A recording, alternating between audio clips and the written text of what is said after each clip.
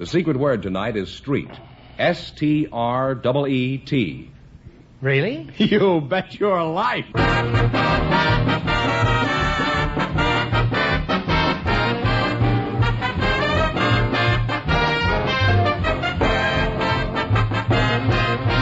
more than 3,000 DeSoto Plymouth dealers of America present the best of Groucho. Yes, friends, it's a Groucho summertime. By popular demand from your letters, from rating histories, and the acclaim of critics, the DeSoto Plymouth dealers bring you selected shows from You Bet Your Life, the comedy quiz series produced and transcribed from Hollywood.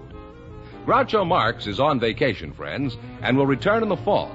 Until then, it's fun and laughs each week this summer as we proudly present some of the best of Groucho's past shows. And here he is, the one, the only... Groucho!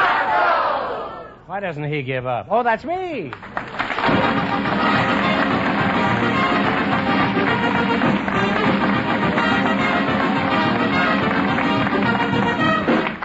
Well, here I am again with $1,500 for one of our couples tonight. The word tonight is street. Dave Street, I guess. Never mind that hollow laughter, Fenneman. George Fenneman, who's supposed to try for the big money? What dignity we have here, George Fenneman. Well, we asked if there were... You mind if I call you Mr. Fenneman? No, that's perfectly all right. Okay. What about plain George? I like that, too. Isn't that a kind of a... Musicians use that now? They say, George. Boy, that's George. Yeah. What does that mean? I don't know. Why do you stand there and give me answers like that if you don't know what's going on? Well, I can say I'll get no knowledge here tonight. Ready? Yes. Okay. My attorney is out front, and I may take the whole thing up with him later. We may slap a writ of Runch and Quanchum on you. We asked if there were any young single people present tonight who'd like to get married someday if they found the right partner. Just before we went on the air, we selected Miss Isola Mitchell and Mr. Park Bryan. You're making that up. There's nobody named Isola. You just made You're that going to up. meet her in just a second. Folks, come in here and meet Groucho Marx. Well, land sakes, yes, there is, I guess. Well, welcome, kids, for the DeSoto Plymouth dealers. Say the secret word and divide $100. It's a common word, something you see every day. Now, let's see. You two would like to get married. Is that right? If you found the right partner? Yes. Well, I'll see what I can do about it. Miss Mitchell, is that right? Yes. Isola Mitchell? Isn't Isola something you use when you want to fry potatoes or something? I hope not. No. You don't think you could fry potatoes with that red hair and everything? Huh? I think you could. You look like a pretty hot dish to me, Miss Mitchell. What is the derivative of Isola? That's a kind of a curious name, isn't it? Yeah. What is it? Indian. Oh, you're an Indian? A little bit. Oh. Mr. Bryan, that's you? Yes, sir. Not William Jennings, huh? Descendant. Are you a descendant? Yes. Oh, well, you can get buried any place, huh? What is your hometown, Park Bryan, huh? In Kansas City, Missouri. How old are you, Park? 23. 23. Would you like to go around the park once, Isola? How old are you, Isola? 19. Well, you don't have to tell me exactly, just give me an idea. Do you have any particular reason for wanting to get married, Miss Mitchell? Well, it's easier. It's easier life. It's easier than what? Working. Easier than working? Mm-hmm. Are you laboring under the delusion that once you're married, your labors will cease? Not exactly. But you prefer that kind of work? Yes. Hanging over the back fence and talking it over with the neighbors? Well, I guess that's better than being pursued by the boss, although I'm not sure of that. Have you ever been pursued by the boss? No. You haven't? Well, you will before the evening is over. I happen to be the boss around here. What is... Bryant, Park, what is your excuse for toying with disaster? I assume you want to get married, too, huh? Well, I think I'd find it cheaper than dating. Then I'd like to carry on a family strain. Oh, well, you'll find that's quite a strain.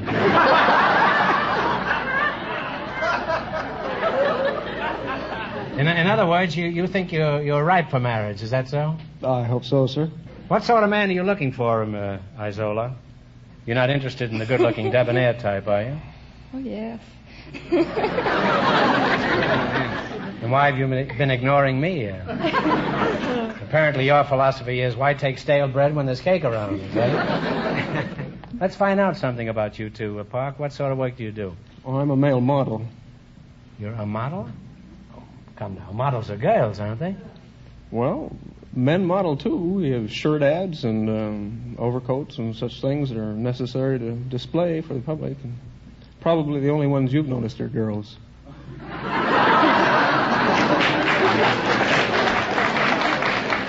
Why did you have to put the word probably in there? What is the percentage of men models to female models? I like to have certain figures at my fingertips. You know. I'd say about 25 women to every man model. Well, do you think I could be a model? Possibly. Pretty guarded answer, isn't it? What kind of a model do you think I could be? Well, there's the leading man. Well, that sounds like my type. What are the specifications necessary for that? Well, he wears a 38 to 40 coat, about a 15.5-inch collar, a 33-inch sleeve. All right, now let's say I'm a leading man. Now, what other classes are there, more and more in my line? There's a man of distinction.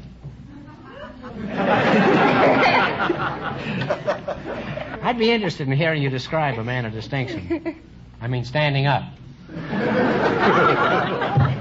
A man that might go 18 holes of golf and then sip a mint julep. I suppose that might describe him. Well, you're getting close, but I'm more the type who sips 18 mint juleps after one hole of golf.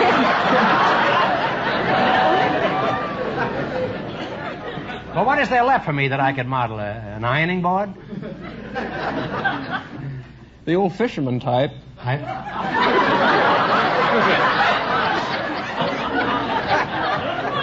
Could you let me have that again, please? The old fisherman type of model. The old fisherman type. You mean I'd have to pose as a can of salmon?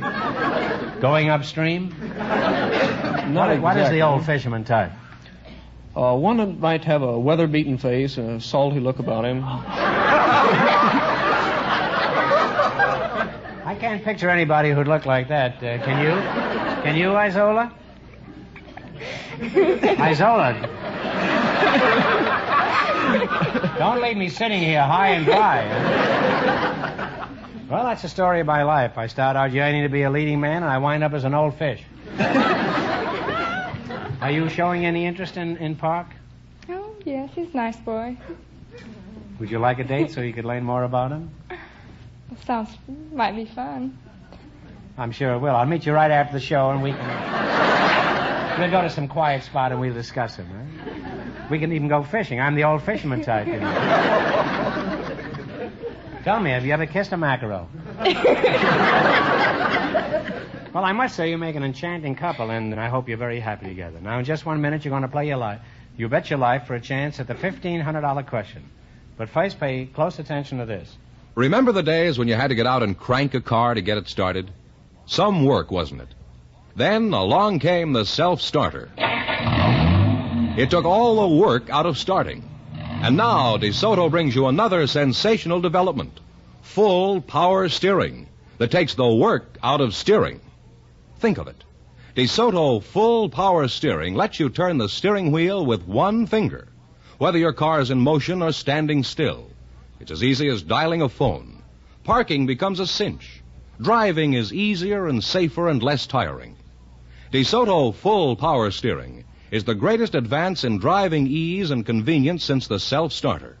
And your DeSoto Plymouth dealer wants you to try it by taking the 5-mile trial. Take the 5-mile trial and discover DeSoto full power steering from behind the wheel of either the mighty DeSoto Fire Dome 8 with the 160 horsepower Fire Dome V8 engine or the DeSoto Power Master 6. See your DeSoto Plymouth dealer tomorrow. And remember, all dealers who sell DeSoto also sell Plymouth, the low-priced car most like high-priced cars.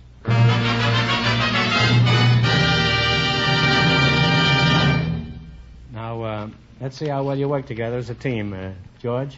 Yes, sir. Would you mind explaining the rules to this young, love-happy couple? All right. You bet as much of your $20 as you want on each of 4 questions, and the couple that earns the most money gets a chance at the $1,500 DeSoto Plymouth question later in the show. Here we go. Let's see how high I can build you $20. You selected comic strip characters. Here's your first question. How much of the 20 will you try? 15. 15. Sam Ketchum is the assistant of what famous comic strip detective? Dick Tracy. Dick Tracy is right. You're off to a good start. You have $35. All right. Remember, you're going for $1,500 tonight. How much of the $35 will you bet on this one? We'll try 30. 30. Dinty Moore has been supplying his friend with corned beef and cabbage for years. What is his friend's name? Jigs. Jiggs is right. You now have $65. Here's your third question. How much are you going to bet now? 60. Little Beaver is the sidekick of what cowboy? Red Rider. Red Rider is right. I knew you'd know that. Now you've climbed to $125. All right, here's your last chance to beat the other couples. How much of the $125 are you going to try? 120? Yeah. 120. Wimpy is the hamburger-eating friend of what comic strip sailor? Popeye. Popeye is right.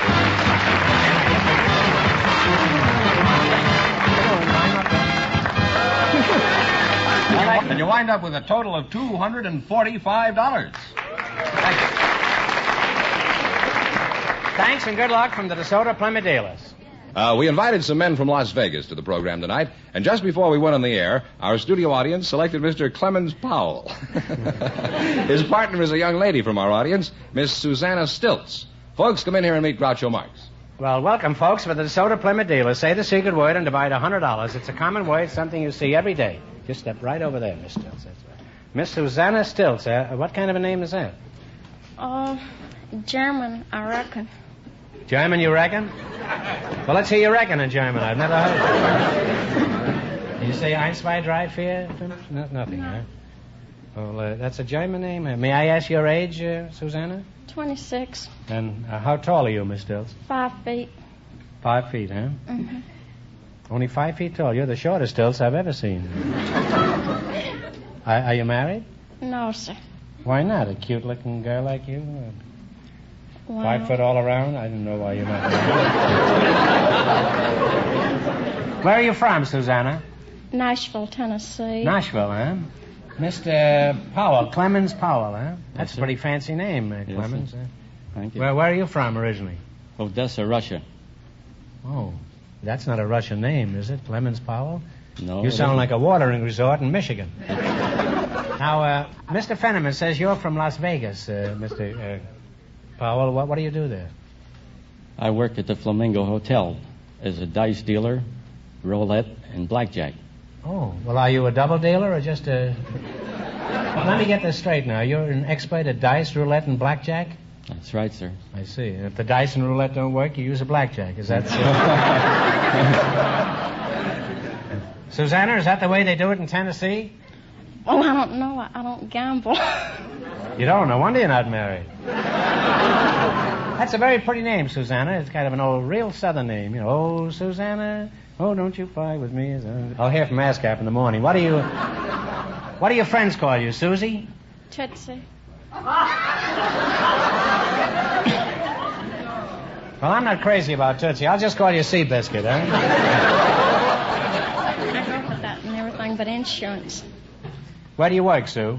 At the Permaflex Corporation. Permaflex? Permaflux. Permaflux, huh? Just what is a Permaflux? Well, it's where they make headsets and Just transformers. Huh? Transformers. Oh, transformers. What is your job there, Susie? Tootsie? I put spaghetti on the transformers. You know. You put spaghetti on a transformer? Well, they're about Is this that with one. cheese or do you just do it plain? No, it's rubber. Rubber spaghetti? Oh, come on, explain this. This sounds a little preposterous. Well, Nobody goes around putting rubber on spaghetti. the transformer's about that big and round, and it has 4 little wires. And you put the spaghetti on, 2 of them, and then you turn the top down. You're through with it. Did you pick this up all by yourself, Susan? I must come and watch you sometime when you're really rolling. You know, I've always wanted to see Tootsie roll.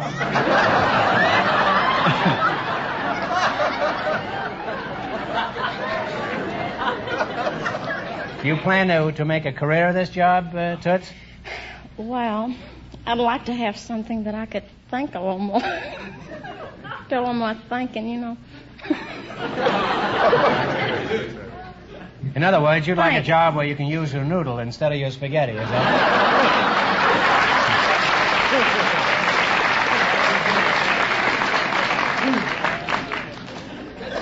Well, it's certainly been fun and educational talking to you two. And Susanna, if you ever go to Las Vegas, don't make the mistake of asking for a southern fried flamingo, because they don't serve it there at all. Now, here's some more advice. When you want service, take your car to the man who knows best, your DeSoto Plymouth dealer. And now you're going to play You Bet Your Life. Don't go away, Susie, for a chance at the $1,500 question. This is kind of small potatoes for you, Mr. Powell, isn't it? Now, all you got to do is run your $20 and more than our other couples. I can't tell you how much you have to win, but Mr. Fenneman is going to remind our listeners. The girl and the male model won $245. Here we go. Let's see how high I can build you $20. You selected college teams. Here's your first question. How much of the 20 will you bet? 15. All right. What college team is known as the Indians? Stanford. That's pretty good for a Russian. You're off to a good start. You have $35. I'll bet there's very few people in Odessa who would be able to guess that answer. All right. Remember, you're going for $1,500 tonight. Now, how much of the $35 will you bet this time? 30. What college team is known as the Bruins? UCLA College. UCLA is right. You now have $65. 65. Now, how much will you bet this time? 65. We'll bet 60. What college team is known as the Panthers? Pittsburgh. Pittsburgh is right. I'm glad you got You now have $125. that. That's a lot of money outside of Las Vegas. Now, here's your last chance to beat the other couples. How much of the 125? Bet it all. All Huh? of it. Bet it all. All of it. What college team is known as the Wolverines? Michigan. Michigan is right.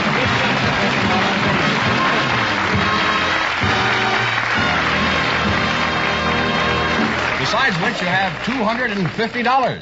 Thanks and good luck from the DeSoto Plymouth dealers. We asked for volunteers with unusual occupations, and just before we went on the air, Mr. Tex Schultz was selected. His partner is a young housewife from the audience, Mrs. Julie Fisher. Folks, come in here and meet Groucho Marx. Welcome to You Bet Your Life. Say the secret word and divide $100. It's a common word, something you see every day. Mrs. Julie Fisher. Yes. And Mr. Tex Schultz? Yes, sir. Where are you from, Tex? Texas. Whereabouts? Sterling City. Sterling City. Where are you from, Julie?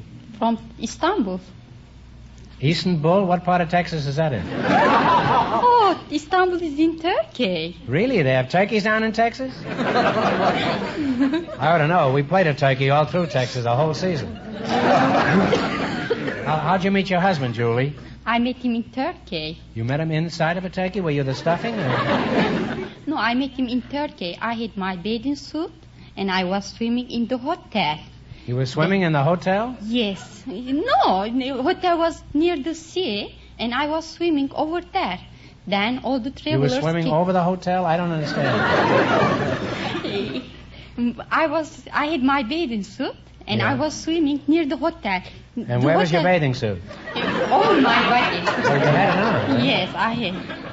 So, here you were swimming around in your bathing suit, and what happened? Then all the travelers came to have their breakfast. They were going... What is that? Travelers. Travelers? Yes, they were going to Pakistan. The plane stopped in Turkey, Istanbul.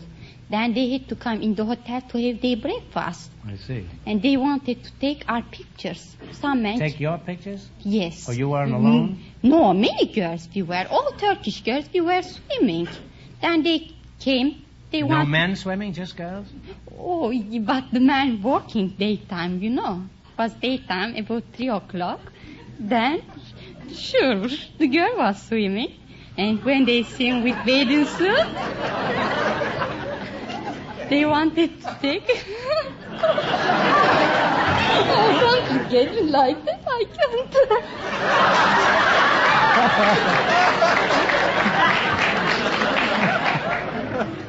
We don't seem to be making much progress with this story, eh? Well, there you are now. You were swimming around with a lot of girls, and all the men were working. It was 3 o'clock in the afternoon. And this plane stopped at Istanbul, and they all got off and went in the hotel. What happened?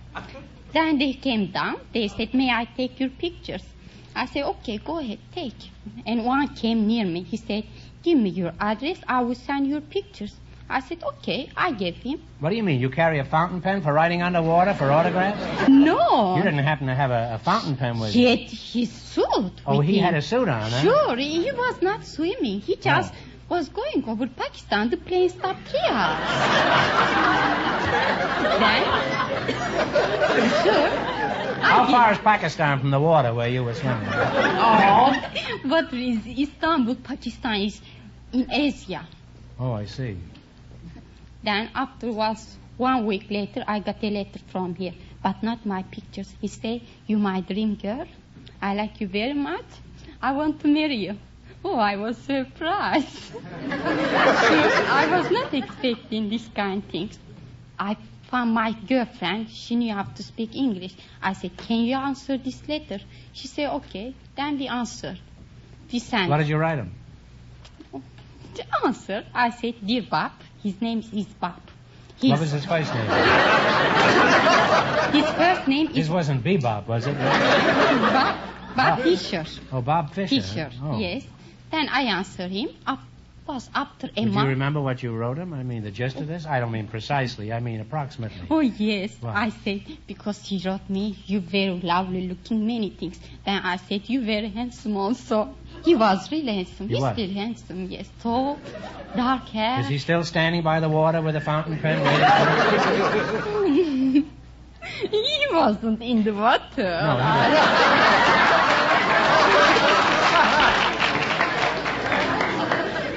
Well, what happened? Are you going to get married or what? Oh, yeah, he went to Pakistan. He wrote me about 8 months.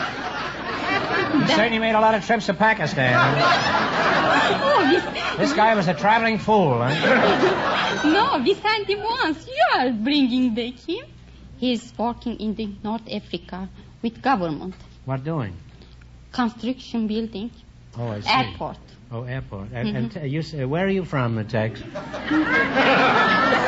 Texas. Texas. You're a garrulous fellow, isn't he? Huh?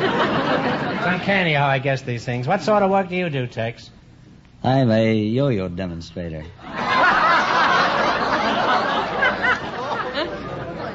Now, one story a night is enough of this sort, Tex. So what do you do? You say you're a yo-yo demonstrator? What is a yo-yo? Well, a yo-yo is a piece of maple wood turned into a cylinder. Yeah. That's the yo-yo. Well, how does a yo-yo operate? Well, you tie the string on your middle finger, and you turn your hand up to the point of your shoulder, and you throw it down. Okay, I've got the yo-yo down. Now, how do I get it back up again? Huh? A little jerk, and it comes up. What's that? I say a little jerk, and it comes up. Oh, it takes two to play this game, huh? A big jerk and a little one. Julie, let's talk Turkey a little more. I don't think I've ever heard Turkish spoken, Julie. Would you mind saying a few words in Spanish? Turkish. In Turkish. Well, Turkish. Okay, I can tell you. Birleşik Devletler fevkalade bir memleket.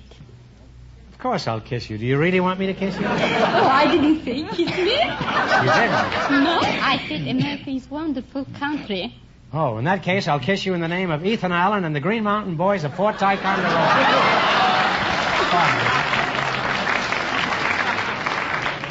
Well, you make a lovely couple, and I've learned a lot about yo-yos and turkey, and that's what I'm going to have on Thanksgiving. A stuffed yo-yo.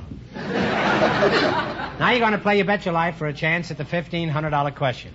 You run your $20 and more than the other couples. I can't tell you how much you have to win, but George is going to remind our listeners.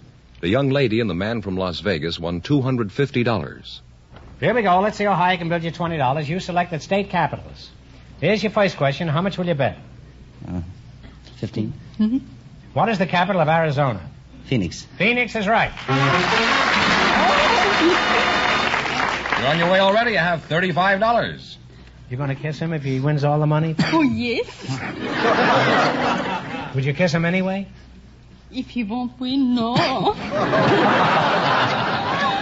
Remember, you're going for $1,500 tonight. How much of your $35 will you bet on your second question? 30.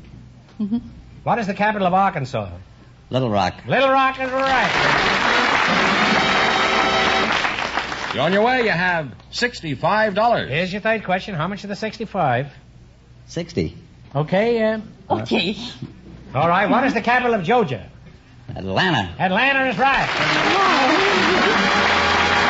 You're really climbing. You have $125. Here's your last chance to beat the other couples. How much will you bet? 120. Huh? 120. 120. All right. What is the capital of New York? Albany. Albany is right. I'll give him a big hug and a kiss. You wind up with $245. And that means the young lady and the man from Las Vegas with $250 get the chance in just one moment at the DeSoto Plymouth $1,500 question.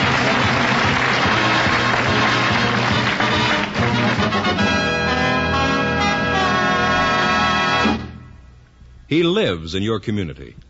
He serves your community. And he's a good man to do business with. That describes your DeSoto Plymouth dealer. So if you're interested in a new car, he'll gladly show you the mighty DeSoto Fire Dome 8, the famous DeSoto Powermaster 6, and the exciting Plymouth. If you're looking for a real value in used cars, he has makes and models to fit every pocketbook. And anytime you want reliable care for your present car, remember, your DeSoto Plymouth dealer offers you the best service in town.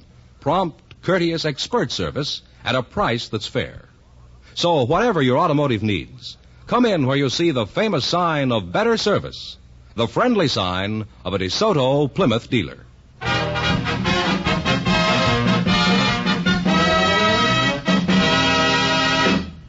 Here's the young lady and the man from Las Vegas, all set for the DeSoto Plymouth $1,500 question, Groucho. All right, now here we go for $1,500. I'll give you 15 seconds to decide on a single answer between you. So think carefully and please no help from the audience. Here it is. Ready? The first American spelling book was written in 1784 by a Connecticut Yankee. He also was the originator of the spelling bee. What is his name?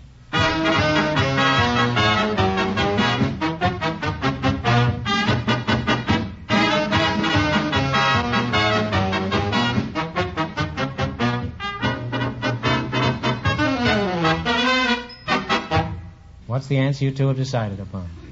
Smith. No, I'm sorry. The correct answer is Noah Webster. So that means the big question next week will be worth $2,000. Well, you lost the big money, but you won how much in the quiz? $250 in the quiz. Well, that's not too bad. Thanks and good luck from the DeSoto Plymouth Dealers of America. Thank you. And to all of our contestants on the show tonight.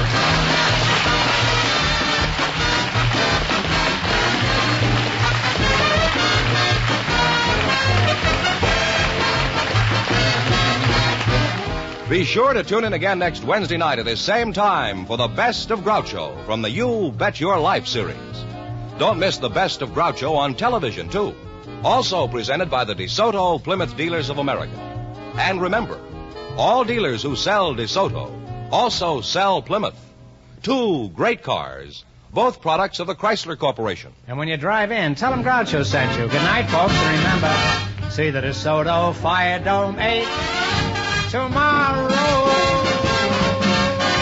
Folks, here's a reminder from the National Safety Council. Don't stick your neck out in traffic. You Bet Your Life, transcribed from Hollywood, is produced by John Goodell, directed by Robert Dwan and Bernie Smith, music by Jerry Fielding. This is George Fenneman signing off for the more than 3,000 DeSoto Plymouth dealers from coast to coast.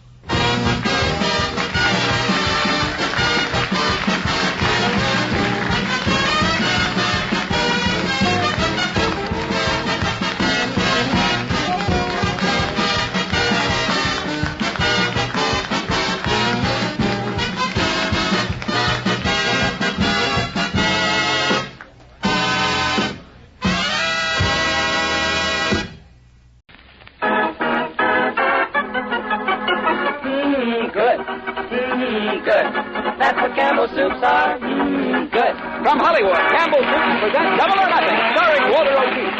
Listen to radio's original quiz show. Hear the Grand Slam finish, the red and white sweepstake, and a full half hour of laughs and question marks, Double or Nothing. Tomorrow's the big day. Yes, tomorrow's the opening day of the fall's biggest grocery event, Campbell's Tomato Soup Week. And listen, Campbell's tomato soup is the same low price as a year ago. Yes, it's the soup most folks like best, and the price is as low as a year ago.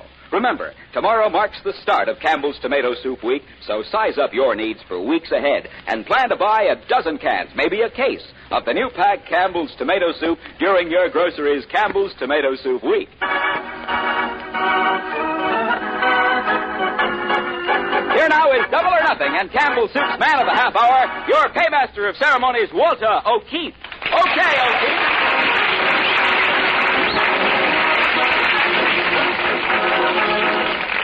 Thank you, ladies and gentlemen, for such a riotous salute, and I want to congratulate Murray. He left his glasses home today, and he did all right. You were very fine. Now, according to a newspaper dispatch in the Hollywood Citizen News, I was just reading, Franklin M. Kreml, director of the Northwestern University Traffic Institute, has announced that women are safer drivers than men. Oh, dear, you don't always have to look in the comics to get a laugh, do you? I must admit one thing. Women are more resourceful as drivers. Take that new Studebaker of ours. You know the kind. You don't know whether it's going forwards or backwards. You know? Well, Mrs. O'Keefe has found out how to drive it sideways. Of course, she only does that at night because she's so considerate. She doesn't want her headlights glaring in somebody's eyes.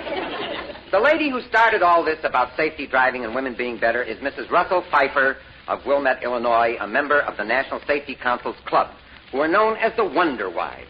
That's an organization of women who have driven more than 10,000 miles safely. You know, on the road, I seem to meet the other kind of wonder wives, you know. You know the type. You're driving along behind them, and every second you're wondering what they're going to do next, you know.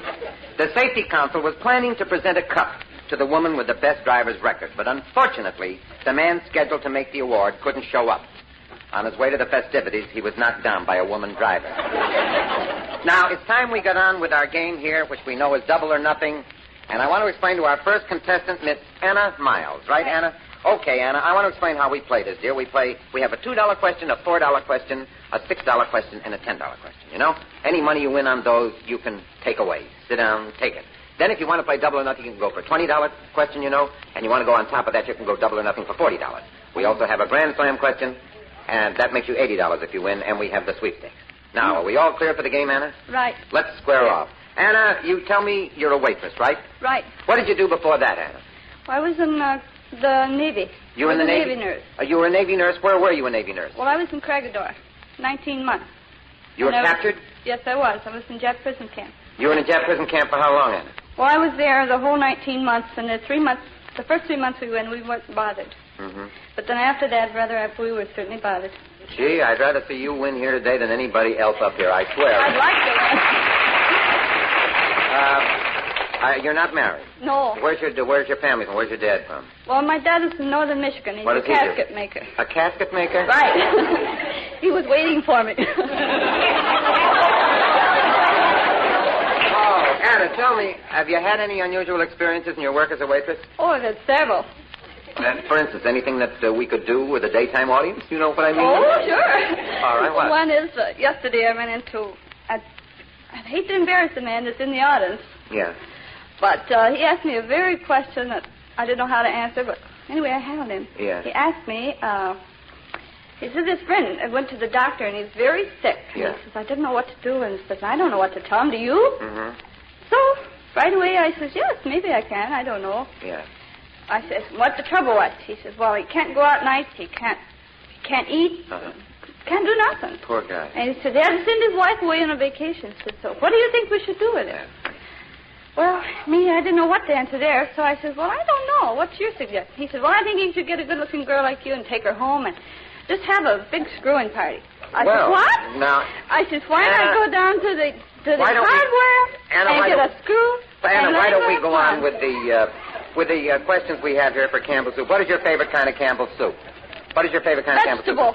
Vegetable. All right. Put Anna down for vegetable soup. What category would you like to take? Number 6. Number 6. Well, number 6, first of all, we give you a chance at the Grand Slam question. How many piano tuners do you think there are in the United States? Ooh. How many piano tuners? Piano tuners? How many piano tuners in the United States? Yes. Oh, about 8,000. 8,000. And you have chosen a category having to do with husbands and wives. Right. Here's a list of celebrities by their married names. All you have to do is give me the professional name of the star. Campbell Soup's $2 question, Mrs. Phil Harris. What's her name? Alice Faye. All right. The Campbell Soup $4 question, Mrs. Harry James. Betty Grable. Right. The Campbell Soup $6 question, Mrs. Desi Arnaz. I'm afraid I don't know that one. Oh, I'm sorry. It's Lucille Ball. Thanks for coming up, and we're sending you a gift case of Campbell's Soup. Thanks. Now, here beside me is Murray Wagner, beside himself with good news. Go ahead, Murray. You said it, Walter, for tomorrow's the big day, the opening day of Campbell's Tomato Soup Week.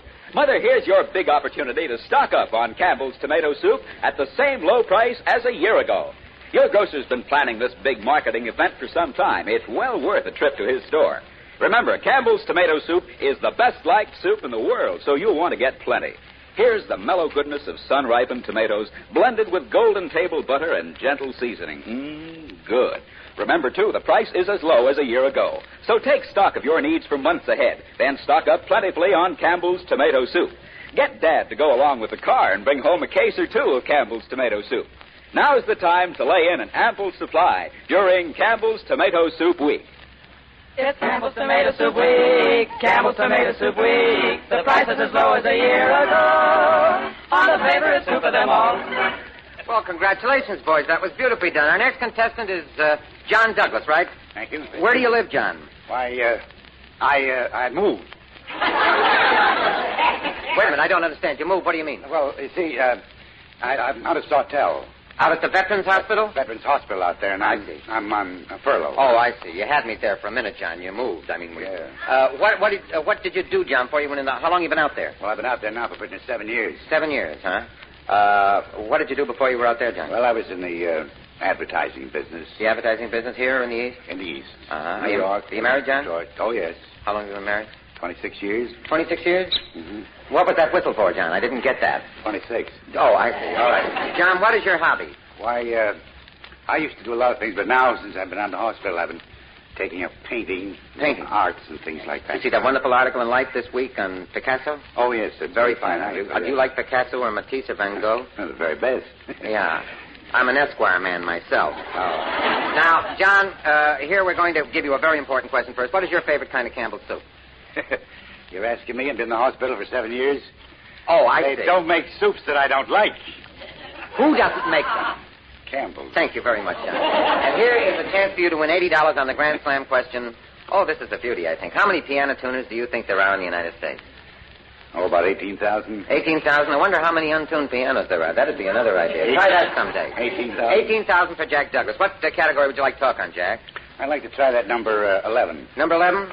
Number 11, Mr. Douglas, has to do with family names, brothers and sisters. You've seen or heard about all these families. I'll give you the first names of the brothers and sisters. You are to give me the family names. This is a tough one. Here's the Campbell Soup $2 question. Who are Bing, Bobby, Bob, Larry, and Everett? Crosby. Sure. You're smart, aren't you? All right, now, Jack. Here is the Campbell Soup $4 question. Who are Groucho, Chico, and Harpo? The Marx Brothers. Yeah, don't you... Oh, I wish they'd do some more pictures together, the three boys. Remember those pictures where Harpo would run through the picture, always chasing a blonde? And you remember he never said a word? He was winded, that was all. It was all the truth. Now, here comes the Campbell Soup $6 question. I hope you got the right answer to this. Who are Patty, Maxine, and Laverne? The Andrews sisters. They're not flavors of soups yet. Granted, they work for Campbell Soup. They're on ahead of that wonderful program that's delivered from New York by Edward C. Murrow. Oh, that's... And if Edward C. Murrow ever delivered a line like that, he'd lose his job. Wasn't that awful the way I said that? All right, here is the Campbell Soup $10 question. Who are Franklin, James, and Elliot? Couldn't be the Roosevelts. Roosevelt. Yes, it could. Oh, it could be Don't talk me out of it here. You got a chance to make some money. I might figure out a family I knew named Schwarzenkopf that had Franklin, James, and Elliot. All right, now here's the... Do you want to go double or nothing, Jack? I'll try it, yes. The Campbell Soup double or nothing question for $20. Who are Marie, Annette, Emily, Cecile, and Yvonne? The Tian quintuplets. The Tian quintuplets. Gee, they get harder as they get up here. What is it, quintuplets or quintuplets, Emily? She's the authority on everything, and she doesn't know. All right. We come to the Campbell Soup $40 question. Do you want to go double or nothing? I'll try for $40? All right, Campbell Soup's $40 question. Who are Charlotte, Emily, and Anne? The Bronte sisters. You've won $40. Congratulations, John. Thank you for coming up. Please stand by for the red plane. And, John, we are sending out to the Sawtell Hospital, whatever address you give us, a case of Campbell's Gift Soup. Now we have Mrs. Marjorie Grainer. Grainer. Mrs. Grainer is from... Oh, yes, you're from Pasadena, Mrs. Grainer. And you are the chief telephone operator? That's correct. Well, if I ever get jammed up on the phone sometime, Marjorie, can I ask you personally, or will they say... I have been disconnected or something like that. Well, you'll probably get disconnected in the procedure, but I'll get you eventually. I always do. You always get me eventually, Mom? I always get all the people that are cut off. All the people that are cut off. Do you ever listen in on conversations, Margie? No, that's against the Federal Communications. It is. I'm so glad because my boy Michael is only 12 and he goes to high school over there. And he said to me the other day, he says, "Hey, Dad," he says, "can I call up a pal? Can I use the phone?" I says, "Yes, go ahead, Michael." The next thing I heard was, "Hello, Virginia." I'd have loved to have listened in on the other end of that. What, you're Mrs. You're married, huh? That's right. What did your husband do, Mrs. Raynor? He works for the American Totalizator Company. Totalizator? Yes, that's You mean out at the track? Yes. Gee whiz, what an exciting job that must be, watching the odds go up and down. Does he bet much? He's the one that makes the odds go up and down. He's the one that makes them go up and down. Could I meet him, Mrs. Raynor? You come out and I'll have them I'd arranged. love to meet him someday, just before the race starts. I don't want to meet him till then. Now, Mrs. Raynor, we're going to ask you a few questions here. First of all, what's your favorite kind of Campbell's soup? Chicken. Chicken. All right, put Mrs. Raynor down for chicken soup. And what category would you like to talk on? Has Six been exhausted? I don't know. Is Six exhausted? Do we know anybody by the name of Six who isn't exhausted? First of all, here's $80 riding on a Grand Slam question, Mrs. Raynor. How many piano tuners do you think there are in the United States? 9,421. Oh! You've been listening in the windows, huh? 9,421. Get that accurately, girls, you know. Now, you have a category, let's see. We have category on husbands and wives, list of celebrities by their married names. You know, I was reading where the Duke and Duchess are not going to the wedding in England. I will never forget the day that the Duke delivered his wonderful speech. You know, the Woman I Love speech, and I was in my apartment in New York. I remember how dramatic that was, and a friend of mine named Izzy Ellenson was sitting there. And he got up and he says, "That fellow was a real gentleman. He gave up his seat for a lady," you know. Well, anyway, here's Campbell Soup's $2 question. Campbell Soup's $2 question, Mrs. Grainer. Mrs. George Montgomery, what's her professional name? Mrs. George Montgomery. She is a singer on the radio. Ginny Sims. Ah, sorry, Mrs. Grainer, a friend from Pasadena, and you missed. I'm heartbroken. It was Dinah Shore. But you haven't lost entirely. Will you please stand by for the red and white sweepstakes? Thank you. And we are sending you and your husband, Mrs. Grainer, a gift case of Campbell's chicken soup, which you like so much. Now, our next contestant will tackle our next question in just a moment. This concludes the first half of Double or Nothing, brought to you by Campbell's Tomato Soup. They're back and they're better than ever before. Campbell's Pork and Beans. So pass up your plate and pass it for more. Campbell's Pork and Beans. Back again better than ever today. Livelier, racier flavor today. Eat them and then you'll eat them again. Campbell's Pork and Beans. Now, the second half of Double or Nothing, brought to you by Campbell's Pork and Beans. Listen for the Grand Slam finish in the red and white sweepstakes. And here's our paymaster of ceremonies, Walter O'Keefe. Okay,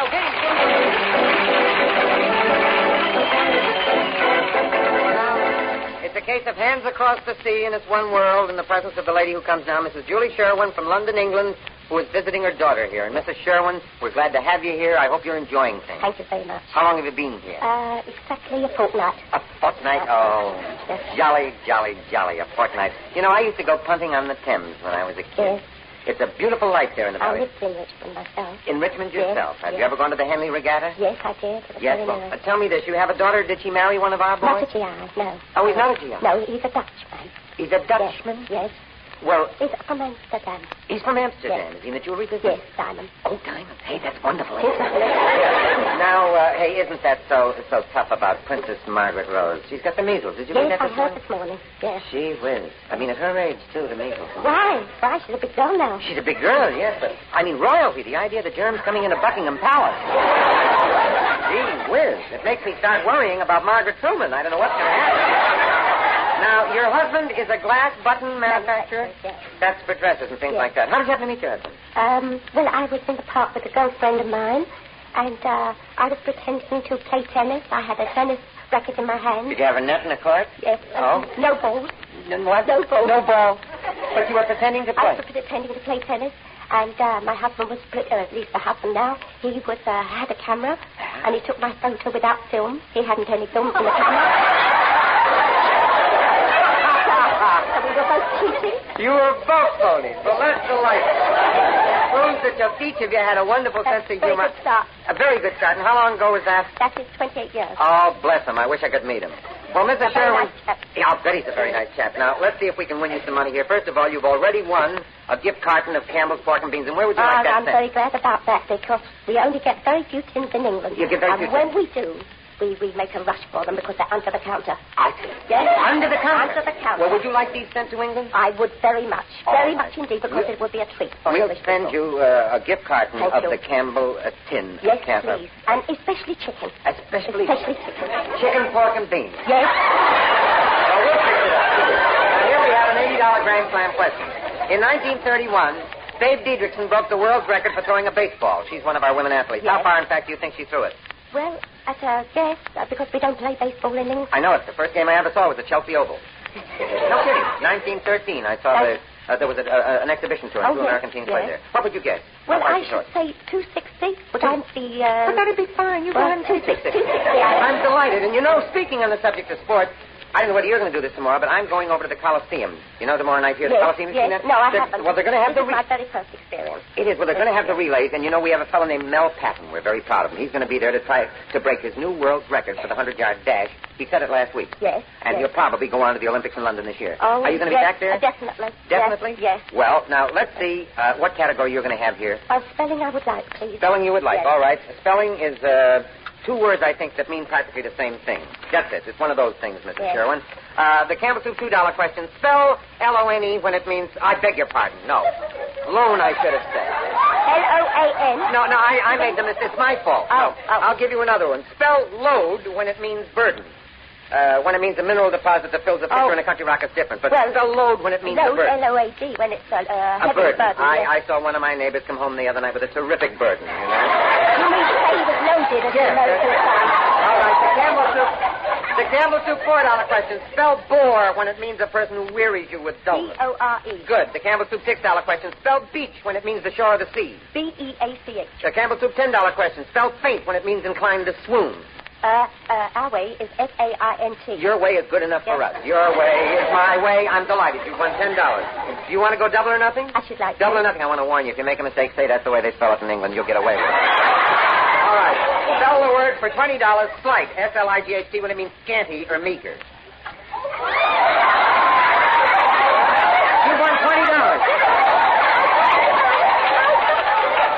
Look, I'm awfully sorry, but now I'll have to take you up to the Campbell Soup $40 question. Spell cereal when it means breakfast food. C-E-R-E-A-L. You have won $40. Glad to have you.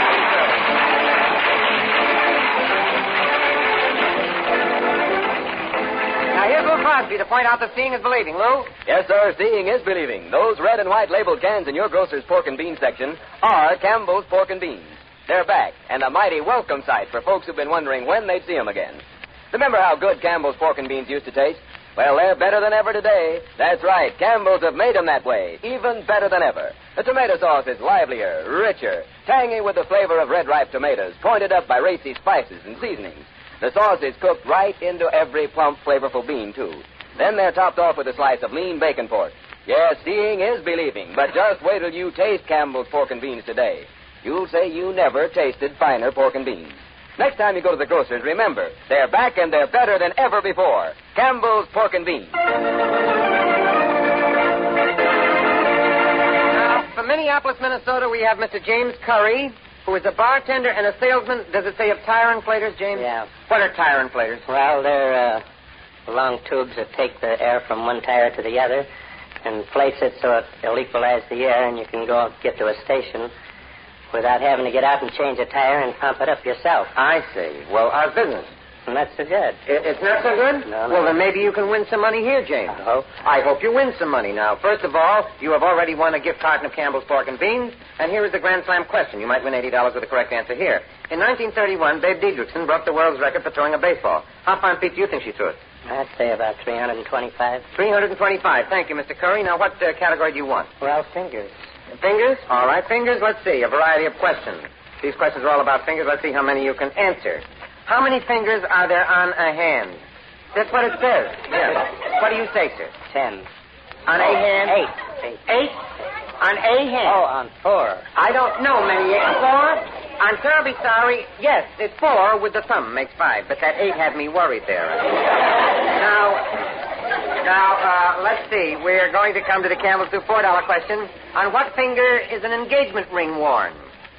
On which finger do you wear an engagement ring? Are you married, sir? I am, sir. All right, then what finger did you slip it on, Mr. Curry? This one. That's right.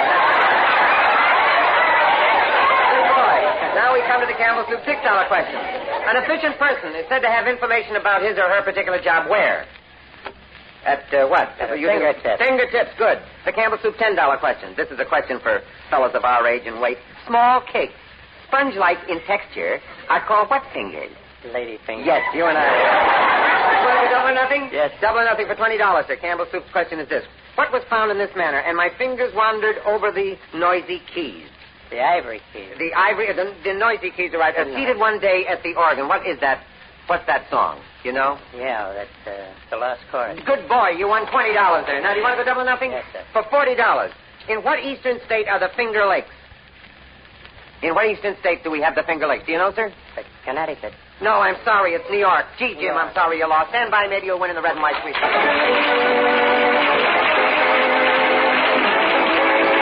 Now, from Philadelphia, Pennsylvania, we have Mrs. Max Garber. And you're related to Jan Garber? Yes, my husband's brother. Your husband's brother. Well, Mrs. Garber, give him my love when you see him down there at the Philpott. He's doing a great business. Yes. Now, your husband is a police officer at Warner Brothers? Yes. Aren't you lucky not to be in Philadelphia with the conventions coming up? Yes, I'm very happy about it. It'd be kind of tough. And do I understand that this is your 40th wedding anniversary? It surely is. You should be enshrined in a statue right in the middle of Hollywood here. Mrs. Garber, let's see if we can win you some money for your anniversary. Now, first of all, you've already won a gift carton of Campbell's Pork and Beans. And here's the Grand Slam question. In 1931, Babe Didrikson broke the world's record for throwing a baseball. How far in feet do you think she threw it? I'll say 175. 175. In what category do you want, Mrs. Garber? Arms. Arms? We just had fingers. We might have had arms. This form of the word arm is used in question or answers in this category. The Campbell Soup $2 question. Weapons of defense and offense are called what? Arms. Right. This is especially true of romance. Arms are used for defense and offense. The Campbell Soup $4 question. What day do we observe on November 11th? Armistice Day. Right. The Campbell Soup $6 question. A place for the assembly of soldiers is called what? An armory. Good. You've won $6 and you come to the $10 question. Who, in a famous soliloquy, wondered whether it was nobler to take arms against a sea of trouble and by opposing end them? The opening line of the soliloquy is to be or not to be. This is the question. Who said that? Hamlet. That's it. You win $10. You want to go double or nothing? No. Double or nothing for $20. Campbell Soup tells you this. One of George Bernard Shaw's plays is entitled Arms and the Man. I beg your pardon. You've won $40. I'll give you an alternate question. It was my mistake. A romantic figure is often described as a what in shining armor? Knight. Good. That wins you $20. Now, double or nothing for 40. With what division of the armed forces do you associate G.I. Joes? With the infantry. All right. You've won $40 with the Army.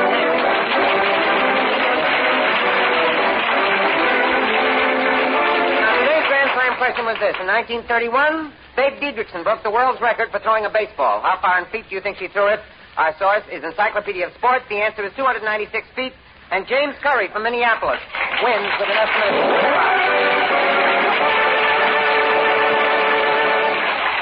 Today we have $532 in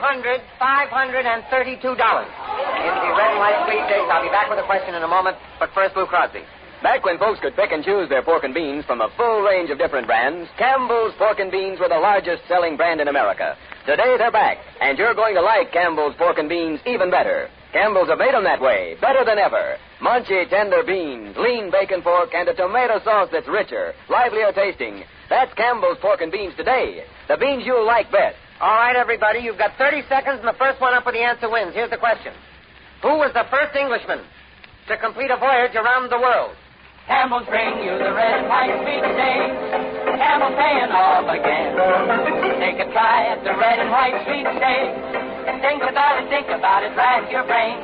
Come on and join this money-making caper. If you know the answer, write it on your paper. Walter, hey, Walter! Have we got a winner today? Have we got a winner today?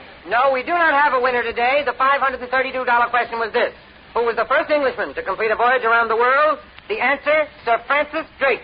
The $532 will be added to tomorrow's red and white sweepstakes. This is Walter O'Keefe saying so long. Listen to tomorrow, same time. And remember, you'll be grateful for a plate full of Campbell's Pork and Beans. They're back and they're better than ever before. Campbell's Pork and Beans. Pass up your plate and then pass it for more. Campbell's Pork and Beans. Back again better than ever today. Lively, racy, and flavor today. Eat them and then you'll eat them again. Campbell's Pork and Beans. This is brought to you by Campbell's Soup and Campbell's Pork and Beans. This is Lou Crosby saying goodbye till tomorrow. At Grocers Now, Franco-American Festival time. The gals are cheering because all three Franco-American foods help them get out of the kitchen. Quick, ready-to-serve springtime meals. The boys are cheering because Franco-American foods are delicious. Franco-American spaghetti, macaroni, beef gravy. Get all three. It's F.A. Festival time. Double or Nothing comes to you from Hollywood. This is CBS, the Columbia Broadcasting System.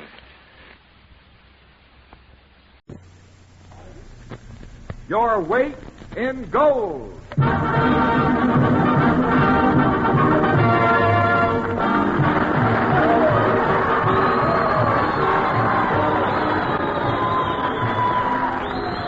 Your weight in gold brings you laughs.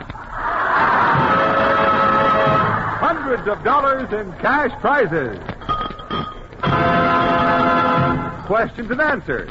How big is a gray suit? Well, all put together in a program timed for your enjoyment. And here is your man of the half hour, a man who knows what time it is, Bud Collier. Thank you, Ken Roberts, and good evening, all. Well, our several contestants, all selected from the studio audience, are all wound up and ready to start ticking. So let's meet our first player on Your Weight in Gold.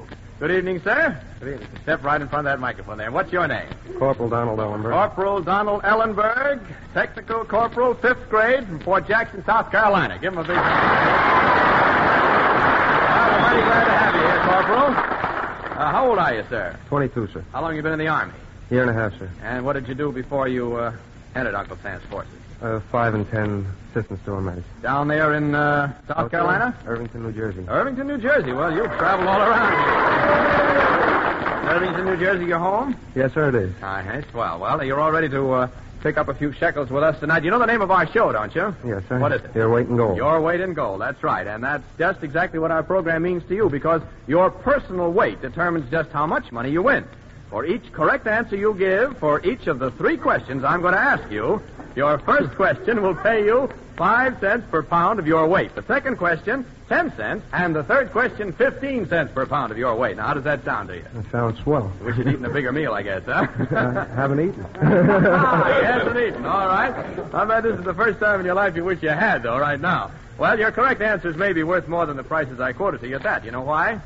Why? Well, in just a moment, I'm going to have to guess your weight, see? Now, if I don't guess your weight within 3 pounds either way, all the prize money you win will be doubled. Okay, now for my guess about your weight. Let's see. I've been trying to give you the eye over here. How tall are you, sir? 5'7.5". 5'7.5". Well, I don't know, but I guess here goes nothing. I'd say you weigh approximately 152. Corporal Ellenberg's weight has been recorded at 152. That was the voice of doom over there, all right? Now, Corporal, let's off to your first question. Remember, it's worth 5 cents per pound of your actual weight, or double that amount if I didn't guess your weight correctly within 3 pounds. Now, here is your first question. Corporal Donald Ellenberg. How long is a piece of string? Twice as long from the middle of one end to the other. Twice as long from the middle of one end to the other. Well, I don't know what... Twice as long from the middle to one end. Well, I don't know what piece of string you've been going around with, but that's as good an answer as that is. So give him a hand. Be careful, your girl doesn't hear you. Your wife, she's out here, yes, isn't she? sir. I'll let her hear you refer to her as a piece of string. Anyway, now here's your next question. Of course, you've got 5 cents a pound for every pound you weigh there now, which we'll find out shortly when you step on our scales. And here's 10 cents a pound for the second question. Of course, you get double the amount if I haven't guessed your weight correctly within 3 pounds. Now, let's set for your second question. Corporal, Vincent Trevors and the orchestra are going to play an old favorite for you. Now, it was made famous by the last of the Red Hot Mamas. Now, listen, and for 10 cents a pound, tell us the name of the song and the name of the Red Hot Mama. Okay, Vince?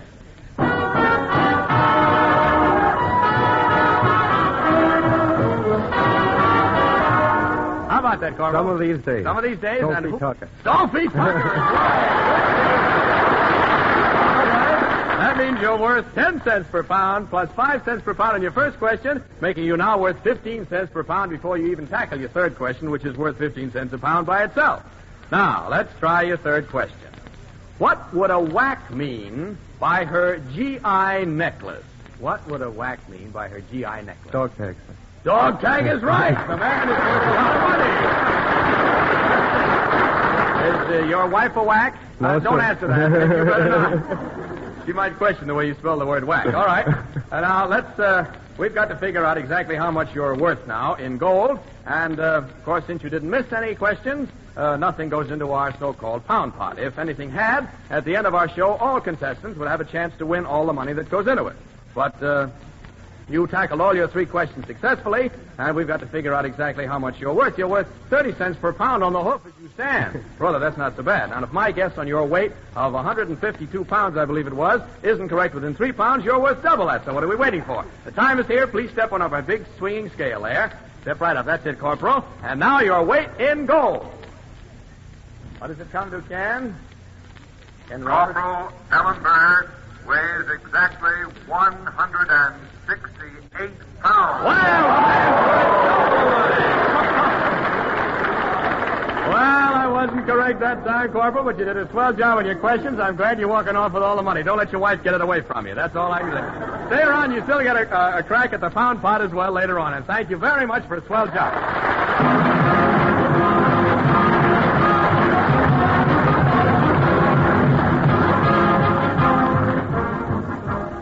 We just figured out that Corporal Donald Ellenberg was worth exactly $10 on the hoof as he stood. And now, just before our next contestant proves her weight in gold, here's Ken Roberts with a reminder for you. Only a few days ago, the first large contingent of whacks to reach the southern Pacific area disembarked at Sydney, Australia. Their arrival was cheered by throngs of people, for these young people had traveled more than 10,000 miles from home to release men for service in the front line. Women are still urgently needed in the Women's Army Corps. All women, American citizens between 20 and 49 years of age inclusive, not already in essential war work, are urged to join the whacks. Not only will you be given your food, clothing, and medical and dental care, but you will also receive $50 per month clear of expenses. What's more, each promotion stripe adds to that amount. Visit your nearest U.S. Army recruiting station and apply for enlistment in the whacks. Do it first thing tomorrow. Your country needs you now. And now, back to Bud Collier. Right you are, Ken, and I'm going to turn it right over to our next contestant. Would you step right up and say hello into the microphone? Mrs. John Skyper. Is that correct? Step right in front of us. Hello. Hello, that's fine. What's your first name, Mrs. Sylvia. Sylvia. Can I call you Sylvia? Certain. Is your husband here? No, he isn't. He's in the South Pacific. Well, that's fine. How long is he... I don't mean that I'm safe in calling you Sylvia. Don't misunderstand me. Oh, I don't. Well, we sure hope he's back with you before very much longer. You live in Hawthorne, New Jersey. Is that correct? That's right. And what's your occupation, Mrs. Skyder? I'm an artist. An artist. Do you paint? Do you sculpt? What do you do? I color pictures, photographs. You do? Make them look better than they originally were. I try hard. Can you do anything for me? I think we could. Yeah, I was afraid of that. Well, all right. We've got to hit that first question of yours as soon as I make a stab at your weight. So, here's where I get set to have my head taken right off my shoulders. I'd say that Mrs. Skyder... How tall are you, Mrs. Skyder? 5'4" inches tall. 5'4" tall. Would you turn around for me? Pirouette neatly.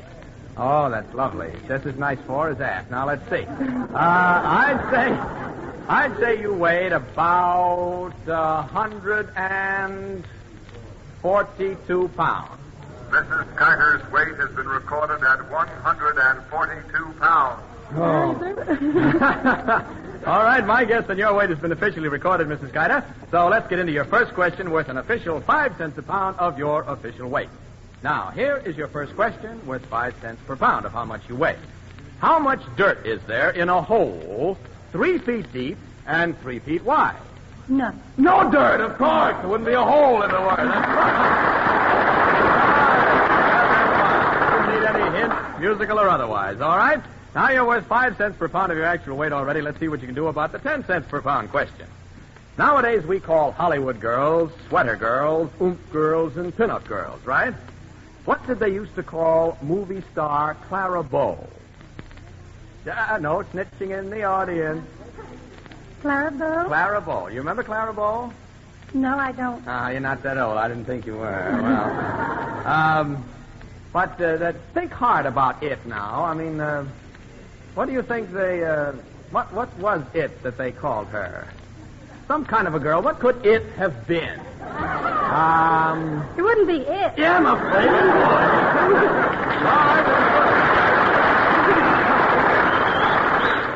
I don't know. It's amazing sometimes how people get things just by guessing, you know. Never want to hesitate. Just plunge right in there. Now, you've got 15 cents per pound as you stand. Let's see about the third one worth 15 cents a pound as it stands. A male sheep is called a ram. What's the female sheep called?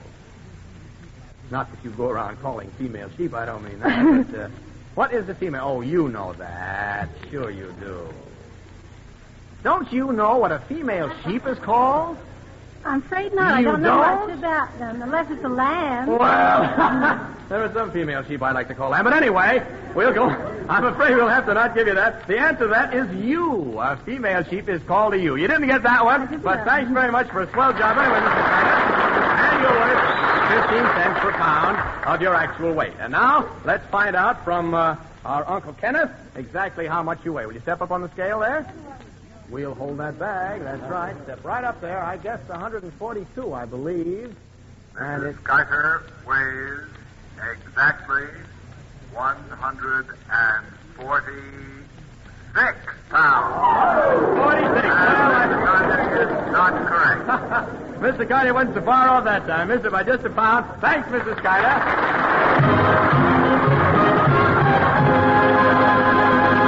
All right, and now our next contestant up here worth his weight in gold. Well, you're sure worth your weight in gold to somebody. Mrs. Skyter, for your information, Mrs. Skyter was worth exactly $21.90. Is that possible? $21.90? That can't be. Because that would make her worth more than the corporal, and he got all of his answers. Now, we'll have to straighten that out anyway and leave it to the judges to figure out just what's wrong with that, all right? And now our next contestant, Mr. Gordon Lowry, is it? That's right. How are you, Mr. Lowry? You do. Are you married or happy, sir? Oh, yes. You're yes. Both. That's fine. That's nice in-between course to steer. It's always safest. You're from Newark, New Jersey, I think. That's right. And what's your occupation? Steel mill work. Well, we're glad to have you here. That's swell. But we've got to keep all that steel work moving over there just as hard and fast as we can now to make this invasion more successful even in a shorter time than we ever dared hope. Well, now I have to guess your weight, I'm afraid. And I don't know exactly how to go about that. What's your height there? 6 foot. 6 feet tall. 6 feet tall, and you carry yourself mighty well because you're not a lightweight, I wouldn't say, are you? Let's see. Would you turn around for me? Sure. Oh, brother, look at those shoulders, will you? That's really something. I hope when I gain weight, I can carry it all up high the way you do and not down on my knees the way I'm afraid I'm going to. All right, sir, I would guess that you weighed approximately 211 pounds. 211 pounds. Maybe I'm flattering you. I don't know. We'll have to find that out later. And, of course, you're worth your weight in gold and double it if I've guessed wrong within 3 pounds. Now, let's see. You're pretty light on your feet, I guess, aren't you? Well, sometimes. Are you married? Yes. You light on your wife's feet, too? Positive. That's fine. All right, sir, let's go into your questions. Now, here's your first one worth 5 cents per pound of your actual weight. Is a wolf a fox who brings flowers? Show me the wolf. Don't look at me. I had my ears trimmed this week. I'm not the guy you're thinking about. Well, what's your answer to a question? Is a wolf a fox who brings flowers? No. No. Well, I guess if you know the wolf, that'll have to be all right. We'll can't take any answer to that one. But we want to give you 5 cents a pound just to whet your appetite, and let's get into your second one. I don't know if your appetite needs any whetting, though, from where I'm looking No, here. I'm on a diet. You're on a diet, all right. This is one time you'd like not to be, isn't it? Positively. All right. Here's 10 cents per pound for this question. What word do paratroopers usually yell as they bail out of their planes? Is it mares eat oats, Geronimo, or look out below? Look out below. Look out below? Oh, I'm afraid you're wrong on that one. It's Geronimo. Geronimo. That's too bad, because you're still only worth 5 cents a pound, and I think you're worth more than that to your wife. Now, here is your third question, worth 15 cents per pound. See what you can do with this. It's a nice, sweet question for you. Why do bees make honey? Why do bees make honey? Don't take me wrong. Why do bees make honey? Why do bees make honey? I'd like to help you on this, but I can't. can't make it myself. I've never done much about it that way. I wouldn't know how to beehive if I did make from a hive. Make it for the hive for what? What would you say? Well, what was it? Commercial value. Commercial value? I mean, they have trade. That's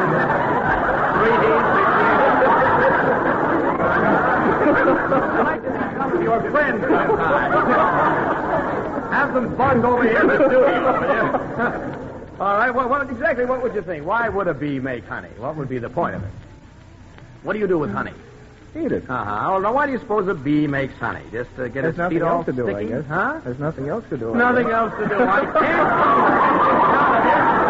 have to give you the answer. They make it for food for themselves and their young. Well, you're only worth 5 cents a pound. Let's get exactly what you weigh now. Step up on the scale, and Ken Roberts will tell us exactly what the old... Oh, look at that thing go.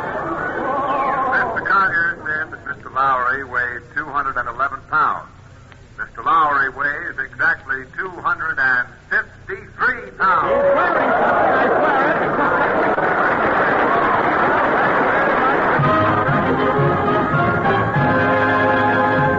And I'm afraid we haven't done so well there. All right, player number 4. Now step right up here.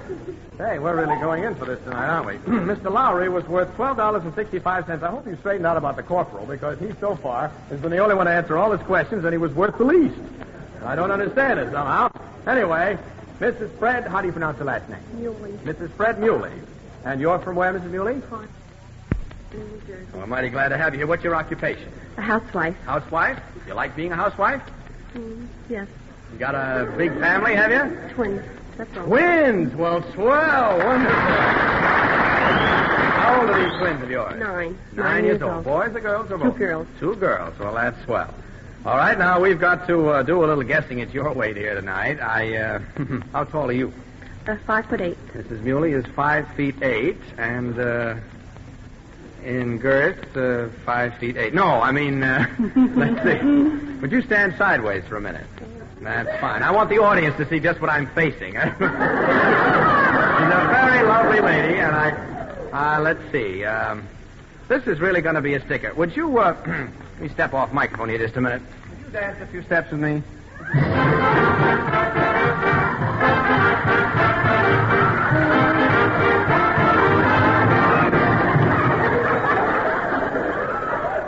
Now, let's see. I have to heft that a bit now.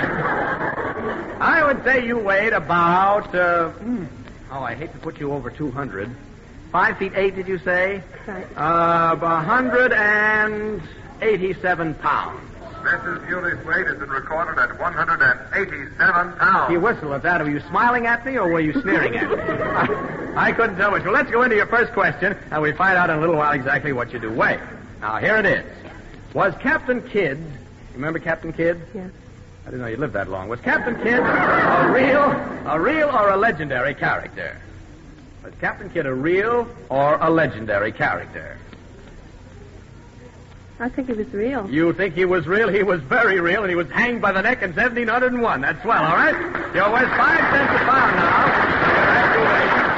Now, here we come to your second question, worth 10 cents per pound. And, of course, if you miss it, this money always goes into the pound pot, which our other contestants, and, in fact, all of you have a chance at in the final question tonight. Now, you know Vincent Travers in back of you and the band. They have a contract to play a certain number of tunes each show. And now, you're the lucky gal who's going to tell us its name and what singer is identified with this particular number. Okay, Vince?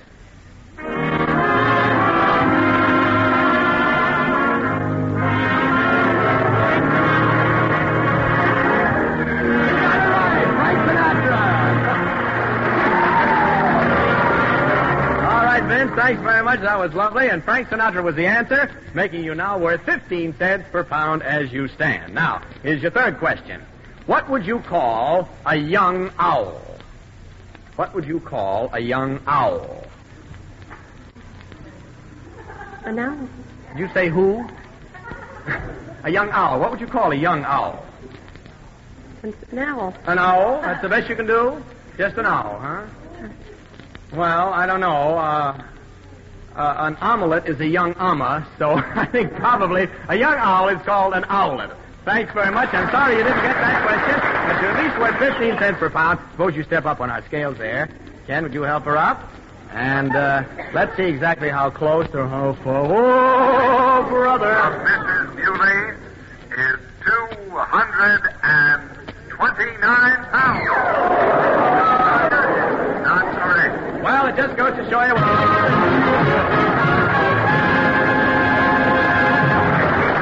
Now our next contestant on your weight in gold, stepping right up into the microphone, is the sailor. Yes, sir.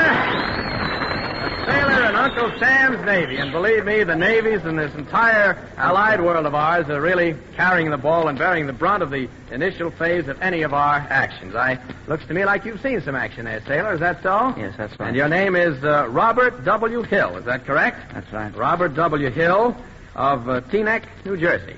United States Coast Guard, Yeoman First Class. How much action did you see? Can you tell us that? Or where you were? I've been through the Mediterranean camp. You have, sir. Well, thank God you're back with us again, and I hope you stick around. I just want to digress for just a moment and tell the ladies and gentlemen here assembled that Mrs. Was it Muley was worth $68.70. That's the quickest way I know to get into bankruptcy. Flatter them and you lose your money, all right? All right, Sailor Hill. Let's, Yeoman First Class, let's get into some questions of yours, but after I have guessed your weight. You know, these sailors' trousers are always a little bit deceiving here. You're how tall? 5'9". 5'9". I would say, well, you're right down to fighting weight there, sailor. I'd say you weighed about 160 maybe. No, nothing like that, huh? 160 pounds. Thank you. He thanks me. He probably weighed a lot less than that. Well, I'm just here to hand out the bouquets tonight, and also the sponsors' money. Well, as long as it isn't mine, it doesn't seem to matter. Here's your first question, sailor. You've got to do a little guessing for us here. According to this song, which Vincent Travers and his orchestra are going to play for you now, where should you go if you never want to hear a discouraging word?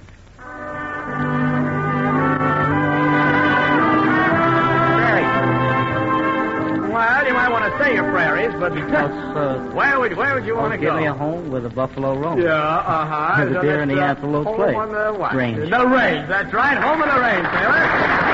Well, Yeoman First Class, Robert W. Hill got the answer to the first question, so he's worth 5 cents a pound as he stands. Here's your second one. 10 cents a pound on this one. Who do you think started the custom of saying hello over the telephone? Was it Thomas Edison? Was it the Petty Girl? Or Willie the Lump Lump? I'd say it was Edison. Edison is right. You're right. 15 cents a pound. All right, Yeoman, let's go into your third question. This is worth 15 cents a pound all by itself. What actor won the Academy Award for the best performance last year, and what picture did he win it for? I was overseas last year. You were overseas last year. Well, I don't think that's a very fair question for him, then. Suppose we cut along and try to pick another question here for him for a third question. We've got to pick one that hasn't been used yet. Let me skip over here and see if I can find one back here that we may not get to. Let's see how good a poet you are. Let's try this one. Suppose you complete the last line of this limerick. Now, your guess is as good as mine on this. Oh. The yeoman's walking away from the microphone. Doesn't want to have anything to do with this, all right? Here's a little limerick. You complete the last line of it for me. On maneuvers, a recruit from the city met what he thought was a kitty. He said, with your stripes white and jet, you'd make a nice pet. Da-da-da, da-da-da-da, da-da-dee. Oh, come on, think of the last line now. I'll read it again for you. On maneuvers, a recruit from the city met what he thought was a kitty. He said, with your stripes white and jet, you'd make a nice pet. Da-da-da, da-da-dee, da-da-dee. Nice pet if you came from Kansas City. Yeah, all right, that's a good one. If you came from Kansas City. Now, suppose you step up on the scale and let's see exactly how much I flattered you. I guess I guessed a little high on this one. Yeoman Hill's weight is exactly 143 pounds. I should have been down where I guessed the lady. Not correct. Thank you very much, Yeoman.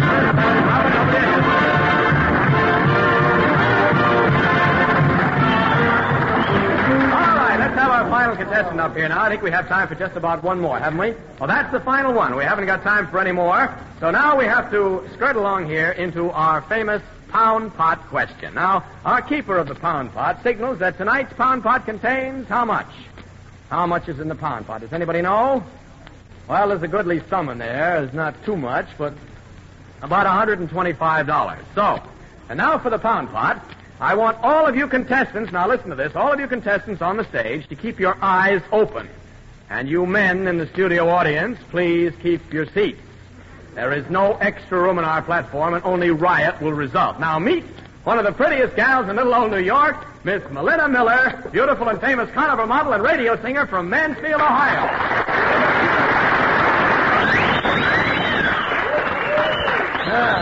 Yes, sir. You get what I mean, don't you, huh? I'm glad the apron of the stage is as small as it is, and you can't climb up here. How do you feel, Miss Miller? I feel just fine, Mr. Collier. Oh, so do I. Yes, sir. Well, anyway, what's your height? I am 5'7" in stocking feet. Well, you don't have to take them off to prove it. We'll take your word for it. You are a carnival model, I understand. Yes, that's right. How did you happen to become a model? You came from Mansfield, Ohio? I came to New York to study dress designing. Dress designing, and you got from that into modeling? That's right. Do you apply any of your dress designing now? Do you use it at all? Oh, yes, I design most of my gowns. Well, I hear also that you're doing some singing on the radio and in nightclubs. That's right. And that's what you want to do, or do you want to... I want to sing. You want to sing? Well, swell. I certainly hope you do. Now, your weight is... Well, we won't go into that yet. Let's see now. Your eyes are... I'd say your eyes were blue, Bud. Roberts, who asked you, get back, get back. Keep your distance. The hair is a very lovely honey blonde, honey. And your age... Your age is what, Miss Miller? I'm 21 years old. 21. Oh, brother. You've done some acting in television, I hear. Yes, I have. Hurry up, television. You were in the Atlantic City Miss America contest? Yes, I was, And Miss Collier. who did you represent, Miss Miller? Miss New York City. And how'd you make out? I was a runner-up. Runner-up, brother. I'll say. Anyway, we've got to have the contestants do a little guessing here tonight, and they've each been armed with paper and pencil. Now, contestants on stage, in exactly the time it takes me to count 5, and I want to tell you that the pound pot contains exactly $189.05.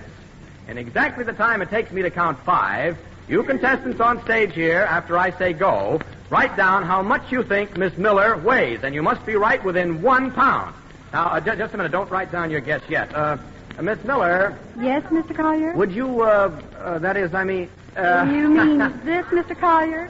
Yes. That's exactly what I mean. Well, thank you, Miss Miller, and on behalf of the howling wolves in the audience, I thank you. In fact, on behalf of Bud Collier, I thank you. Don't get so close to Ken Roberts, will you, please? He has to talk in a minute, and I want to make sure he still has a voice. Folks, Miss Miller has just dropped a piece of thing here and stands revealed in all her beauty and charm, and plenty of it, in a cute little bathing suit, and I do mean little. Oh, well, back to work. Miss Miller stands 5'7", has blonde hair, and oh, she does have blue eyes, doesn't she? Keep her on the front here. I'll be off mic if you don't. All right, the pound pot question. Now, contestants, write Miss Miller's weight within 1 pound by the time I count 5. Ready? Go. 1, 2, 3, 4, and 5. And now, while I collect your slips, a word from Ken Roberts. Friends, we've all bought war bonds in the past, mainly because we know that our country needs money to fight this war. But today, just for the moment, think about the personal advantages to buying war bonds. You know, money invested today in war bonds and kept there helps protect your own post-war security. It means money saved for some of the things you've always dreamed of having. There are 1,000,001 things you've wanted that can be yours after the war if you buy war bonds now. Because, in addition to being the safest investment in the world, war bonds are a very profitable investment. For every $3 loaned to your government today, you will receive $4 when your bonds mature. So re-examine your budget and see if you can't figure out some way to buy more war bonds now. Bonds are worth your weight in gold. Thank you, Ken. They certainly are. They're worth more than their own weight in gold. I have all the pound pot answers here. So now, Miss Miller, will you please step up on the scale and let's see exactly what we shall see. Let us see your weight in gold. Ken Roberts is, I hope, looking at the scale. Miss Miller weighs exactly 128 pounds. 128 pounds. All right, thank you, Ken. I have all the pound pot answers, so let's read them off here and see exactly what we have. Mrs. Helen Kirschman, one of the contestants who unfortunately did not get on, guesses 102 pounds. Mrs. Muley guesses 123. Donald Ellenberg, that's Corporal Ellenberg, guesses 119. Was this Mr. Hill or Miss Hill? Mr. Hill, was it? Taylor, sailor friend. Yeoman First Class Hill guesses 118. Mrs. Robert Bissett, another contestant who did not get on, 118. And Mrs. Skyta, 101. And Mr. Lowry, 132 pounds. Well, unfortunately, no one guessed the exact amount, so what goes into the pound pot for next week is exactly all of the money that we had left over tonight. And that means that all of that same amount contributed by the sponsor will go to the American Red Cross, but the pound pot will start off with the same amount next week because the sponsor will see to it that amount is added. Thanks very much. And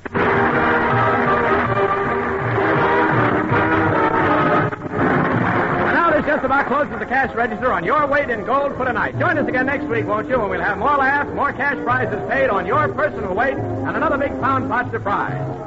Till then, this is Bud Collier reminding you that war bonds and stamps are worth more than their weight in gold. Good night. This is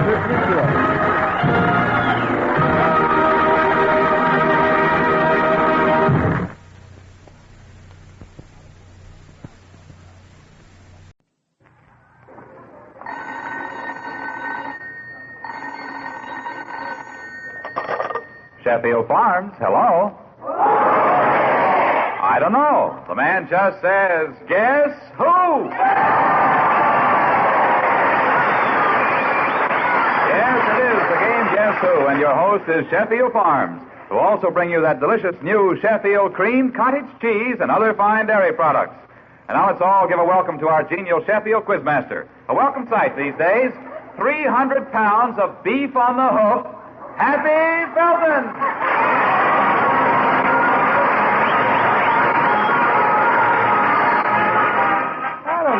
Everybody makes remarks about my size. Yesterday I stepped into a drugstore, got on the scale. It shoved a reducing pill down my throat. Oh, well, I'm not going to worry about it. They say that money is the root of all evil. Nuts to the roots. I want some of that good old green stuff on top. Frankly, I don't know what I'm going to do. Price of living going up $4 a quart. Have you tried to buy steak lately? It's really tough getting a steak. In fact, it's tough after you get it. I went in a butcher shop and they charged me 50 cents just to let me pinch a porterhouse. All I could afford for breakfast today was a glass of water and a toothpick.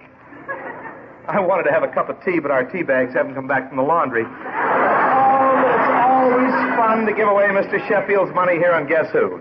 We have 7 contestants from our audience who are going to try to guess the voices on the various recordings we're going to play. They'll win oodles, a boodle, and a batch of scratch. A winning guess takes us for 10 silver Sheffield slugs, and a losing guess gets $2. But either guess is signified by... stow that dough in the old Sheffield milk payola. The big bulging bottle contains $95 so far, and more to come. And at the end of the stuff and nonsense, all contestants will get a chance to toss up the old milk payola for grabs. What's more, we have an alarm clock set to make the welkin ring when some contestant at the mic least expects it. That's when he or she will win Joe. That's when he or she will win what, Joe? Happy, a beautiful Waltham wristwatch. The first American watch, the watch that keeps time beautifully. A Waltham. Joe, call from up here. What's on first, Abbott? We want you to meet Bob Schellenberger of Oakley, California, and the United States Navy. All right, Bob. How are you, young fella? How old are you? 19. Oakley, California. Where is that? Oh, that's about 60 miles from San Francisco. Really? Yeah. How long have you been in the Navy? About 15 months, since a year ago last June. My brother was in the Navy. He was in charge of the captain's bridge. Every night he put it in a glass of water. Are you married, Bob? No, I'm not. It's too bad. I wanted to introduce you to my wife's old maid sister. She's a lovely girl. Her name is Drip Grind. She has the only face that ever completely baffled Helena Rubinstein. Bob, I'm going to play a little game here right away with you. Mr. Sheffield will give you a bright, new, shiny thing here, $1 to be exact, if you will answer this. Who's the Vice President of the United States? There isn't any. You're so right. Give him $1. Can you explain that? Because when the president dies, the vice president takes over while there isn't a vice president. But who would serve if we needed one? The Secretary of State. And who's the Secretary of State for another $1? Marshall. You're right. Give him another one. All right. You're okay now. Do you keep up with sports, Bob? Oh, pretty well. You ever play football? Yes, sir. How do you think Army will make out with Navy this year with Blanchard and the rest of them out? I think Navy's going to win. Think Navy's going to win? Did you ever play football, Bob? Yes, sir. What'd you play? What position? Tackle. Where, in high school? Yes, sir. I used to play football. In fact, everybody in my family plays football, even our cat. Last night the cat was out playing, made 6 yards.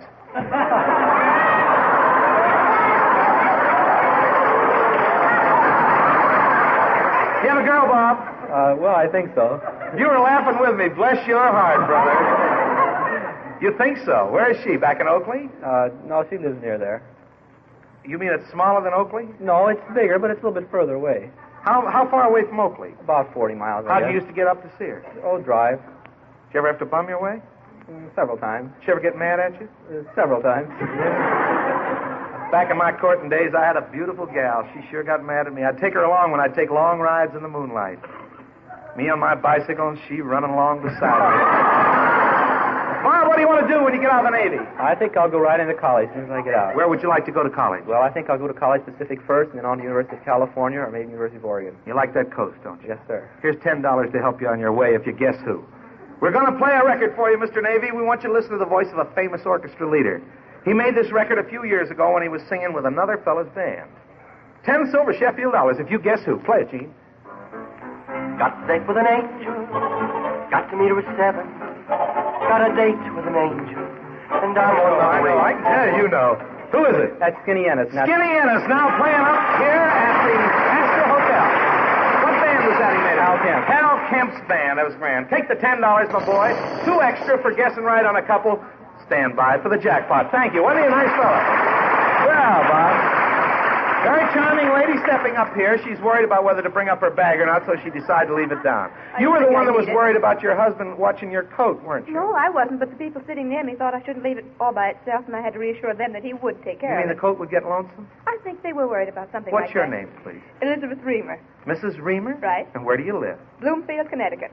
And this, ladies and gentlemen, happens to be, shall I say, a brick-top redhead. You may say it, but it doesn't sound flattering a bit. It doesn't? Oh, I like redheaded gals. Well, not when you call them brick tops. Well, what does your husband do? I'll get out of this subject quick. What does your husband do? My husband's a designer. He had designs on you, didn't he? Well, I'm even anyway. All right. Tell me this now. When I said tonight when I picked out a lady, and there were very many charming ones here, I said I wanted a red-headed housewife. Now, do you ever get kidded a lot about being a redhead? Well, people will call me red, but I get accustomed to it after a while. Do you think that redheads have hotter tempers than other people? Mr. Felton. I just asked a silly question. I shouldn't have done it. Well, I'll try to make you feel at home, Mrs. Reamer. Do you know that every morning at 9 o'clock, I'm a redhead? That deserves a... Why are you a redhead every morning? Thank you at 9 very much, o'clock? Mrs. Reamer. My shower bath gives out rusty water. She played straight woman for me very nicely here, didn't she? All right, Mrs. Reamer, where do you live? I just told you, Bloomfield, Connecticut. Bloomfield, Connecticut. How far is that from New York? Well, according to the way we drive, it's about 150 miles, but normally it's about 120, I think. How do you explain the extra 30 miles? We make little mistakes in routes. You do? Do you argue with your husband when he makes a mistake in the route? He doesn't make them, I do. You're in the back seat? No, I tell him we should turn here, and we shouldn't, but we do. Have you ever been right? Yes, I was right once. Mrs. Felton, if you're listening, listen to this, will you please? How long have you been married, Mrs. Reamer? Oh. Oh, this is embarrassing. And you mean he's here? Yes, he's right. Wait a minute. Hey, Bill. Thank you. 4 years. 4 years. No, it isn't 4 years. It's almost 4 years. Almost 4 years. Yes, it'll be 4 years next December. Have you ever had any really big scraps with your husband? Well...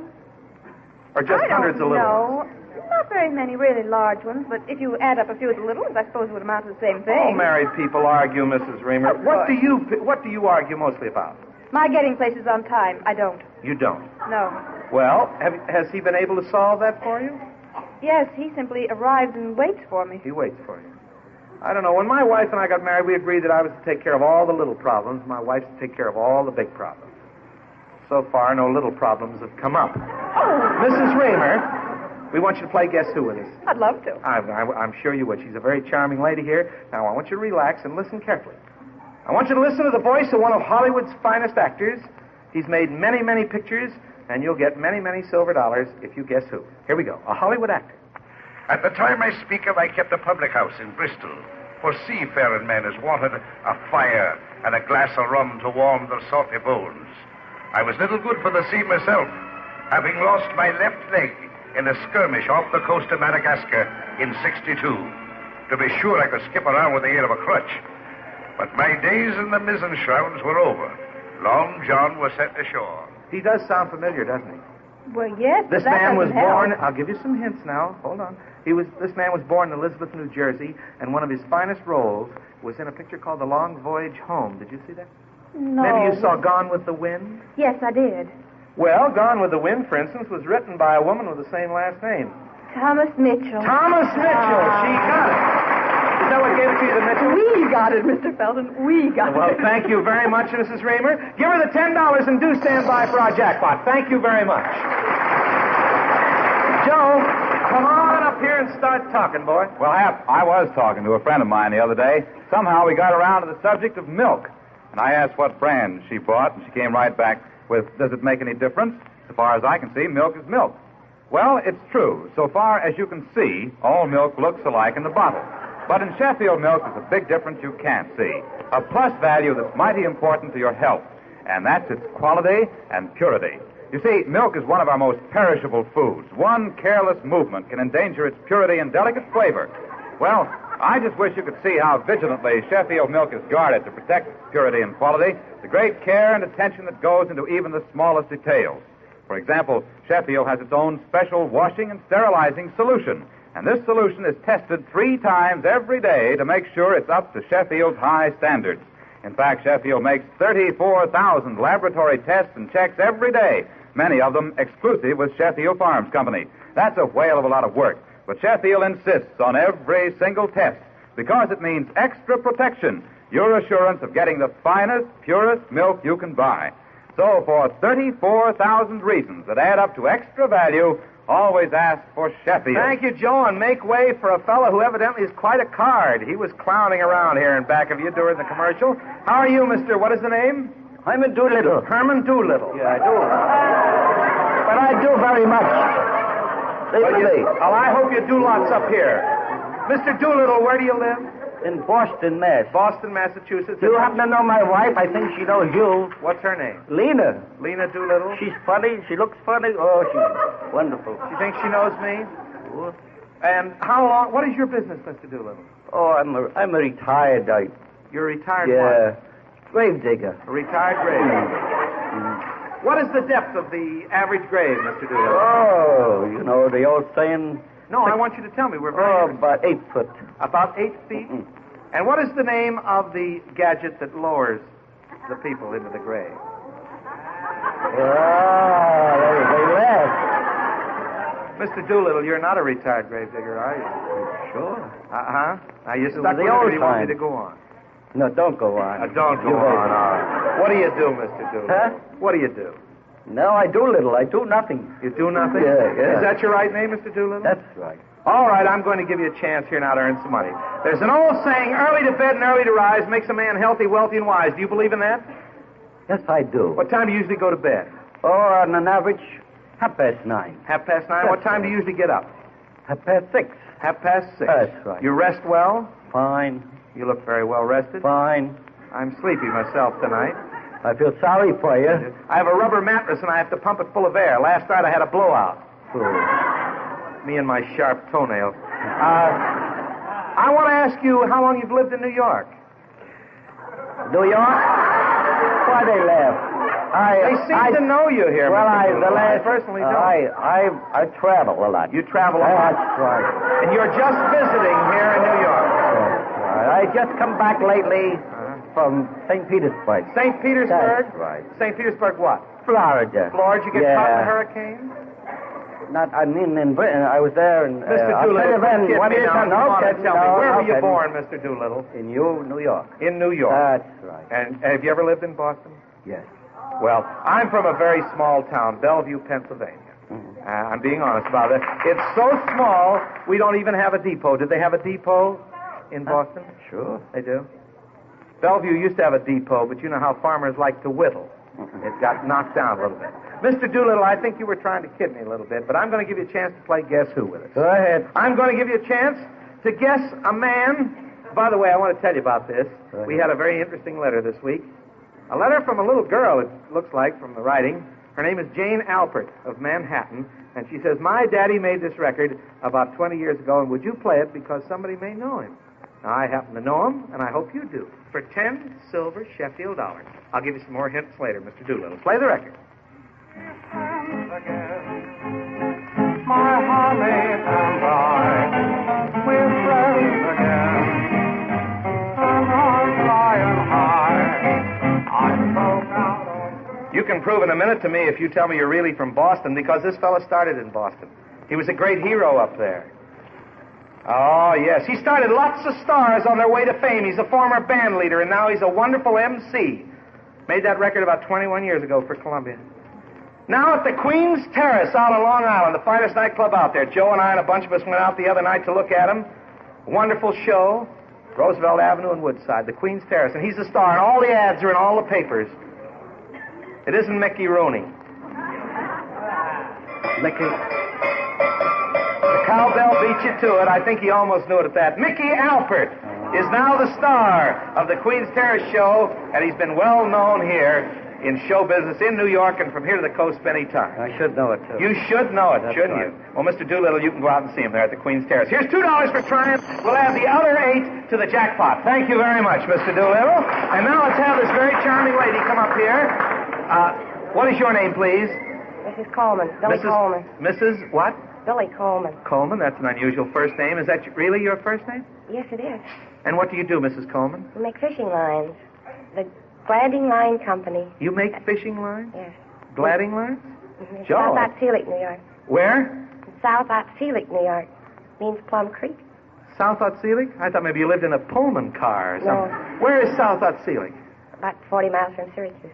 40 miles from Syracuse. And you make fishing lines? Now, wait a minute. You're right into Joe and my subject. That's, we love to fish. We like to fish. Gladding lines? Do you I know ever use I've them? used them. I know I have. Good. I wonder whether Joe has. Tell me, how do you make a fishing line? You say you make them. We manufacture them. You make the freshwater lines are braided, saltwater lines are twisted. And is there a different machine that makes them that way? Yes, I mean braiders, different kinds of braiders make different kinds of lines. Well, how did you happen to get in a business like that, Mrs. Coleman? Well, it was in my husband's family's business, and after he died, I started it. Started tending braiders. Well, how far back does this go? How long has your family made fish? 131 years. It's the oldest and the largest fish line company in the United States. Well, I think that's very interesting. Gladding lines. Gladden your hearts, but it doesn't gladden the fish, huh? No, but That's a bad pun. Forgive me. I'm sorry. The lines really catch them. They do? Mm-hmm. I like to fish. I'll have to look. I know I've had gladding line. I'm not quite sure about it. How do you make, do they make them out of nylon mostly? Well, nylon and silk and linen. Linen? Cotton. I understood they use flax in them. Well, that's linen. You make linen thread from flax. Oh, I beg your pardon, of course. Shows you how stupid you can be. Well, there's one thing I would like to tell you. I understand that a fish and a young bachelor need the same advice. Keep your mouth shut and you won't get hooked. Now, Mrs. Coleman, tell me this. How many miles of fish line would you say the Gladding Company makes every year? Oh, about 150 million. 150 million miles? That's right. Well, that's very interesting. We send them all over the world. You do? All kinds of line? How thick do you make them? Well, I think the largest one is a 72 thread that would test a... Well, you're getting me involved now. I don't know much about that. I don't know, 200-pound test How line. thick would it be? Could you guess? Well, smaller than a pencil. Smaller than a pencil. Well, this is very interesting to have a real businesswoman up here talking to me. Do you think more wives should go to work and take over their husbands' jobs? Well, they'll like it. They will like it? Do you think that with women... You were forced into it. But you think women would like taking over men's jobs? Oh, no. You don't? You think it'd ever cause a war between the men and the women because of it? Well, I'm glad to get a little advice. My wife's sister's taken over a man's job. She attends barber college. Comes home and shaves me 12 times every evening. I'm her homework. Mrs. Coleman. How well does she do? Mrs. Coleman, I still would like to know more about fish lines, but we really don't have time to talk anymore. Gladding fish lines. I'll remember that when I go to buy them. Mrs. Coleman, we want you to play Guess Who now. We're going to play the voice of a famous woman. A woman who had... some people might consider it a business, some people would say not. But she died a few years ago. I think you'll recognize her. 10 silver Sheffield dollars if you guess who. Come unto me, all ye that labor and are heavy laden, and I will give you rest. Come, come, come. Like chiming bells at evening tide, this word rings out all through the Bible. Come in Genesis. Come in Matthew. She was quite famous on the West Coast. Amy Semple McPherson. She knew it right away. Very good. Had you ever heard her? Have you ever seen her? No. 10 silver dollars for guessing her voice. There you are, Mrs. Coleman, and stand by for the jackpot. A very charming lady. Thank you, Mrs. Coleman. Here comes the Army. Move up here, my boy. How are you? Tell us your name, where you're from, all about yourself. My name is Earl Major. I'm from El Paso, Texas. El Paso, Texas. Right down near Mexico, right? Mexico? Just about. Were you born there? No, I was born in South Carolina. Born in South Carolina, moved to El Paso? Yes. And how long have you been a soldier? I've been a soldier almost 7 years now. As a soldier, I won't go into any embarrassment here with Earl. He's a very handsome young fellow, and he's wearing a tremendous amount of decorations, which I... Well, we're going to decorate you with something else, my boy. As long as the clock rang now in that good Texas accent, you read this card and tell them what you just won. Because if you didn't know about it, it should be a surprise. A Waltham wristwatch. A Waltham wristwatch. What else does it say about it? First American watch. The first American watch. The watch that keeps time beautiful. The watch that keeps time beautiful. I think you'll like it. That's all yours, Earl. Very nice to see you here. Very much, sir. It's a beauty, isn't it? Certainly is. Tell me, as a soldier, what's your opinion as to the best way of preventing another war? Well, I think a large army to keep people from jumping on us. You think a large army will keep some people? My brother was in the last war. One night he came face to face with an enemy, so my brother lifted up his gun and he let him have it. He didn't shoot, he just let him have it. He didn't want the gun. Earl, are you married? No, sir. You have a special gal? No, not particularly right now. Do you want to get married? No. You don't? No. Tell me why. Well, that's the last thing a soldier needs is a wife. The last thing a soldier needs is a wife. Gee, I had high hopes when you told me you were single. I wanted you to meet my wife's old maid sister. She's a great believer in natural beauty, Earl. No powder, no paint. She just looks mildewed. Let's play a little game here with Earl. I want you to win a Sheffield silver dollar. I have one for you if you'll tell me the answer to this. A month ago, President Truman was a pollywog. Last week, he became a shellback. Why? Because he crossed the equator. He crossed the equator. Exactly right. Put that dollar in there for him, will you? Earl, have you ever tried to write anything? In school or any place, did you ever write a story or a play or... Well, only school compositions that I was forced to write.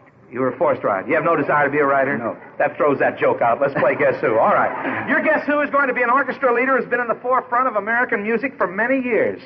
We'll play one of his records, and you'll have the Sheffield 10 if you'll tell me who it is. Guess Who?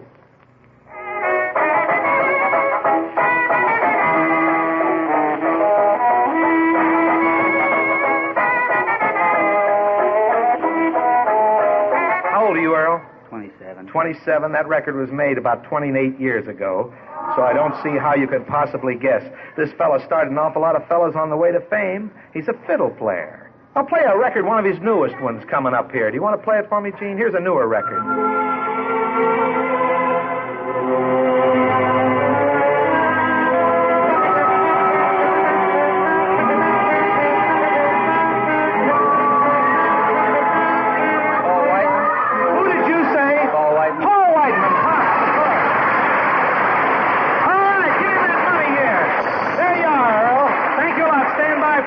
And by the way, Joe, do you think kids today are smarter than they used to be? Well, I couldn't say, Hap, but I do know that mothers are smarter because they're seeing to it that the youngsters get more milk. And that's mighty smart because milk is such a swell health builder.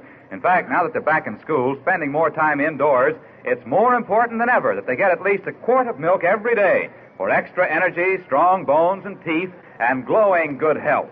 And say, mothers, make it Sheffield Vitamin D homogenized milk. The youngsters love that smooth, creamy, delicious flavor. It's easier to digest, too. And remember, for extra protection, a full day's supply of precious vitamin D is added to every quart of Sheffield Vitamin D homogenized milk. Keep plenty on hand for mealtime and in between times. Ask for that good Sheffield Vitamin D homogenized milk. Thank you, Joe. Here's a very charming young lady here. What is your name? Donna Walsh. And where do you live? Well, I'm originally from Culver City, California. Right now, it's 65 West 100th Street. You're living in New York City. With my pappy and my mommy. Well, that's fun. Right now, I'm very happy to see them. Well, that's grand. You're just visiting back here? That's right. What do you do, Donna? Well, originally, when I was working in New York, I was a cigarette girl at the El Morocco in New York. I see. She's a very pretty girl. Tell me, how often do you visit the beauty shop? Never. You never do? No. Why? Is it too expensive? Well, I just don't get out in time to get there, that's all. I just happen to be a lazy person at heart. And you don't like to go to a beauty No. parlor? You wouldn't like to sit under those hot dryers? No, never. Where you pick up all the happy, gossip? please. No? I like to be happy, too. Well, now, you're a working gal. Do you think you spend too much money for clothes? No. Do you think women should be paid equal wages with men? Why, sure. Of course. Now, what about cosmetics? I want to talk to some gal that really wants to give me honest answers. Have the prices in cosmetics gone up the same as meat? Indubitably. Indubitably. You mean it costs more for cold cream, lipstick, and all that stuff? It sure does. I can't understand gals. They'll spend Taxes half an hour putting their lipstick on. I'm going to tell this anyway. Why, sure. No, I'm not either. Let's play on here. Let's play a record for you, dear. The joke wasn't worth it. We'd like to play for you the voice of a young lady who, in the last month or so, has become a top recording star. Last month or so. If you know your records at all, you'll have no trouble at all winning the Sheffield Silver. Here we go. And a fighting. Sometimes it gets to be exciting. Don't like them ornery neighbors down by the creek. We'll be plumb out of neighbors. Well, they're trying to tell you from the audience, you know who it is? No, I didn't hear it. You didn't hear it? Well, she spent over a year at the St. Regis Hotel here. She was a great hit. They call her the Park Avenue Hillbilly. Feudin', a Fightin', and a Fussin' is the name of that record, and it was named after a one-horse wagon. Her last name, a one-horse wagon. Dorothy Shea. So sorry you didn't know that. So many tried to tell you. Well, here's your $2 for trying and take a shot at the jackpot because you'll have a good chance at it right now. Thank you very much. Now, folks, come on. We just have a few minutes. We should look close. It's milk pail time, and the pail is bulging with $111. Right here is where we play 3 records for our contestants. And tonight, in the title of each of these records is the name of an American railroad. You have to get all 3 to win, and if there is a tie, we split the money up. Remember, listen to the music. Write down the name of the railroad as in the title of the song. No peeking now. Here we go, number 1.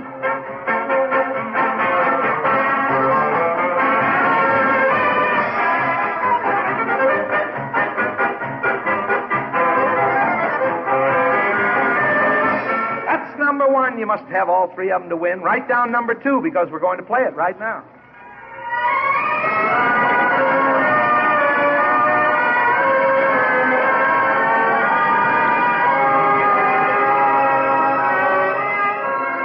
Here's number 3 coming up. 3 railroads. You must get all 3 to win. Play it for me, Gene.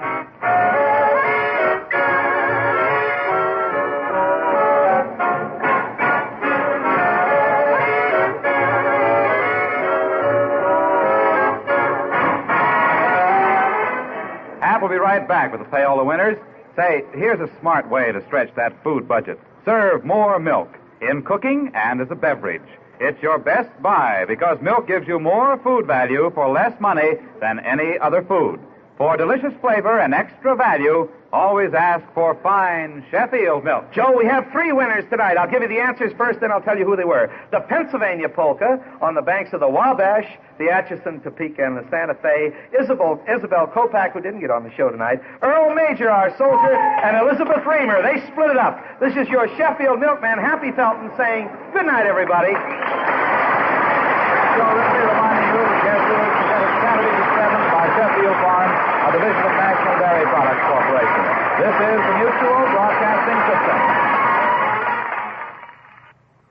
Presents Proctor Radio production, One for the Money.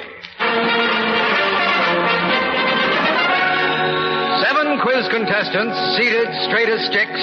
1 missed a question, and then there were 6. 6 quiz contestants still quite alive. Another failed to answer, and then there were 5.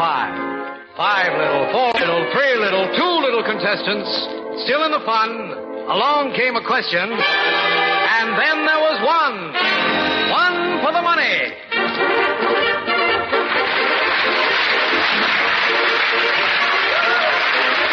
Yes, ladies and gentlemen, Proctor Radio Productions brings you the new action-packed, exciting variety quiz program, One for the Money. On stage is a gigantic wheel of fortune and 7 contestants seated at a round table. We start the wheel spinning, and when the wheel stops at a number from 1 to 7, the contestant with that same number must give us the answer to our problem. The first one who answers incorrectly will be eliminated, and we'll start our second round of problems with 6 contestants, and continue to eliminate a contestant in each round until only 1 is left. The 1 for the money, who will win $1,000. And now I'd like you to meet our master of ceremonies, Mel Allen.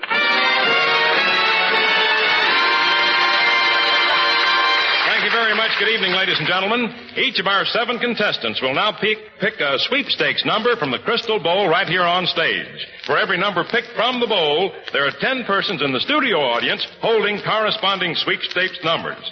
The contestant who becomes the 1 for the money will win $1,000, and each of the 10 persons holding the same sweepstakes number will receive $100. All right, now, number 1 is Private Josias. You're number 1. Will you pick a sweepstakes number, please? 424. 424, number 1, and the sweepstakes number is 424. All right, number 2, Ms. McDermott. Will you pick one, please? 425. 425, that's the sweepstakes number for number 2. And now number 3, Mrs. Rothner. What's your sweepstakes number? 423. 423. And move along now to number 4, Mrs. Holland. 434. 434 is the sweepstakes number there. And we move along now to Mr. Bachman, number 5. What's your sweepstakes number? 410. 410. How many of you people out there in the audience like that one? Let me hear you. Yes, sir. All right, we'll move along to number 6, Mr. Theologus. 433. 433. All right, and number 7, Mr. Jackman. 422. 422. All right. There are the numbers of the contestants and the corresponding sweepstakes numbers held by members of the audience right here in our studio. And now we're ready to start the game with 7 contestants. In this round, Ray Block and his orchestra will play a group of songs. Now be ready to tell us the name of the song when the wheel stops at your number. You'll hear the wheel of fortune spinning a merry tune in the background. And remember, the more rounds you stay, the more money you take away. Okay, Ray, let's have the downbeat.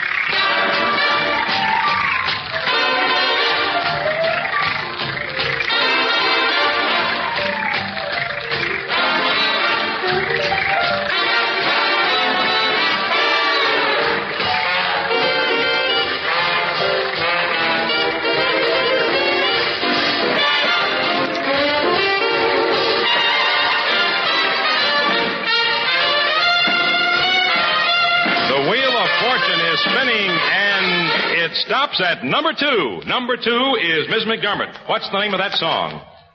Ms. McDermott? What was the name? Blue Skies. You're absolutely right. Let's give Ms. McDermott a nice hand. She wins that one. Ms. McDermott, tell me, please, ma'am, are you a housewife? Yes, I am. You married? I'm a widow. And do you have any children? Yes, I have a daughter, are a they... son-in-law, and 3 grandchildren. Oh, that's wonderful. 3 grandchildren. Are they all musically inclined like you? Well, I'm not musically inclined, but I have a granddaughter. The oldest one is a concert pianist, and the 15-year-old is a concert violinist. So and that's how you knew the number that was just played was Blue Skies. Popular music is not very well understood in the family. They do mostly... Well, you understand it all right. Okay, Ray, let's go along.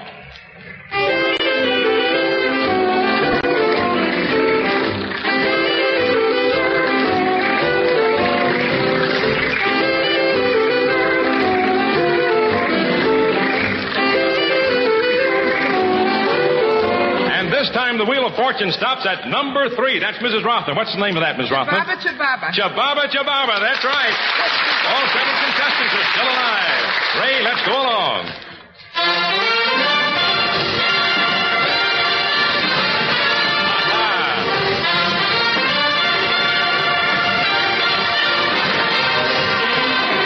The wheel is spinning and our contestants look back.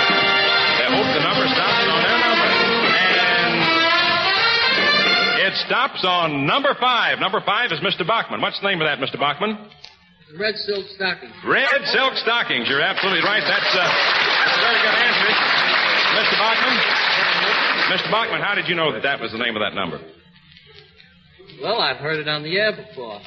Have you ever seen red silk stockings? How about the green perfume? All right. You ever seen a green perfume? Well, I have, yes. Which do you like best, the green perfume or some other color? I like some other color. Other colors? Well, after all, in the final analysis, it's the aroma that counts. Ray, let's have some aromatic music.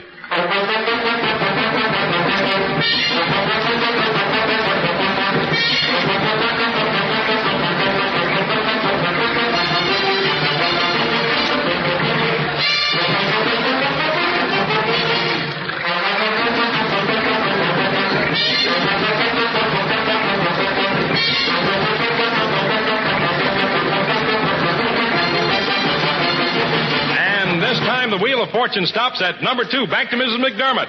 Mrs. McDermott, what was that one? Hurry, Miss McDermott. Something down in Cuba. You're almost in there. Hurry. What? The Ruga down in Cuba. The what? Rumba down in Cuba.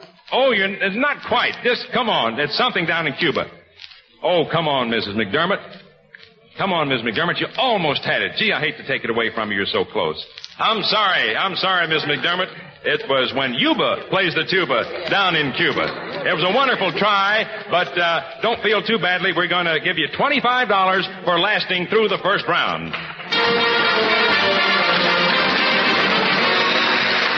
With 6 quiz contestants still quite alive, our famous personality round may make it 5. Now, you 6 contestants going for the money. This is our famous personality round. Now, on your toes, remember, $1,000 riding on the outcome. There's 6 of you left out of the starting 7. On your toes, because there's no telling when that Wheel of Fortune will stop or where it will stop or what number. So listen now. Who is this famous personality?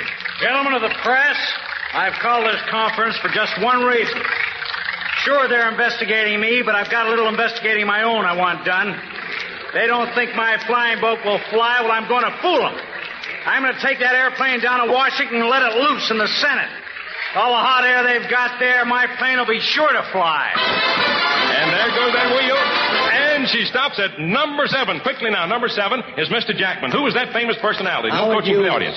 Howard Hughes. That's absolutely right. Yes, sir. Howard Hughes. You're certainly up on your famous personalities. Well, will we still have 6 contestants left after this famous personality? Listen carefully, folks. Hello? Hello? A party? I see. Yes, I'll be glad to arrange it for you. Call tomorrow, will you? Bye-bye. Look, the editor wants your column. He sent me all the way down here to get it. Just a second, dear boy.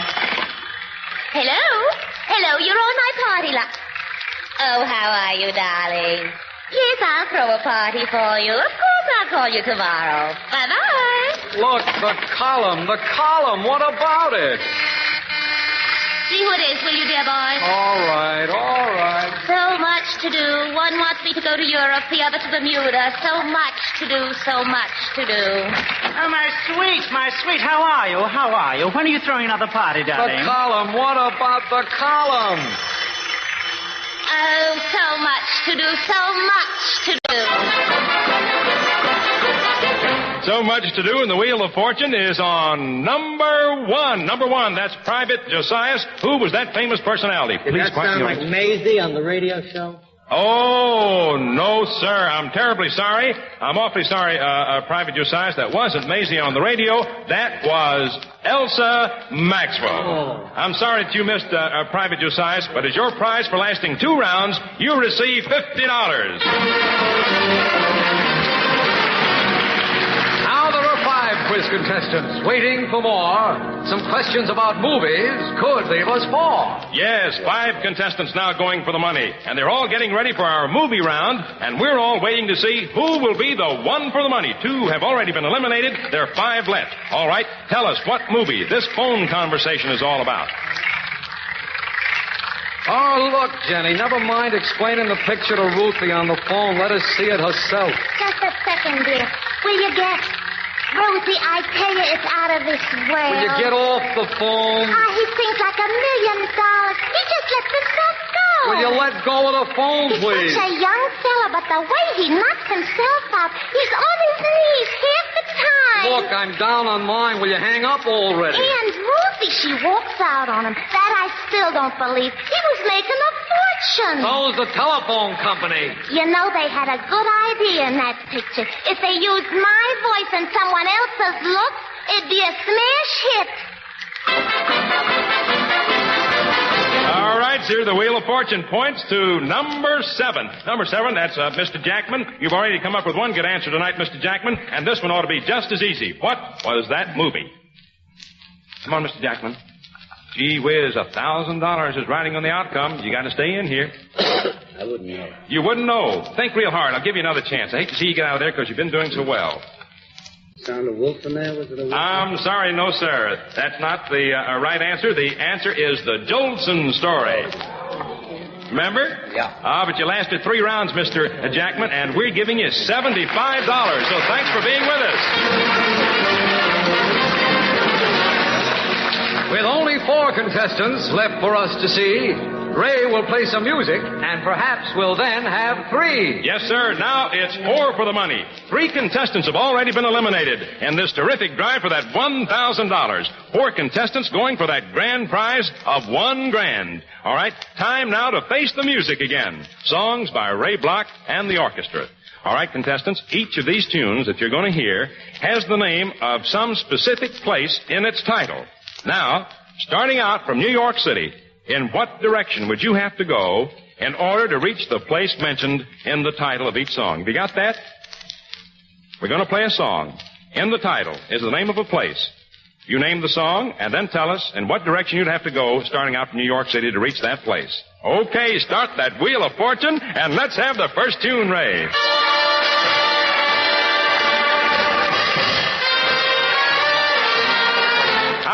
And it stops on number 5. Number 5 is Mr. Bachman. How about it? St. Louis Blues. St. Louis Blues, that's absolutely right. And in what direction would you have to go to St. Louis from New York? West. West is right. Let's go, Ray. East, west, north, or south? Every one of these contestants looks mighty happy about this one. They're hoping that number will be there as the Wheel of Fortune spins, and it stops on number 5. That's right. Back to you again, Mr. Bachman. California. California what? Here I come. That's right. Here we come. And here comes that $1,000 if you keep staying in there like that, too. Do you think you'll be able to keep going like that, Mr. Bachman? Hope so. You're not a musician by chance, are you? Slightly. What do you mean by slightly? I played it one time. You played what? Trumpet. The trumpet? You mean like Harry James? Well, no. Like Charlie Spivak? No. Classical music? Oh, just in high school. Oh, just in high school. He doesn't play any kind of music just in high school. How long have you been out of high school, Mr. Bachman? 9 years. That should make you about 14 years old. Just about that age. How old are you? 27. That's right. I like to hear a man speak up and tell his age. Ladies don't often do that. Where are you from, Mr. Bachman?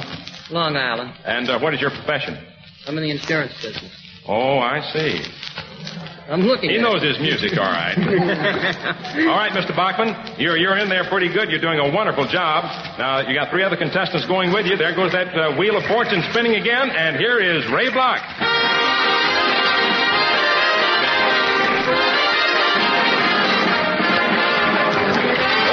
contestants are really getting excited now. They're watching that wheel. There she goes.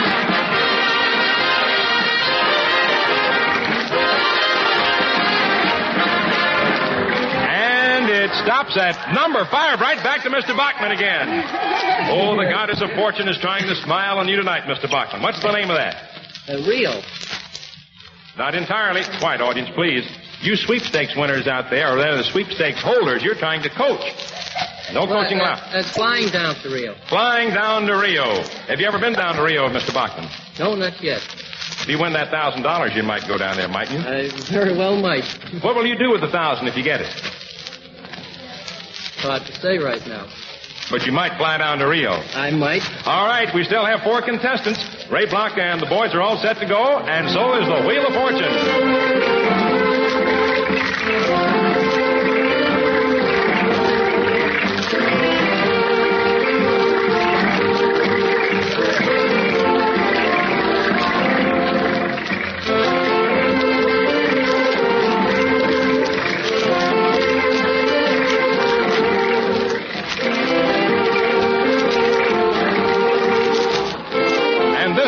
The number is not 5, but 4. It's Mrs. Holland. Mrs. Holland, what is the name of that song? Isle of Capri. The Isle of Capri, and tell me this. In what direction would you have to go from New York City to reach the Isle of Capri?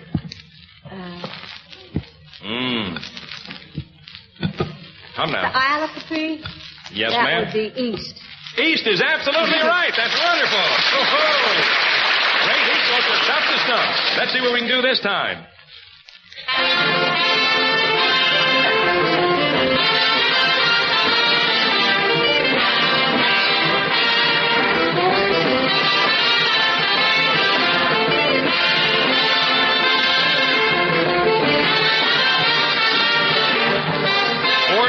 Contestants, and this time it is number 6. That's Mr. Theologus. Southeast Mexico. Now, wait a minute. What's the name of the song first? Name of the song first, Mr. Theologus. Ay, ay, ay. Yeah, that's right. I think you're right. You mean you don't know? No. If you don't know, it's really going to be ay, ay, ay for you.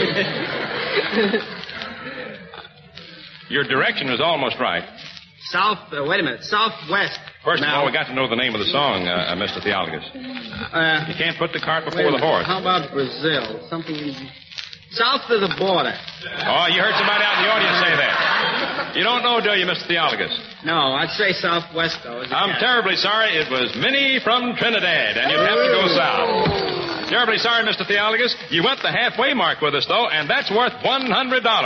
Let's give him a nice hand for a great try, everybody.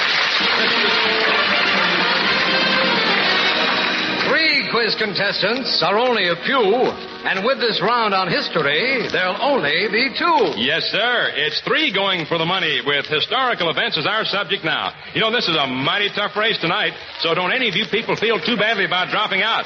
But you'll feel a lot better if you don't have to drop out. Historical events now is our subject. 3 contestants left $1,000 to the winner. Let the wheel keep spinning and tell us what historical event this is. I'm sorry, sir, but I've been sailing these schooners all my life. Your invention won't work. But it will, Captain. The day of the sailing vessel is gone. After all, this is 1807. I still say you're wrong. To prove I'm a fair-minded man, I'll come watch your demonstration.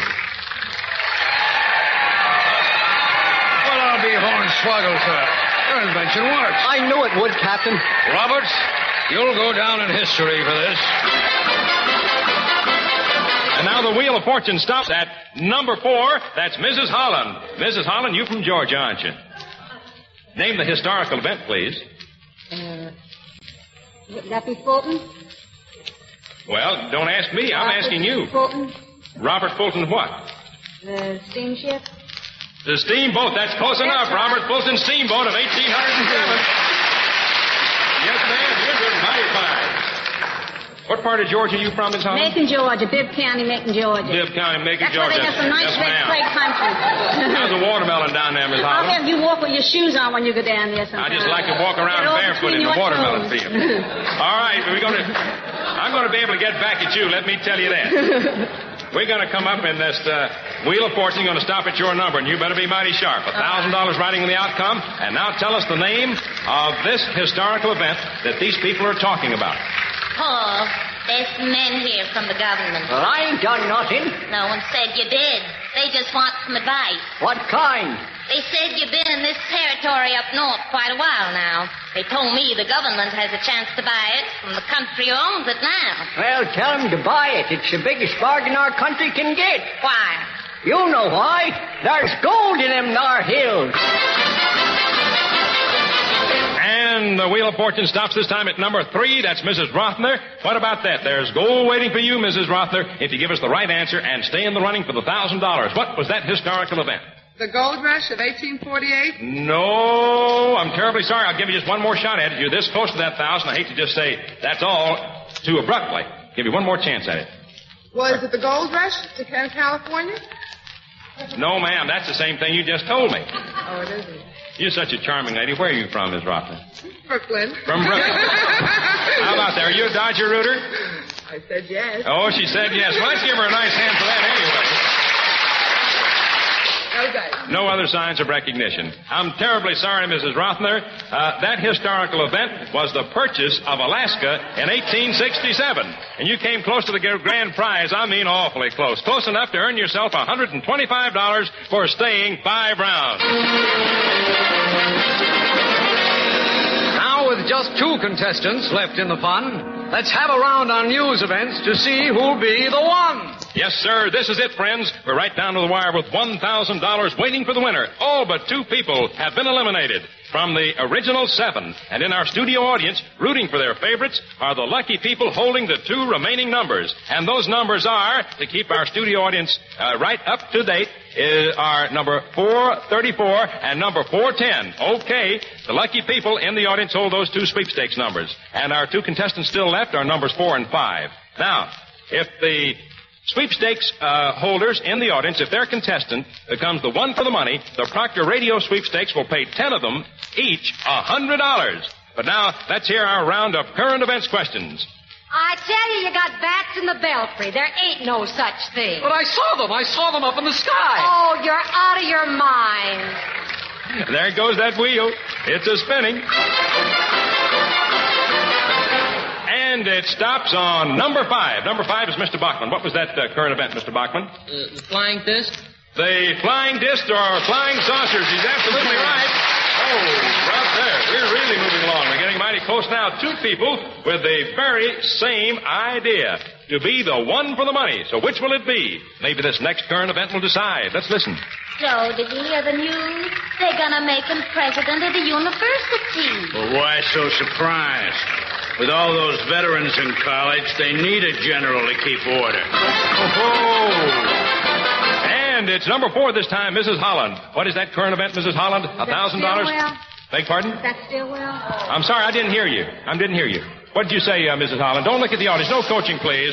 Let's be fair about this. What did you say, Mrs. Holland? I'll tell you, when I hear this, I don't hear it too loud. All right, I'll tell you what it was. Here's what happened in this current event. Helen said, Joe, did you hear the news? They're going to make him president of the university. And Joe said, why so surprised? With all those veterans in college, they need a general to keep order. That's Eisenhower at Columbia Absolutely University. right. General Eisenhower in Columbia University. Oh, brother, you almost lost that $1,000 right there, Mrs. Holland. You can't hear so plain. Well, you ought not come from so far down in Georgia, and you'd hear much better, Mrs. Holland. Well, all right. All right. You and Mr. Bachman now are coming right down to the stretch. So watch that Wheel of Fortune when it stops, and here comes our next current event. Good evening, members of the radio audience. I'm speaking to you from the Library of Congress, where this evening an eagerly awaited event is about to take place. Now, after many years, we are being given the chance to read the personal papers of a great president. Mr. Carl Sandburg, the eminent writer and historian, is here with us. In just a very few minutes, he will speak to us. Oh, brother. And here we are, number 4. That's Mrs. Holland. What current event is that, Mrs. Holland? $1,000 riding on the outcome of this. Mrs. Holland is thinking deeply. Oh, Mrs. Holland, $1,000. Is that the Sandberg? What? Sandberg, did you say? Carl Sandberg. Well, the gentleman mentioned Mr. Carl Sandberg, the eminent writer and historian, is here with us. Just here in a few minutes, he will speak to us. Is that from the United Nations? No, I'm terribly sorry. Not the United Nations. Not the United Nations, Mrs. Holland. I'll give you another chance. Gee whiz, when you come right down to the wire, well, we got to give everybody a chance. We want to be very sportsmanlike about it. Mrs. Holland, Mr. Bachman will come right down to the wire. If you were up here trying to win $1,000, you wouldn't want to be dismissed so abruptly. Mrs. Holland, think hard now. Think very hard.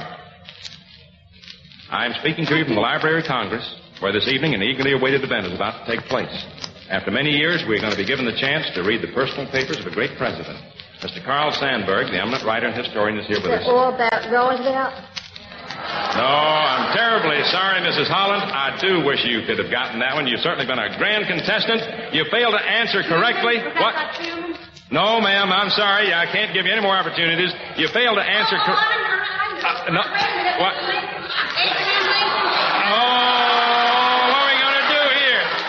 What are we going to do? Shall we let her have it? What do you say? Let her have it? Okay, we'll let her have it, and we'll go to the next round. We'll give Mrs. Holland a chance. Where's your sportsmanship? Let's hear some hands. Let me hear you. All right, Mrs. Holland. The audience has to let you have one more chance, so we're going to do it.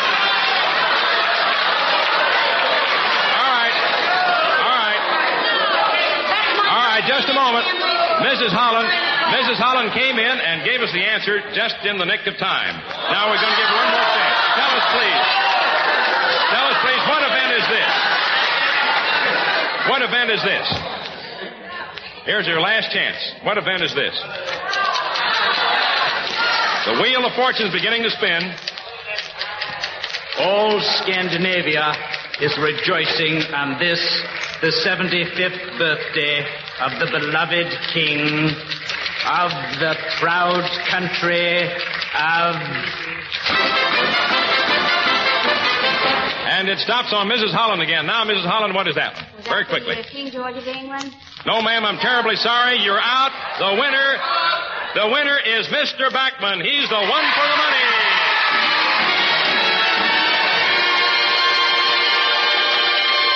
The correct answer was King Haakon VII of Norway. Terribly sorry, Mrs. Holland, and congratulations to you, Mr. Bachman. To our runner-up, Mrs. Holland, goes $150 for lasting into the final round, and to our winner, the one for the money, Mr. Bachman, goes the grand prize of $1,000. And now, to clean out our treasure chest completely, we're giving $100 apiece to the 10 lucky people in our studio audience, holding the winning number of 410. Who's got it? Look at them stepping up. Let me hear some hands. Let me see them. Here come the people up with their number 410. 10 of them coming up, and we're giving the money away. Well, that does it for tonight, friends. We've given away a grand total of $2,525. Next week, same time, same station, we're going to start all over again. Who knows? You may be the one for the money. Now, you take care of your health, and we'll take care of your wealth. Until then, this is Mel Allen wishing you luck and hoping you become the one for the money.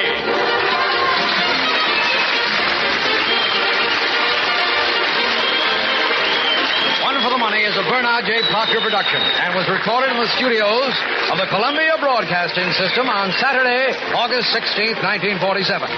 This is George Petrie, and this is CBS, the Columbia Broadcasting System.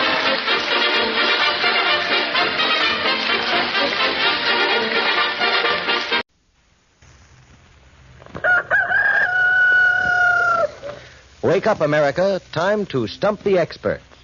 Each week at this time, H.J. Heinz Company, makers of the 57 varieties, gives you Information Please.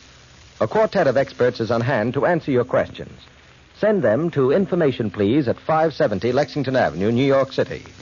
We may edit them a bit, and in case of similarity, you'll have to accept our judgment of who shall be paid. Now, please note that we've extended our offer on questions used on this program to those postmarked before December 31st of this year. The senders will receive not the usual $10 in war stamps, but a $50 war bond plus the Junior Encyclopedia Britannica. And if we muff the question, you get $57 in war bonds and stamps plus a 24-volume set of the regular Encyclopedia Britannica. All questions remain our property. Information Please is presented under the supervision of Dan Golenpaul. And now, our master of ceremonies, book reviewer of the New Yorker magazine, Clifton Fadiman. Thank you, Van. Ladies and gentlemen, here we are back in New York after our Bond tour, together with those spontaneous and unrehearsed experts, Mr. Franklin P. Adams and Mr. John Kieran of the New York Sun. And to signalize the opening of the World Series, we have with us two eminent know-it-alls in the field of sport, the radio commentators, Bill Stern and Red Barber, who is announcing the World Series for Gillette. Mr. Barber and Mr. Stern, we're going to begin with a question that may possibly come from a friend of yours. Does either of you know Mr. Caswell Adams of Port Washington, New York? Mr. Stern, do you know him? Yes, I do. And what field does he... Cass Adams is the new correspondent of the New York Daily Mirror. He's widely syndicated. He replaced Bob Considine, who went to Europe. Good sports writer? Excellent. Scared of his question, Mr. Stern? Well, he knows his sports pretty well. Oh, let's see if you do. Now, here is a very interesting question coming from Cass Adams of Port Washington, New York. What outstanding event in the field of sports is suggested by each of these announcers' reports? Now, we have Ed Hurley here who's going to give us some announcements in regular professional style, 3 of them, and you have to, one after the other, figure out the outstanding event that is being described in each of these sports announcements. And we have to get 3 out of 3. Is that clear? Okay, let's go. Go ahead, Ed. We're in Chicago. The fight's starting. Here's the bell. First round. The challenger stalks the champ. He jabs. He jabs again. The champ backs away, but he's swinging. He lets go with a right. It lands on the left cheek of the challenger as he's coming in, and the challenger is down. 1, 2, he's up. The fighting continues. Now, that can refer to only one particular sports event. Mr. Stern. Well, it would have to be a prize fight. Yes, but which particular one? I could have got that myself. Mr. Kieran? That was Jim Braddock knocking Joe Louis down in the first round of their fight, in which Braddock, I think, was knocked out in the 6th. In the 8th? 8th, sorry. That's practically perfect, Mr. Kieran. Does that come back to you, Mr. Barber, Mr. Stern? That was in what year? Mr. Kieran, what year was that? Well, I have to go backward now. All right, go backward. You look very pretty that way, Mr. Kieran. It was about 5 or 6 years ago. Yes, 1937. Six years ago, exactly. All right, that gives us 1 right. Now we have to get the next. Go ahead, Ed. It's the 8th game of the series. Last half of the 9th. Score 1-0. 1 out. Man on first. Batter up. Here's the pitch. It's a grounder down to second. The batter's out at first. The man on first moves down to second. He's dashing down to third. There's a rifle throw to third. It gets him, and he's out. What a double play. The game and the series are over. Mr. Adams, are you sure of this? Did he say the 8th game? No, he didn't say anything about the 8th game. Yes, he said the 8th game of the series. That's right, Mr. Adams. That would be the Red Sox and the Giants in 1912. May I have a hack at Mr. that? Kieran, you want to take that? Yes, the ball away I would from Mr. say Adams? that was Kelly, Long George Kelly, who threw that ball. He threw it to third base, and it may have been Aaron Ward that he caught going over there. It was the last game of the 1923 World Series played at the Polo Grounds, I believe. Well, now, I have it as the 1921 World Series. 21. Between the Giants and the... Yeah, that's right. Johnny Rawlings caught the ball. He threw it to Kelly, and the man who was on first base made a dash for third, and Kelly whipped it across to Heine Groh, was it? Oh, are you asking me? I think perhaps it was Heine Groh. It was a great throw by Kelly. Any of you professional sports commentators want to contradict Mr. Kieran? Mr. Stern, Mr. Barber? Now, Mr. Adams, let's get back to this antediluvian game of yours. When was this? 1912? 1912, that's the only time I remember they played 8 games. Oh, Now, do you mind if I accept Mr. Kieran's answer, Mr. Adams? I love it. Because his documentation is superb. I'm going to stick with Mr. Kieran on that. Now, let's have the third of these. Mr. Hurley? There are only a few seconds left to play. Now, it looks as though this college team is going to add number 26 to the 25 games won over the years. The score is 14-13. The Trailers have the ball. Oh, wait a minute. A guard just stepped back out of the line. He's trying for a placement kick. He swings his foot, and the kick is good. That puts him ahead by 16-14, and the gun. The champs have been beaten, and the streak is over. Well, I have 2 hands. I have Mr. Barber and Mr. Stern. Mr. Barber. Well, that would be Southern California coming into Notre Dame. Yeah, when was that? I'm not certain of the year, but I know that... I'd say it was 1930. 31, Bill. 31. That's near enough, yes. Remember who was it that kicked the field goal to end the game? Johnny Baker, USC guard. Either of you see this game, by the way? Mm-hmm. Well, that's perfect, Mr. Barber. That's exactly right. And that gives us 3 out of 3 on what seems to an amateur like myself a very tough question. We'll come back to that 1912 game after a while, friends. Here's one from Barbara B. Rubin of Gary, Indiana. Suppose I ask you to quote, let's say, 3 lines from verse or song that include any terms used in baseball. Now, for example, in Hamlet, there is a line, a hit, a very palpable hit. A hit is, of course, a baseball term, or any other baseball term at all, used in any line of poetry. Mr. Adams. Out. You mean out? Out. Damned spot. Ah, yes, that's the one. Very good. Lady Macbeth in the sleepwalking scene. Mr. Kieran. Fair is foul and foul is fair, which is Macbeth. Yes, that gives us 2. Both fair and foul. 2 baseball terms. Any others? Mr. Adams again. Strike when the iron is hot. That's a pretty line. And Mr. Kieran? 2 minds with but a single thought, 2 hearts that beat as one. Single. Oh, single.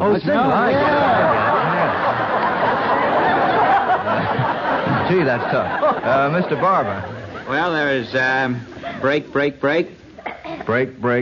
Yes, I suppose that could be a good one. Mr. Adams? There's no place like home. Very good. Do you have another good one, Mr. Kieran? Double, toil and trouble. Well, that gives us 5 or 6. That's too easy. Try this one from Albert S. Coleman of Mendon, Mississippi. This is a bridge question, gentlemen. I don't know which of you play bridge. Mr. Adams, do you play bridge? No, sir. All right, you just hang on to the outside railing here for a while. Now, suppose you were playing bridge, and your partner wanted to give you a signal. What would he mean if he hummed these tunes? Now, don't worry, I'm not going to hum them, but our studio pianist is going to play these tunes, and they should indicate to you a particular bridge signal if you know the title of the tune. Go ahead, Joe.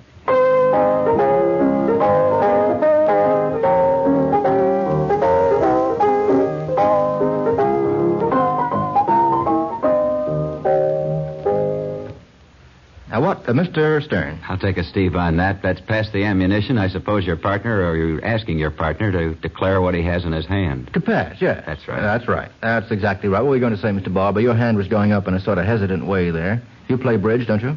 Well, I play at it. I was just solving the title and trying to figure it into bridge. Bill was helping me with pass. I had praise. Praise won't do you a bit of good. Not in bridge. No, that won't do you a bit of good. All right, let's have the second of these.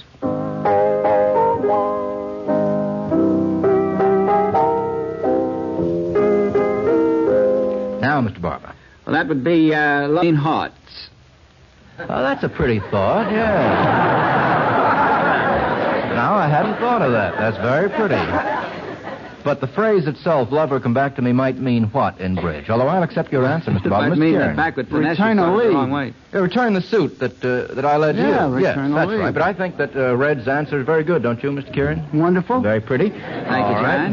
Right. These sports commentators do stick together. Let's have the third and last.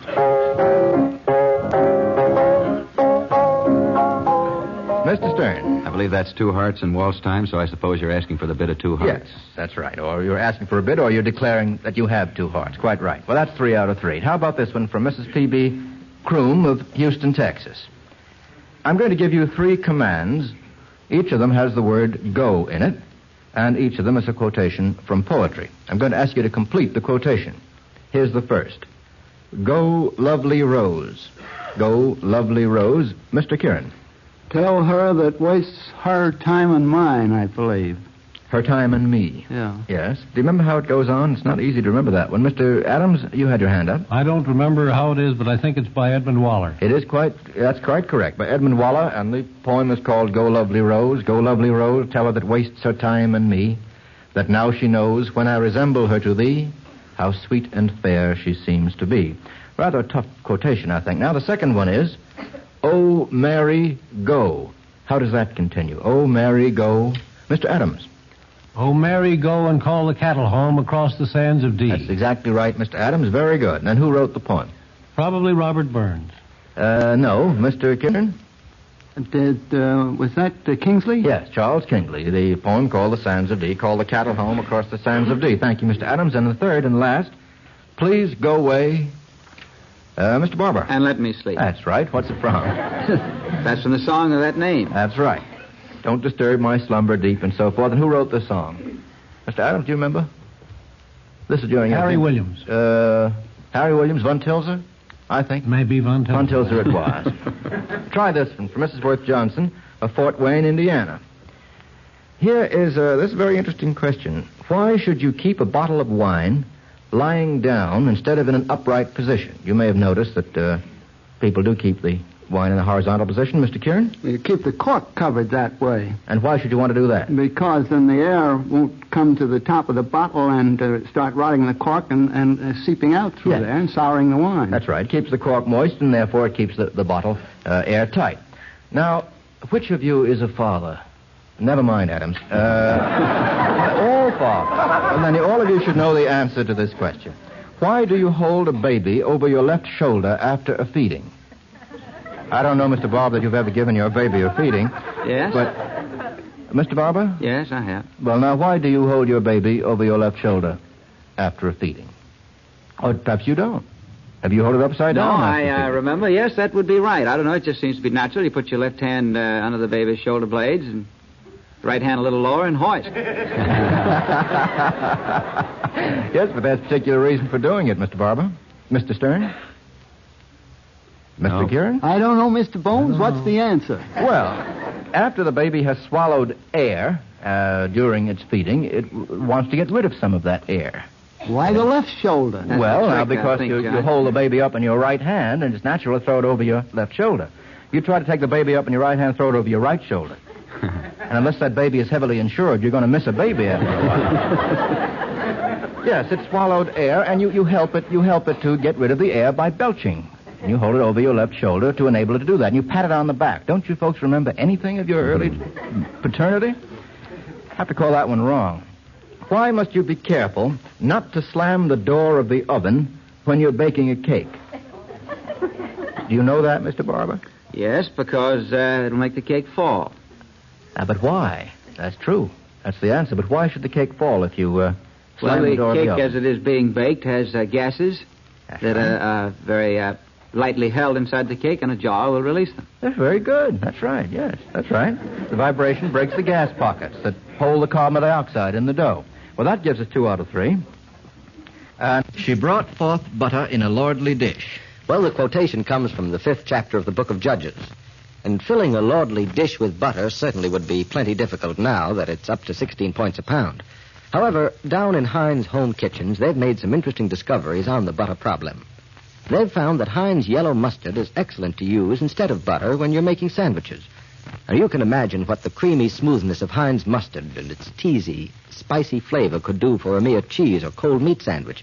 And say, Heinz mustard on a fried egg sandwich, Western style, well, that's something. For Heinz is no ordinary mustard. It is made of selected seed grown in our own California fields. It's ground in stone mills the painstaking old-time way and blended with Heinz mellow vinegar and rare spices. To use instead of butter on sandwiches, we suggest Heinz yellow mustard because of its delicate flavor and bright gold color. Mustard is such an important accessory to good wartime meals, you really should keep both kinds of Heinz mustard on hand. Good, strong, brown mustard and yellow mustard. Both cost only a few pennies and no ration stamps. Thank you, Mr. Grauer. And now we'll go on with a question from Robert J. Waldron in New York City. Again, this is a musical question, and again you have to get 2 out of 3. Each of these songs that's going to be played introduced to fame a performer who was little known previously. I want you to identify for us the song, the singer, and the vehicle. Let's have the first.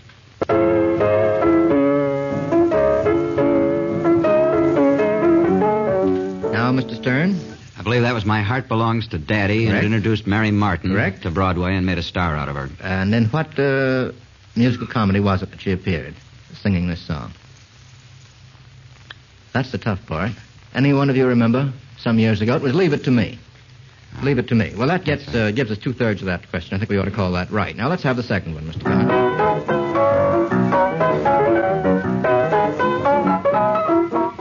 got two hands. I'll try Mr. Barber. Well, that's, I've got rhythm. Right. And the singer would be Ethel Merman, That's and correct. the show would be Girl Crazy. That's absolutely right. Very good. What were you going to say, Mr. Stern? Exactly what Mr. Barber said. That's safe. And now the third and last.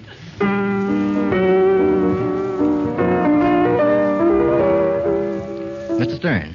That is Lady of the Evening, an Correct. Irving Berlin composition, which was written for either his first or second music box review, which opened his theater and was sung by John Steele. Gollies, I have that as sung by Grace Moore. Am Could I be. wrong? She was in the same show, but I believe that John Steele sang that in the closing of the first act. It was the finale of the first act in the music box review, either Berlin's first or second. Well, it was 1926. That's Which correct. one was that? Which he built his theater. That would be his second show. Second show. Well, you sound very convincing to me. Very convincing to me, Mr. Stern. Very smooth-toned you are, Mr. Stern. I think that passes us successfully on to the next question from Lawrence A. Johnson of 175 Cool Avenue, Syracuse, New York. This is a question about retirements and comebacks. Get 2 out of 3. What retired heavyweight champion attempted to come back and was defeated? Mr. Kieran. Well, for one of them, Jim Jeffries. Yes, I think that'd be the most famous instance. I don't think there's another instance of a heavyweight champion who did that. Oh, was there? yes. Trying to come back? Yeah. Schmeling tried to come back. And was defeated. Oh, he certainly was. Mr. Stern? Well, Jack Dempsey was tried murdered. to Right, come too. back. When did Jim Jeffries retire? And when did he come back? What dates were they? What was the interval between the comeback and his retirement? Mr. Jeffries Kieran? retired around the early 1900, and he tried to come back around 1908, was it? Well, Jack Johnson, the Johnson fight was 1910. And he retired as champion in 1905, so there's an interval of 5 years. What American president retired from politics, tried to come back, and was defeated? Mr. Kieran again.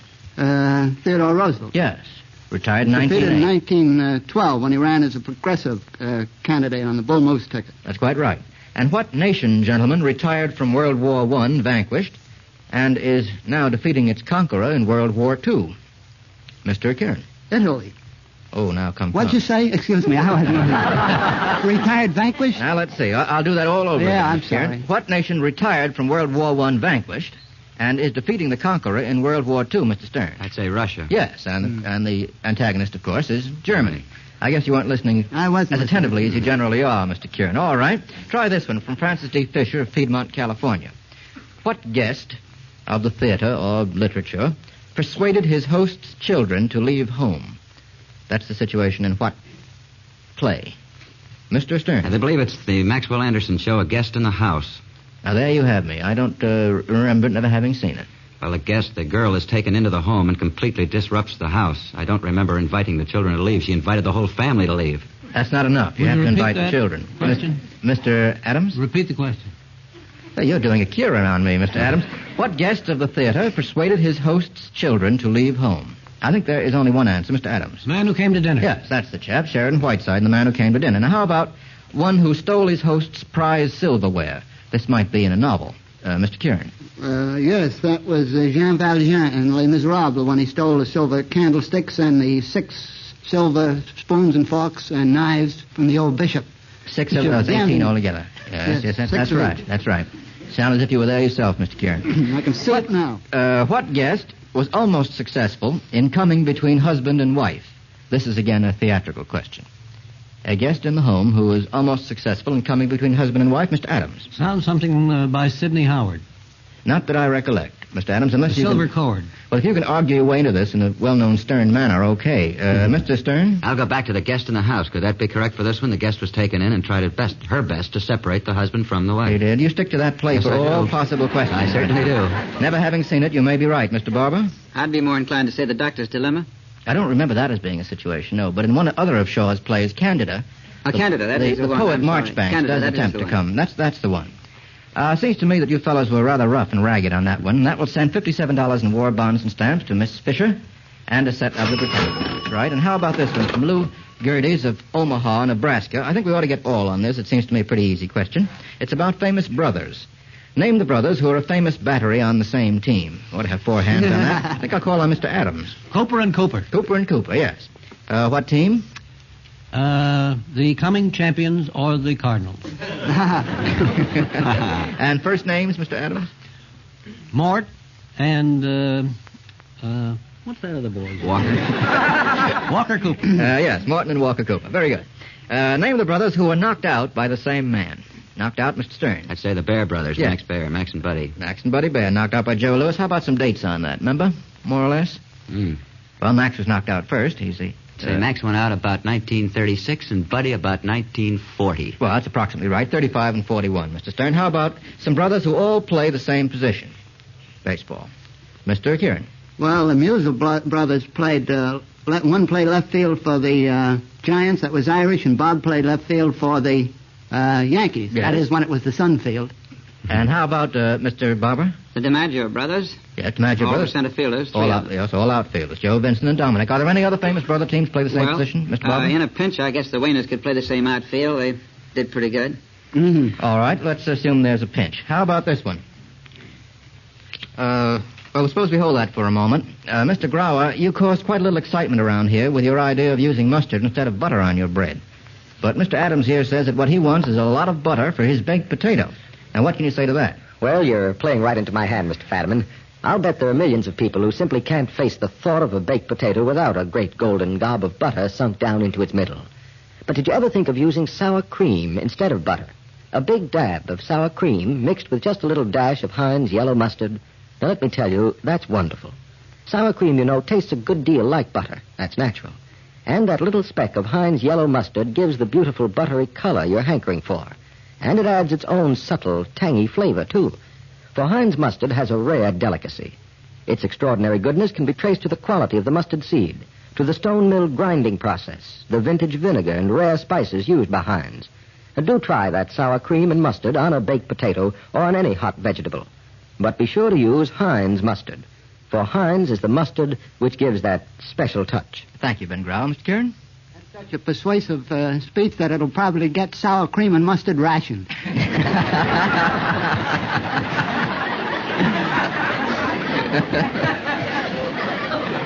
Well, Ben, if that's true, Heinz will never forgive you. Try this one from Mrs. Marie Ritt Towley of St. Paul, Minnesota. This is about famous barbers, in fact, or fiction, professional or amateur barbers. Which one caused a hero's blindness, was responsible for the blindness of a famous hero, Mr. Adams? Delilah. Delilah, yes. The hero being? Samson. Our good friend Samson. What one was soloist with the Philharmonic Symphony Orchestra? Mr. Barber? I was. That's right, Mr. Barber. Yes. That is the... you're an amateur barber, of course, not a professional one. And what did you play with the Philharmonic Symphony, Mr. Barber? My vocal cords. Good? Well, I got away with it. I didn't do anything. And what was the composition? Well, that was Russell Bennett's Symphony in D for the Dodgers. Good. Which, despite the claims that Tchaikovsky and Beethoven and Brahms wrote a few good ones, I think that's the greatest symphony ever composed. Well, you're About the Dodgers. You're just carried away by the subject, Mr. Barber, that's all. Well, it was a very interesting piece of music, and in the fourth inning, we had a ball game in which I was the narrator. I really got in the symphony with a rain check. Hey, that was the high point of your career, wasn't it, Rain? Yes, it was. Are you ever going to come back and be a music commentator again for us? Well, I one time made a speech and compared the four movements of the Tchaikovsky Fourth to the Brooklyn Dodgers in their first 4 years with MacPhail. You did? Boy, am I glad this program is almost over. You might bring it to that speech anytime. We have one more barber to go, folks. What professional or amateur barber gave a girl a shave? Mr. Adams. The Barber of Seville. Gave a girl a shave. The only one I ever heard of besides the others. He didn't give a girl a shave, though, I don't think. No, in The Great Dictator with Charlie Chaplin. Remember, Charlie Chaplin gives a girl a shave by mistake in one of the early sequences of the picture. Well, that gives us one wrong. We're only supposed to get 2 out of 3 on that. How about this one from Helen K. Weil of New York City? I'll name one of several important jobs held by a political leader. You're to name the person and another job that he holds. If I say Minister of Defense, you are now to give me the person I'm referring to and some other job he holds. This is a living, great political leader. Which one and what other job does he hold? Well, there aren't so very many, Mr. Adams. He may be Prime Minister of England. That's quite right. That's the exact answer. Yes, it's Winston Churchill. He's also Prime Minister of England, and he holds another third job, Mr. Adams. Would you know that one? No. First Lord of the Treasury. Now, suppose I name this job Premier. Now, take it easy. This is tough. What famous political leader holds that job plus one or more other jobs? Mr. Kieran. Well, the premier of Russia is Stalin. Right. Now, what other he jobs? has, he's a commander of the, in chief of the army, Yes, I think. that's correct. He's not called that, but that's the equivalent. Yeah. People's Commissar of Defense. He's also a marshal and chairman of the State Committee on Defense. Now, this is a tough one. President. What political leader? What other job does he hold? Mr. Kieran. Well, President Roosevelt is president. He is also the president of the American Red Cross. No, that would be wrong, because that's part of his job to be commander-in-chief. Chiang Kai-shek is president and also generalissimo and chairman of the Supreme National I said Defense Red Council. Cross. That would give us 2 out of 3, and I'm afraid that's all we'll have time for. Thank you, Bill Stern. Thank you, Red Barber, for batting them out so neatly this evening. Tonight, the H.J. Heinz Company has paid out $57 in war bonds and stamps and 1 set of the Encyclopedia Britannica. Next week, Mr. Kieran and Mr. Adams will be in the starting line, together with 2 of America's most eminent writers on science, Mr. William Beebe, famous naturalist, and Mr. Donald Culross Peatty, whose most recent book is Journey into America. Remember, send your... From the campuses of Barnard College in New York City and Syracuse University in Syracuse, New York, with Good Housekeeping magazine, presents transcribed the College Quiz Bowl. Tonight, Barnard College is out to challenge the varsity scholars from Syracuse University, the school that last week toppled Trinity College in the first game of the new College Quiz Bowl season. And here in Radio City, New York, is your master of the quiz, Alan Ludden. Hi there, everybody. Well, it's good to have you with us for another intercollegiate battle of the brains. Now let's meet the teams. First, right here in New York City, Fred Collins of station WRCA, New York, is on hand to serve as the referee for the Barnard College team. Are you with us, Fred? Sure am, Alan. And also, here are 4 bright young ladies from Barnard who hope to cut the Syracuse winning streak short. And here they are to introduce themselves. Annette Wilboyce, Des Moines, Iowa. Toby Brown, Brooklyn, New York. Donna Click, Cincinnati, Ohio. Judy Lewittis, Bronx, New York. And there you have the varsity scholars from Barnard College. Now, let's move way upstate in New York, where Bob Whitney of station WSYR, Syracuse, is standing by to act as referee for the Syracuse University team. Well, how do the champs feel tonight, Bob? Well, quite confident, Alan. With all due respect to the Barnard girls, these folks here expect to score a lot of academic touchdowns in tonight's game. Here's the team to say hello. Sally Kotorski, Buffalo, New York. Charles Samuels, Brooklyn, New York. Arlene Yar, Pittsburgh, Pennsylvania. Bob Chaseman, Syracuse, New York. Now we've met both teams, but before Roger Tuttle explains our rules, may I point out that we recognize the fact that here in the College Quiz Bowl, we put the emphasis on a quick recall of specific facts, and thus point up only one of the objectives of college education. But we're also trying to give you an opportunity to meet a few of the many remarkable, well-rounded personalities to be found on every American campus. Okay? How about those rules, Roger? Right, Alan, and here they are. Alan Ludden asks a toss-up question worth 10 points. And the first team to signal it knows the answer gets a chance to answer it. When Barnard College signals, you'll hear. And when Syracuse University signals, you'll hear. By means of a special electronic selector, the team which signals first, even by a split second, activates its light here in New York City and makes it impossible for the other team's light to flash. If a team gives a wrong answer to the toss-up question, the other team is given a chance to answer it. And whichever team gives the right answer gets a bonus question worth a stated number of points. The team with the most points at the end of the game is the winner and returns next week to defend its title in the College Quiz Bowl. Thank you, Roger. Now remember, teams, you may interrupt the toss-up question before I've finished asking it. But if you do, and if your answer is wrong, your team will be penalized 5 points, and I'll repeat the question, giving the other team a free crack at it. You got it clear? Okay, those are the rules. That's the opening whistle, so let's go. Here's your first toss-up. Everybody remembers that Alden was the last name of the young gentleman to whom Priscilla said, "Speak for yourself, John."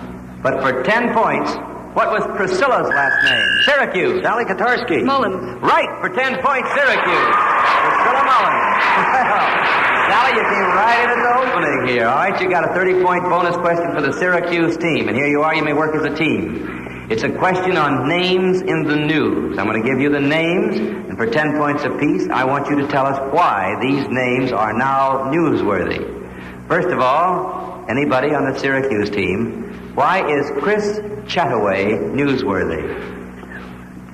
Chataway. Arlene Yar. Long distance racing, I believe it's 5,000 meters. That's right, for 10 points.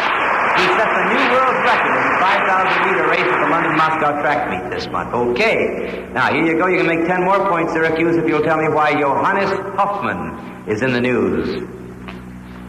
Is newsworthy. Oh, we've got that one coming, Alan. All right, where? From whom? How near is it? I think it's out. Johannes Hoffman is the premier of the Tsar. He figured importantly in the recent Franco-German Accord on the Tsar reached in the London talks. Okay? You can still make 10 more points, Syracuse, if you'll tell me why Louis B. Wolfson is newsworthy. Bob Cheeseman. Louis B. Wolfson is also giving Sewell Avery of Montgomery Ward a fight for control of the Montgomery Ward stock. Right, for 10 points, Syracuse. What's the score in time, Roger? Right now, with 22 and a half minutes to go, Alan. Barnard College, nothing. Syracuse, 30. Okay, back to a toss-up question. Here we go with 30. 25-point bonuses coming up. On the night of February 15th, 1898, 266 men were killed and a war was touched off. For 10 points, what happened? Barnard. Spanish-American War.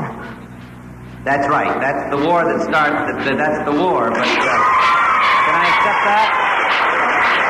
What happened is the question. Now, wait. Was that the sinking of the Maine? Yes, I'll accept it, but don't answer with a question. I'll accept it because you were near enough not to be out. All right.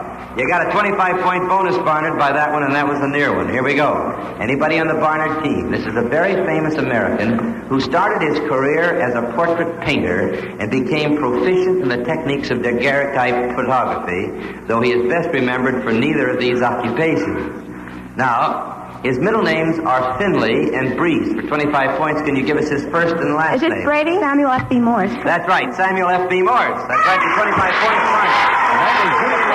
Who was that? That was Judy Lewis. Okay, Judy, you got it now. We got 35 to 30. Here we go now. Then, before we get along to another toss-up question, though, let's find out from Roger Tuttle what the stakes are in this quiz game. Each week, Good Housekeeping magazine will award to the school of the winning team a $500 gift to be administered by the college. Now, it may go to a scholarship fund or to a campus activity.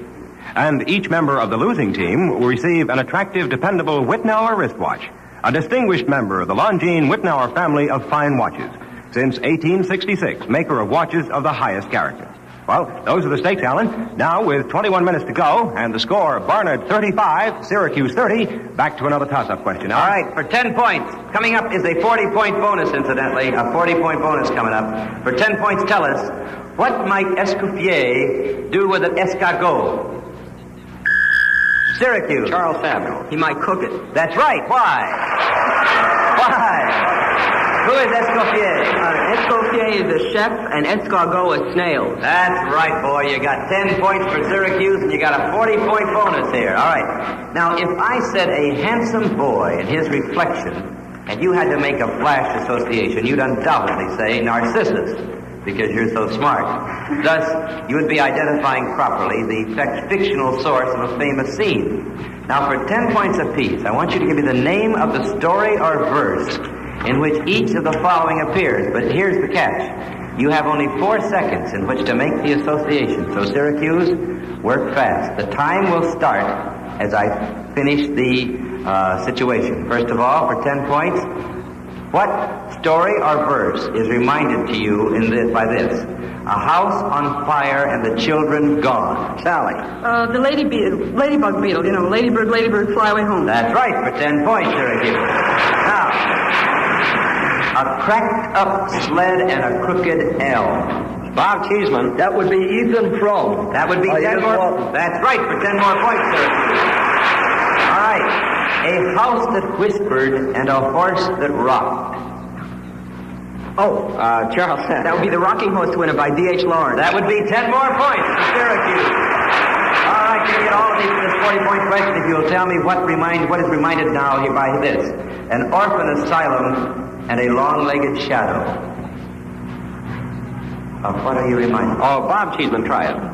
Time is gone. Oliver Twist. No, Daddy Longlegs. The children's classic by Gene Webster. All right. What's the score in time, Rod? Well, score right now, Barnard 35, Syracuse 70, and we have 18 and a half minutes to go, Alan. Coming up is a 30-point musical bonus. Here's your toss-up. At the birth of one of his daughters, Zeus, chief of the Olympian gods, probably had a splitting headache. Now, for 10 points, can you tell us why? Syracuse. Sally Katorsky. His daughter Athena came full grown from his forehead. That's right. That very well might have given him a headache. Right. Here we go. That's 10 more points for Syracuse, and you've got now a 30-point bonus. Musical bonus. Okay, you can use the jukebox as your textbook for this one. If you know your popular music, you'll have no trouble, I'm sure, giving us 10 points apiece. The meaningless words that form the title of the following currently popular pieces. I look at you, something is on my mind. Okay, Alan. What is it? Sally. I think it's Shaboom. You think right for 10 points. Shaboom. All right, what's the meaningless word that's the title of this one? Oh, that's nice. Arlene Yard. Arlene. Oop shoot. That's right. Oop shoot. That's right. Okay, you'll get the whole thing here if you'll tell me the meaningless word or the word that is the title of this one.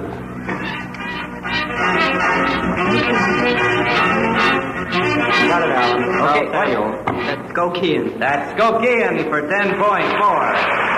All right, here we go with the toss-up question. Coming up is a 30-point bonus. For 10 points, tell us. On what muscles are you sitting while waiting to answer this toss-up question?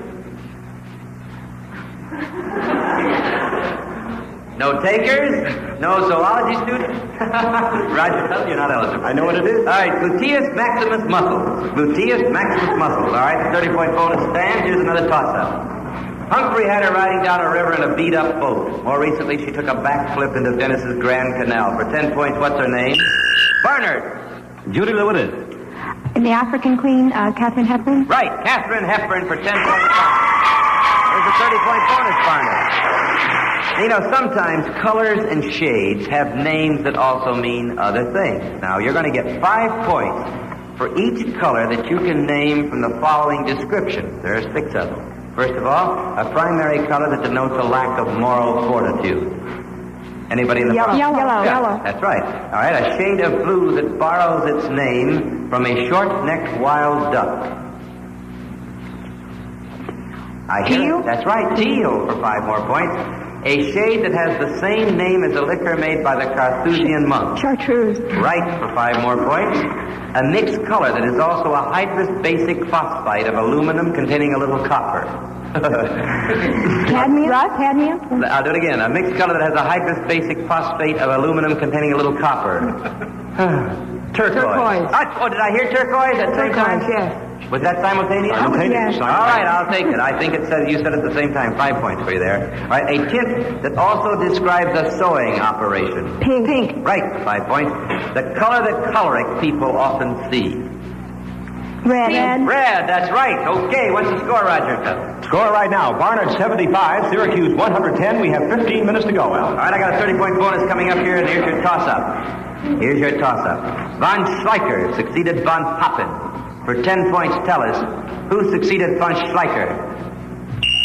Barnard. Toby Brown. Was it Hitler? It was Hitler, that's right. You corrected yourself. You answered it with an answer. All right, you got a 30-point bonus here, Barnard. Now, in the senatorial and gubernatorial elections to be held next week, several of the candidates have last names which suggest other things.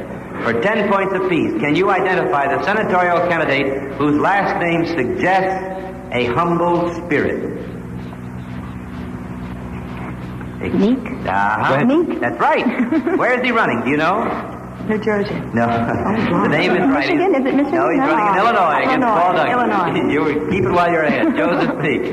All right, the gubernatorial candidate who, from the sound and spelling of his name, might be a character in the Arthurian legends. Gubernatorial candidate. Lancelot? No. Goodwin Knight. K-N-I-G-H-T, who's running for governor of California. You'll have 10 more points, Barnard, if you'll tell me the gubernatorial candidate whose last name also means a social or fraternal organization. Mason? Elk. John Lodge, who's running for re-election in the United States of Connecticut. Okay, the score is... Barnard 95, Syracuse 110. Getting closer, and we have 13 and a half minutes to go. All right, coming up with the 20-point bonus, here's your toss-up. If you traveled from the river associated with the works of the composer Handel to the river associated with the works of Johann Strauss, in what direction would you be going? Barnard. Annette, the Will boys. You'd be traveling east. East generally, southeast specifically, but I'll accept it. Where would you be going from? So, Annette, where would you be going from? From where to where? From England Yes. to Germany. All right, from the Thames to the Blue Danube, specifically. All right, here we go now for 20 points. 20-point bonus for Barnard. You were to imagine now that you were a casting director and have 3 masculine roles to assign. You cast the angel Gabriel as a hot trumpeter.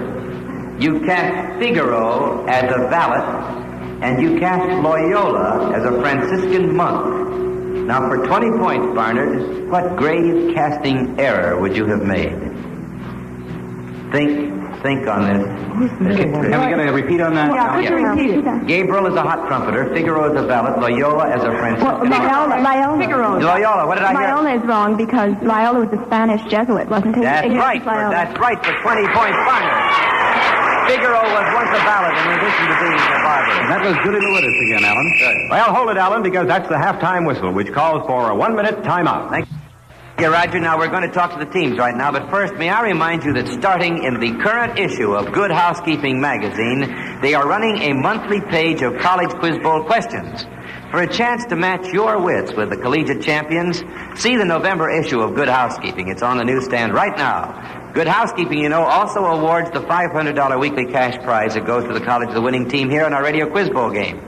Now, let's take a time out to meet our teams. First of all, the new team this week, the challenging team from Barnard, Annette Wilboys. I want to hear from you. Annette, tell me about Barnard quickly, will you? I'd be glad to. Good. Barnard is the women's undergraduate section of Columbia University. We have about 1,200 students here, and a third of them live here in the dorms. 2/3 are within commuting distance. You mean they live in New York and the New York area? That's right, in environs. Uh-huh. We managed to take excellent courses here, and we also have the advantage of taking graduate courses across the street at Columbia. You're just across the street from Columbia College, where all the undergraduate boys are, huh? In fact, we live right on Broadway. You live right on? in the middle of the city. I see, and the boys are very near, huh? Oh, yes. Okay, thank you.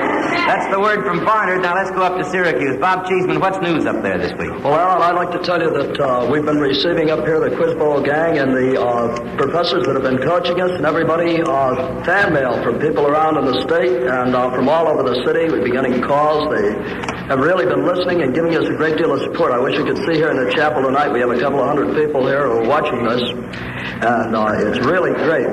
This weekend is our Parents' Day, and it's quite a big weekend for us. We have a football game and so forth. You know, we're always happy to hear about the enthusiasm with which these college quiz bowl competitions are greeted on the campuses, and it's good to know that Syracuse has support up there, and I'm sure Barnard has support up there. But right now, speaking of support, we better get back to this competition. Roger, what's the score and time? Well, Alan, with the score, 10 minutes to go. Barnard College 125, Syracuse University 110. Let's get back to another toss-up game.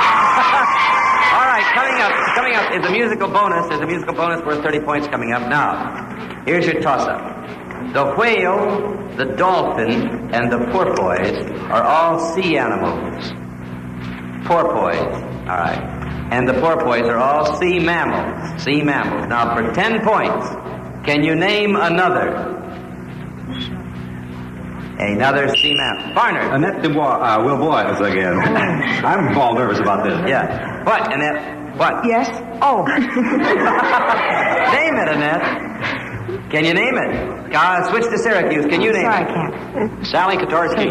I'll take a wild guess on a sea lion, which I don't think is right. No, it's a sea cow, but I'll give another toss-up. But a sea cow was the other sea mammal. All right, now I'll read this one straight. Coming up still is a 30-point musical bonus. Here's your 10-point toss-up. Jesus' crown was made of thorns. Medusa's was made of wriggling serpents. You with me? Now, for 10 points, of what was Charlemagne's made? Barnard. Oak. Can you take it, Syracuse? Bob Cheeseman. Of iron, I believe. Right, for 10 points, Syracuse. Iron. Charlemagne's crown was made of iron, and you have a 30-point play excerpts from 3 orchestral compositions. Judging from the titles for 10 points apiece, I want you to tell us for what occasion or activity might they have been composed. First,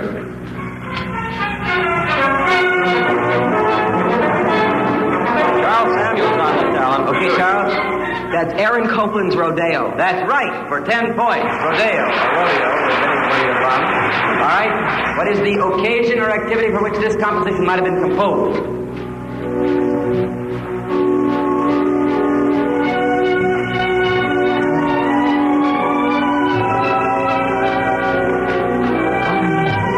What is? All right, go ahead, Charles. I'll take a guess. I think that's a serenade. No. No, the occasion or activity should have been a party. See, it was a masquerade suite, Cacciatorians, masquerade suite, the opening movement. All right, here we go. For what occasion or activity, perhaps, for this? All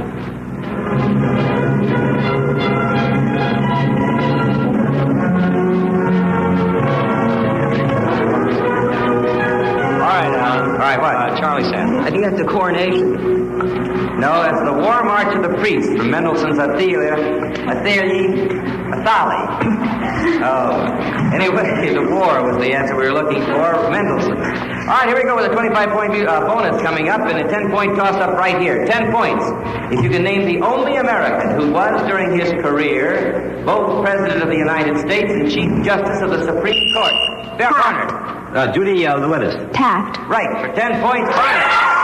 William Howard Taft. President 1909, Chief Justice 1921 to 1930. All right, you've got a 25-point bonus, Barnard. If you were asked, or we asked you to identify the German philosopher whose last name rhymes with a hard roll with a hole in the middle, you'd surely say Hegel, whose name rhymes with bagel. Now, for 25 points, I want you to identify the late contemporary American economist whose name rhymes with Louis Armstrong's occupation. Late contemporary American economist whose name rhymes with Louis Armstrong's occupation. What was that? We're getting some whispers here. Speak up, girl. The guesses are all right. All right, Mr. McGregor has called us. Joseph Schumpeter, whose name rhymes with trumpeter. Schumpeter is a famous author of Capitalism, Socialism, Democracy, Standard Text for most economic students. Score in time, Roger. Score right now, Barnard 135, Syracuse 130, and 6 minutes to go. Wow, we're getting close, and here we go. Coming up is a 20-point bonus. Here's your toss-up. It's a relationship question. For 10 points, tell us. Catnip is to a cat as a goober pea is to what animal? Barnard. Toby Brown. Would it be poison? Can you take it, Syracuse? Can you take it, Syracuse? Bob Cheeseman. That's a goober to a pig. A pig? Why? Why, Bob? Well, a goober pea is a sort of a bush down south of it. All right, you're wrong, boy. You're wrong. I can't accept it. A goober pea is a peanut, and I would have accepted monkey, elephant, squirrel, and if you thought big pigs ate peanuts, I would have accepted that. But you're out. Here comes, we have a 20-point bonus coming up, and here is another toss-up. On your toes, Barnard, Syracuse. If you heard somebody using the terms flax, gelatins, and scholastic, what would his occupation probably be? Syracuse, Sally Kotorski. He'd probably be in the theater. That's right, he'd probably be in the theater. Why, Sally? I know. A gelatin covering they put over the light to give it color, and the rest I don't know. All right, but you guessed very well and got a 20-point bonus for Syracuse. For 20 points, I want you to complete this following relationship question. Xanthippe was to Socrates as Clara Week was to whom? Conference, Alan. Is that Schumann? That's right, for 20 points. Robert Schumann. Xanthippe, of course, was Socrates' wife. Clara Week was Schumann's wife. All right, we have now a 20-point bonus coming up. Here is a 10-point toss-up. The symbol of the pawnbroker was adapted from the sign of what famous family? Syracuse, Sally Kotorski. The Medici. The Medici, right, for 10 points, Syracuse. Here's a 20-point bonus. All right, for 20 points, tell us, what do Grassmere and Abbotsford have in common? Abbotsford. What do they have in common? We're all talking here, Alan. Bob? Syracuse? No help? I'll tell you. I say they're towns in England. What? Cathedral? Towns in England. No, they are both homes of famous poets. Sir Walter Scott's home was Abbotsford, and of course Wordsworth's home was Grasmere. All right, coming up now is a 25-point bonus. Score and time, Roger. Score right now, Barnard 135, Syracuse 170, 3.5 minutes to go. All right, here we go. Our 25-point bonus coming up for 10 points. Tell us. What did Androcles do to get in good with the Lions? Syracuse. Sally. Took a thorn out of his foot. Right for 10 points, Syracuse. Here's your 25-point bonus, Syracuse. This one is, if you looked at a score of music, how could you tell at a glance whether the scoring was made in medieval days or modern days?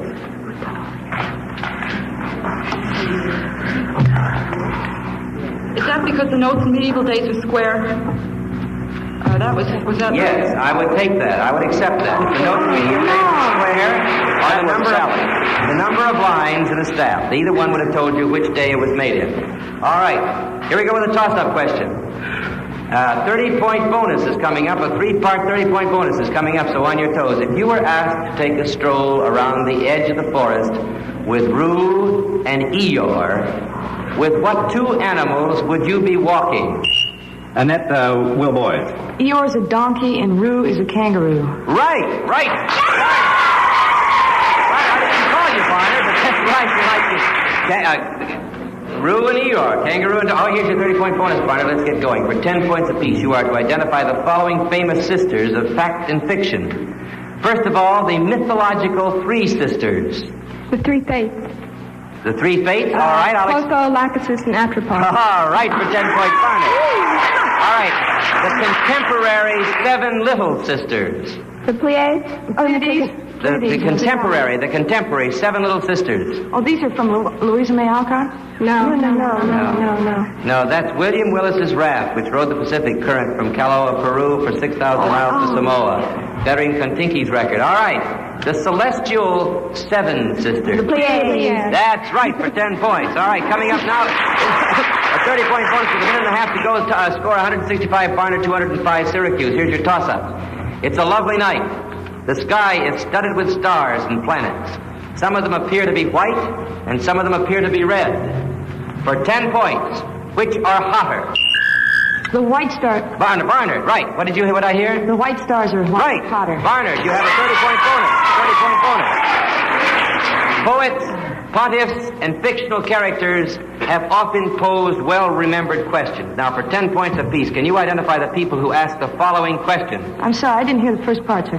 Poets, pontiffs, and fictional characters have often asked well-remembered questions. Now, for 10 points apiece, you are to identify the people who have asked the following questions. First of all, quote, if winter comes, can spring be far behind? Shakespeare.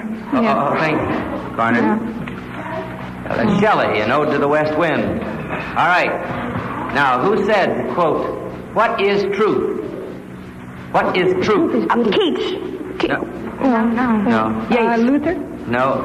Pontius Pilate, in his interview with Jesus in the Gospel according to St. John. All right, who said? Oh, I'm sorry, Alan, that's it. Time is up for this evening. But the game, it's over. The final score on the College Quiz Bowl tonight is 175 points for Barnard, 205 points for Syracuse, the winner. To each member of the Barnard team, it's our pleasure to award an attractive and dependable Whitnauer wristwatch, a distinguished member of the Longines Whitnauer family of fine watches. Since 1866, makers of watches of the highest character. For fielding the winning team tonight, Syracuse University will receive a $500 gift from Good Housekeeping magazine to be administered by the college. And these varsity scholars from Syracuse will return next week to compete in the new All-American Quiz game with the varsity scholars of Georgetown University in Washington, D.C. In the meantime, to try your hand at more of these questions, read the Quiz Bowl page in the November issue of Good Housekeeping magazine. It's on the newsstands now. And here once again, your master of the quiz, Alan Ludden. I want to congratulate Syracuse University, and I want to say thank you to those brilliant young ladies from Barnard College for doing such a wonderful job. Next week, Syracuse meets Georgetown University, and in the following weeks, we'll have varsity scholars from the University of Minnesota, Smith College, University of Georgia, and many other outstanding colleges and universities throughout the United States. So won't you be with us next week and every week for an exciting quiz game here in the College Quiz Bowl. Now, this is Alan Ludden saying goodbye, everybody.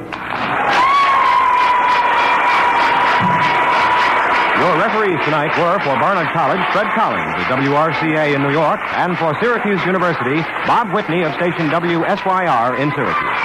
College Quiz Bowl is a transcribed NBC Radio Network presentation, originated and produced by John Moses and Don Reed, written by Nancy Forbes and directed by Ken McGregor. This is Roger Tarver speaking. Richard Burton Orchestra tonight on the NBC Radio Network. Ronson, the world's greatest lighter. The lighter with that one finger, one motion safety action presents that absolutely unrehearsed animal, vegetable, or mineral game, 20 Questions. Heard and seen again tonight on both radio and television. Now, here's your man about questions, Bill Slater. Good evening, everyone. Welcome all of you to 20 Questions. Now, this very briefly is the way we play the game. You listeners send in subjects for our questioners to identify by asking me not more than 20 questions. Now, if your subject is used, you receive a finely crafted Ronson pocket lighter that will give you years of obedient lights. And if our questioners do not get your subject in 20 questions, you win, in addition, a grand prize. A Ronson Hostess smoking set consisting of a table lighter with matching cigarette urn and tray in heavy silver plate, exquisitely fashioned by Ronson. And so that our friends out there on the air will always know what our experts here are trying to guess, Ronson's Mystery Voice will tell you what the subject is. A poster informs our studio guests. Naturally, we're not going to tell our questioners. Who are Fred Vandeventer, famous newscaster, Florence Renard, musician and teacher, Herb Palazzi, radio and motion picture producer, Johnny McPhee, our teenage student, and our special guest tonight is one of the country's leading educators, a distinguished man of letters, president of Mount Holyoke College, Dr. Roswell G. Ham.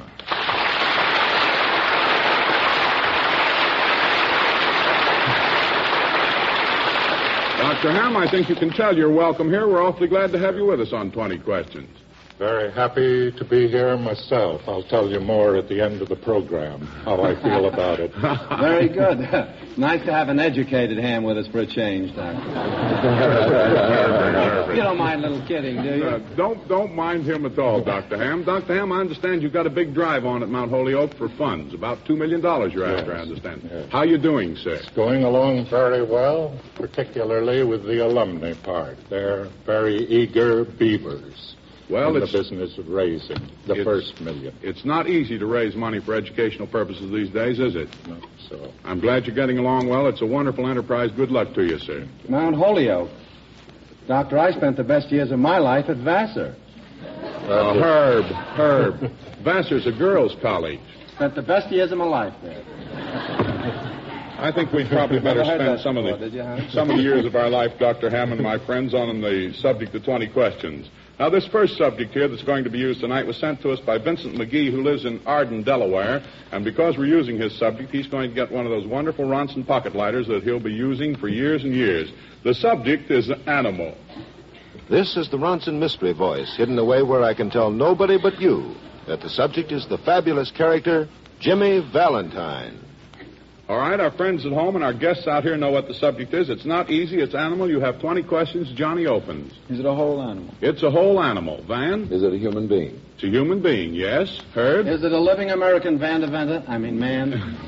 No, it's not a living American man, Herb. Do you have a question, Dr. Ham? Is it fictional? Fictional. That's right, Dr. Ham. That's a smart question. Van? Is it a man? It's a man, yep. 5 questions used. Florence? In American fiction? Yes, in American fiction. Van? In prose form? That's one of the forms in which this man exists in American fiction, yeah. Herb? Is he the hero of a play?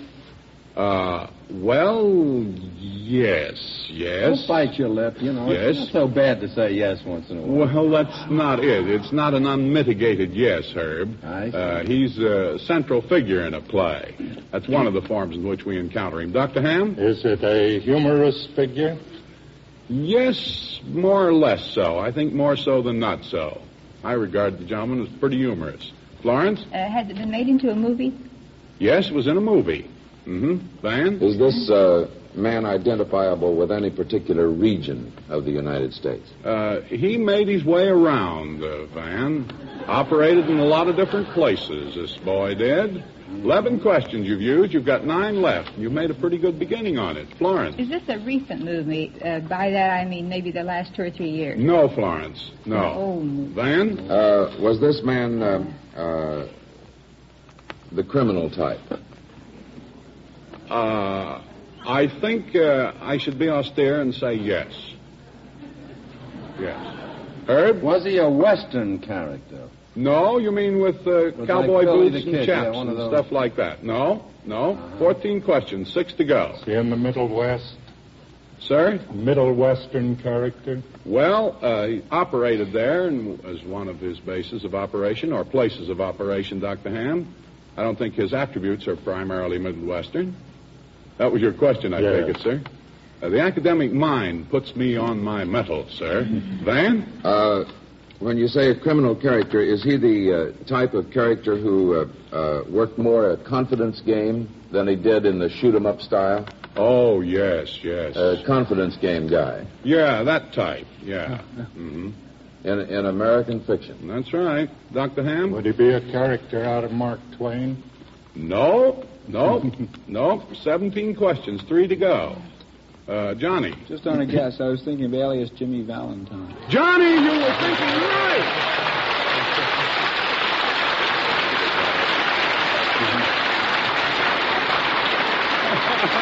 Very good, Johnny. Very, very good. Jimmy Valentine. Of course, it being this close to Valentine's Day, Johnny, and you being a teenager, you'd be more likely to think of Valentine As a than matter me. of fact, I didn't think of that. Didn't you? That wasn't your avenue. Shows to the it. type of literature he reads. That's right.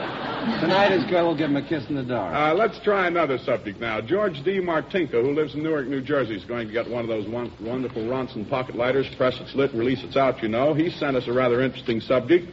This is vegetable and a bit mineral. And now we'll throw in a bit of Greek mythology. Remember Pandora's box? That's the answer. Pandora's box. Everybody knows, but you 5 people, what it is. You have 20 questions. It's, Mystery Voice, you know, has told everybody else. It's not easy. Van? Is it manufactured? Yes, it's a manufactured object. Herb? Does it belong to a living person? It does not belong to a living person, no. John? Is the vegetable part wood or a wood product? Yeah. Florence? Does it exist? No. Is this fictional? Yes, in a form of fiction. Van? Is this thing small enough to be carried about? Yes, could be carried about. John? It's made of paper? No, it's not made of paper. That's 7 questions used up, 13 to go. Florence? Is it a weapon? No, this is not a weapon. Van? Is it furniture in any form? No, it's not furniture. Herb? Is it in a song? No, it's not in a song. 10 questions used, 10 to go. Florence? Is it in poetry? No, not in poetry. It has been mentioned in poetry, but that was not its origin. Van? Is it in American fiction? No. Van? Is it in English fiction? No. 13 questions used, 7 to go. Johnny? In European fiction? Yes. Van? Is it in French fiction? No. You're having a little geographical trouble, aren't you? Only 5 questions left. Herb? Is it a means of transportation? No. 4 questions left. Florence? Is it in any form of music? No, such as opera? No. You've got 3 questions left. 3 questions It's left. not English or French. That's right. Florence? Is it in Scandinavian fiction? No. How you people travel. Yeah. 2 questions left. German? No. Got 1 question left. That's not enough. That's not enough, no. Van? Just on a hunch, is it, it's not any of these other countries, so would it be Don Quixote's windmills? No. You went to Spain. Yeah. You should have gone to Greece. Yeah. Oh. That's where you should have gone a long time ago. Well, George D. Martinka, Newark, New Jersey, he wins the grand prize. Here it is for you. The table lighter, the matching cigarette urn and tray, and heavy silver plate, exquisitely fashioned for you by Ronson. He stumped you with Pandora's box. Congratulations, Mr. Martinka. You stumped him.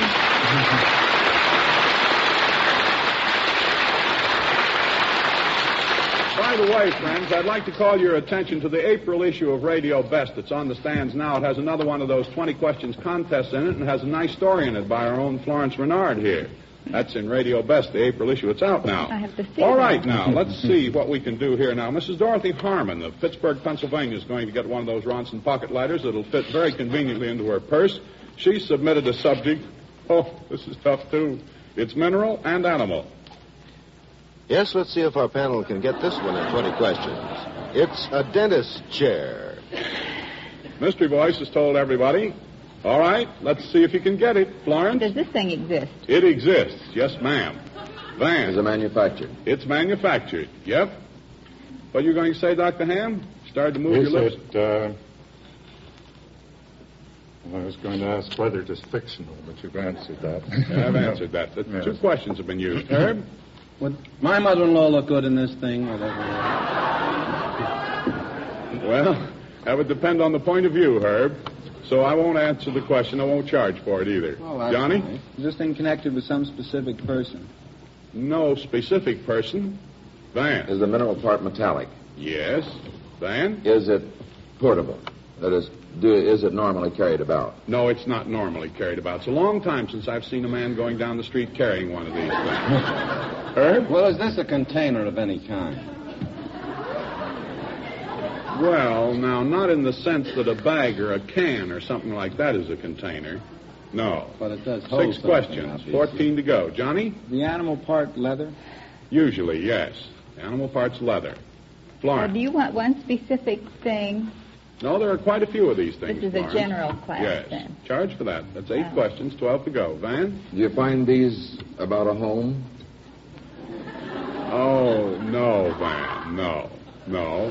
It's not standard equipment for a home, I can tell you that. Van? Is it useful rather than being ornamental? Definitely. Johnny? Would an officer of the law be apt to use one of these things? No. Florence? Is this a restrainer of any kind?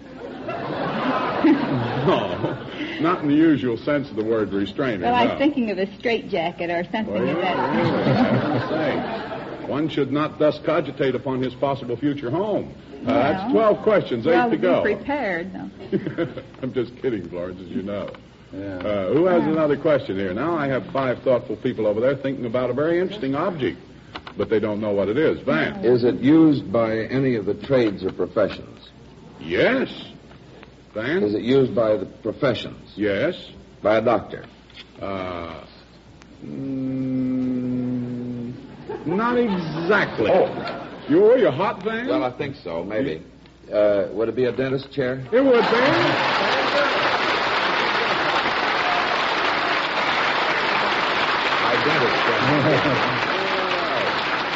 Well, now that winds up 3 subjects, and it brings us to this little scene in which a wife is washing the dishes and her husband in another room is reading the newspaper, and she calls out to him, Will you help me with the dishes, honey? I can't hear you.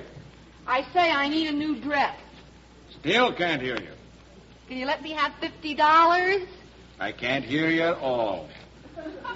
Honey, I have a new Ronson lighter for you for Valentine's Day. A Ronson lighter? Wait. For Valentine's Day, the one you love would love a Ronson. A pocket Ronson, the modern way to light up, is as necessary as your watch. Every smoker should carry a pocket Ronson. Yes, a Ronson pocket lighter is smart, beautiful, useful. Fits handily in pocket or purse, gives years of instant, obedient light. Just press its lit, release its out. Safely out the instant you lift your finger. Leather-covered Ronson pocket lighters are especially lovely for a lady. Extra handsome for a man. For Valentine, anytime, choose leather-covered Ronson pocket lighters in such fine finishes as genuine lizard, pigskin, or baby alligator. See other smart Ronsons in wide variety for pocket or purse, ranging from $6 to $200. You'll also want to see the beautiful Ronson table lighters in heavy silver plate from $8.50 plus tax. The wonderful Ronson pencil lighter and magnificent Ronson combination lighter cigarette cases. All Ronsons are precision built to finest jewelry standards. So choose a genuine Ronson, not just an imitation. You can always depend on superb Ronson craftsmanship backed by long experience. Look for the famous trademark Ronson. It means world's greatest lighter. When you need a light, you need a Ronson. And now, back to 20 questions. The game where you listeners and our studio audience are in on the subject. But all we tell our questioners is whether the subject is animal, vegetable, or mineral. Okay, Bill, let's have 20 questions. All right, now let's get going here. Now, you missed Pandora's box. You got Jimmy Valentine. You got a dentist chair, so you have a pretty fair start. Let's see what you can do with this one. William Munich, Jr. of Oakland, California, is going to get one of those very convenient Ronson pocket lighters for submitting a subject that's animal and vegetable. This is the Ronson mystery voice again, ready to give you the answer, but only you. It's the ice cream in pie a la mode. All right, everybody knows what it is, but you 5 people, this will take some getting. Johnny. Is it manufactured? Yes, it's manufactured. Herb? Did it belong to a president? No particular president. Might have belonged to Lincoln tonight. No, it doesn't. Florence? Does it belong to any one person? No one particular person, no. Van? Is it food? Yes. Yes. How'd you get so hot all of a sudden, Van? My mind is always on the animal and vegetable because I love beef stew. You do, really? I didn't know you were the studious type. Well, there are 4 questions used up here. You've got 16 to go, Van. Would this be used at an entree, as an entree? Entree. He means is it the main course? I thought the main course was a pièce de résistance. Oh, dear. No, this wouldn't be used as the main course, Van. Florence? Is it dessert? Yes. That stir up your mind there, Dr. Ham? Is it a food of any particular country?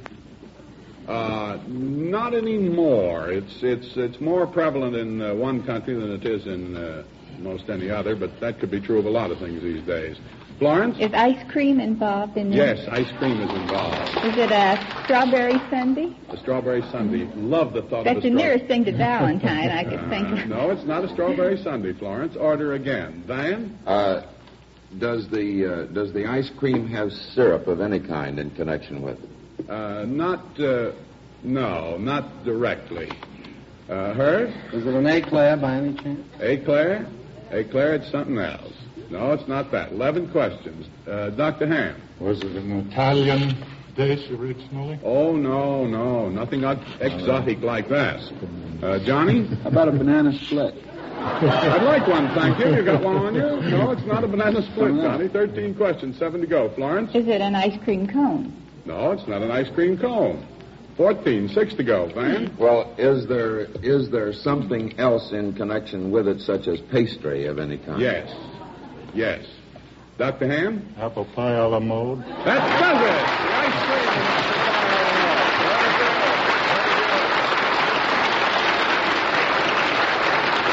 mode. I saw that a la mode glint in your eye, Dr. Ham. He'll do all right as Bassett, too. Yes, indeed he would. All right, Lois Jean Bennett. Lois Jean Bennett, who lives in Warren, Ohio, sent in this next subject, where she's going to get one of our Ronson pocket lighters that she'll find very convenient. Press it's lit and release it's out. The subject is vegetable and mineral. And it's geographical and timely. A city named after a president whose birthday is tomorrow. It's Lincoln, Nebraska. Mystery Voice has told our friends out on the air. Now let's see if you can get it in 20 questions. Van? Is this manufactured? No. John? Could it be located geographically? Could be, yes, John. Florence? Is it in this country? It's in this country. Herb? Is it in Illinois by any chance? No, it's not in Illinois. Johnny? Is it east of the Mississippi? Not east of the Mississippi. Do you have an idea, Dr. Ham? Is it fictional? No, it's real. Florence? Is it on the West Coast or in a state that's on the West Coast? No. Johnny? Is it in Nebraska? Yes. Lincoln, Nebraska. Lincoln, Nebraska. You're picking up.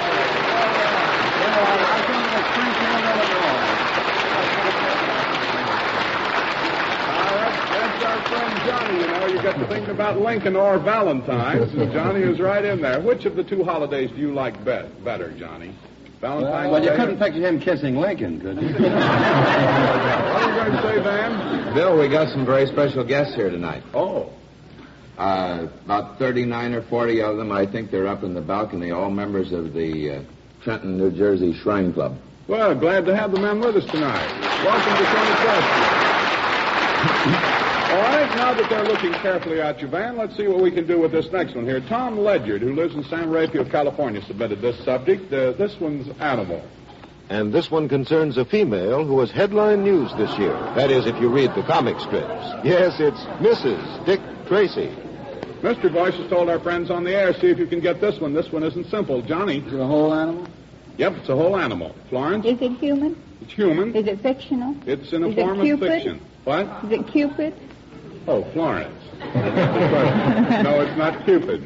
No, you shot your arrow in the wrong direction. Yes, but I Four shot questions it. used up. Van? Is it a man? No. No. Van? Is it a woman? Yes. Mm-hmm. Could have been a baby, you know. Yeah. We all were once. Florence? Is there any Valentine connotation to this gal? No, all? not particularly. That is the word No. sweetheart or anything of that sort? Well, of course, Florence, you asked me to break something down there that's hard for me to break down. I'm thinking don't of break her sweethearts down. and loves the whole year round. Every day is Valentine's Day in my life. No, this is nothing special to do with Valentine. Johnny? Is this woman in a song? No, this woman's not in a song. That's 8 questions used, 12 left. Van? Is she in American fiction?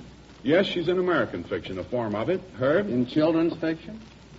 Well, it's not entirely children's fiction, this thing she's in. Not entirely. I know a lot of grown-ups that enjoy it. Florence? Is this a picture of any kind? What? I mean, is the girl in a form of art, such as a picture?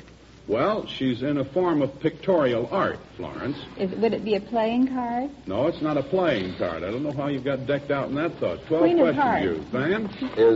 Is she in a comic strip of any kind? Yeah. Van? Is it a comic strip? Funny. What do you mean by comic? Well, you know, most comic strips today are Dick Tracy. Oh. No, it's not in a comic strip. Is it in Dick Tracy? Yeah. Ha. Thanks, Artie. Yeah. Herb? His wife, Tess Trueheart. Tess Trueheart, his new wife. Very good,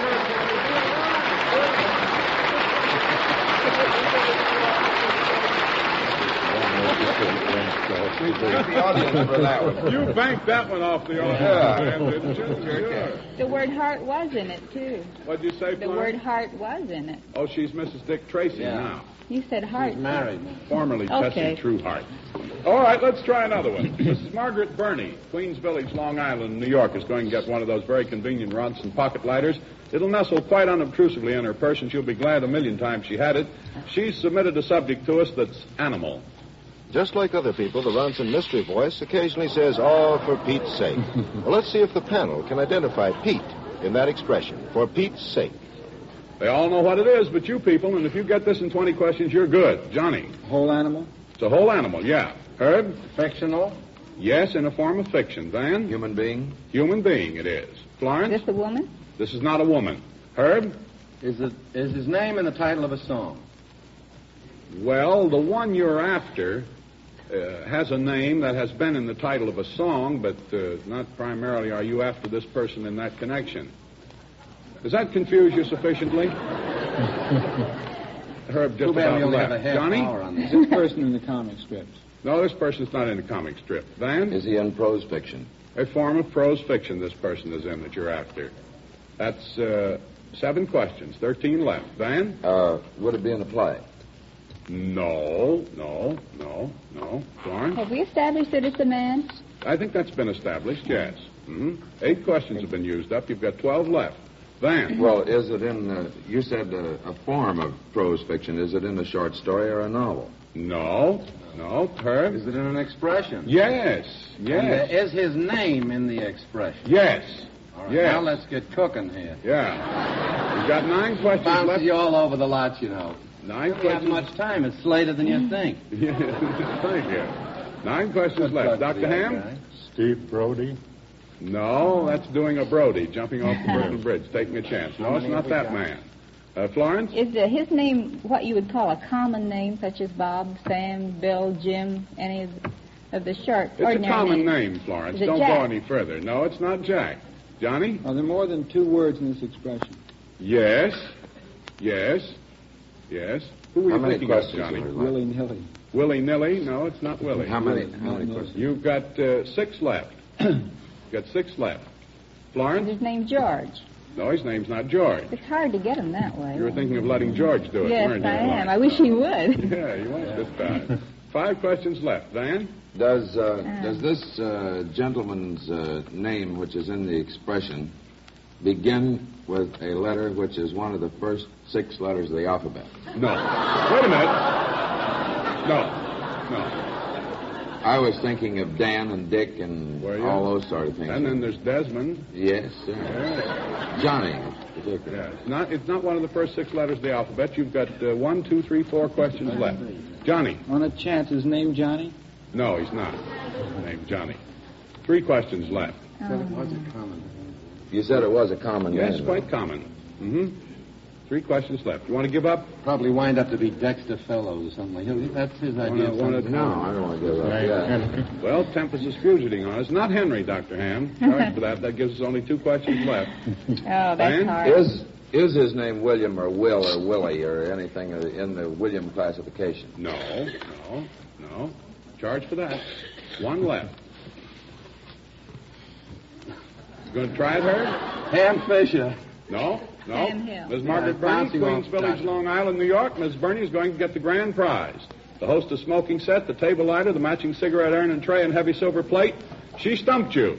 For Pete's sake. Congratulations, Mrs. Burney. All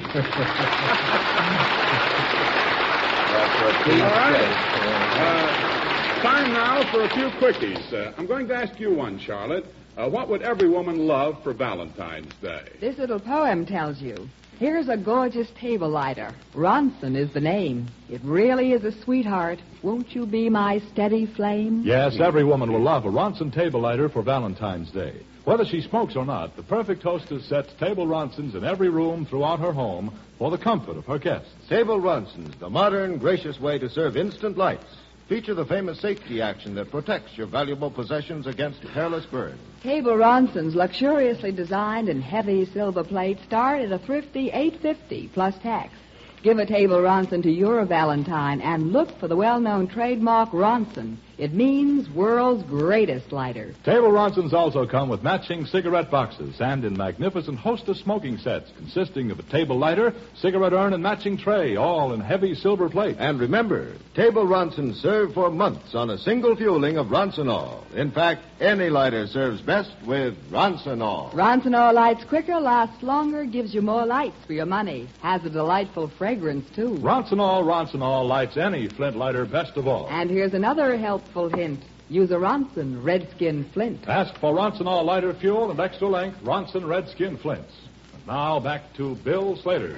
All right, now time for some quickies. Now, Dr. Hammond, friends, this is where in just a moment or so I'll say go. Start the stopwatch here, and you'll get 60 seconds. You shoot your questions just as fast as they occur to you. You're racing against the clock now. James B. Stone of Somerville, Massachusetts, is going to get the Ronson pocket lighter that we're giving away tonight because he sent us a quickie that is animal. The man who shot Lincoln, John Wilkes Booth. All right, on your mark, get set. You'll have 60 seconds after I say go. Johnny. A man? Yep. Hertz. Is he a New Yorker? No. Florence. Living. No. Van. American. Yep. Florence. Fictional. No, real. John. Lincoln? No. Is he in the Was government? he a ball player? No, he was not a ball player. He was not in the government. Van. Was he an entertainer? Yes, he was an entertainer. Van. Did he have anything to do with Lincoln? Yes. Booth. Yes, John Wilkes Booth.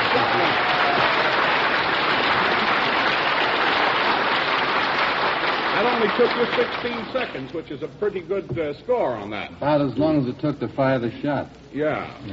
Well, that was a miserable shot as far as our history is concerned. Bill Ariyama, Ariyama, who lives in Spokane, Washington, sent in this next subject. He gets a Ronson pocket lighter because we're using it as a quickie, and this subject too is animals. And now it's a writer who had nothing to do with Lincoln, Booth Tarkington.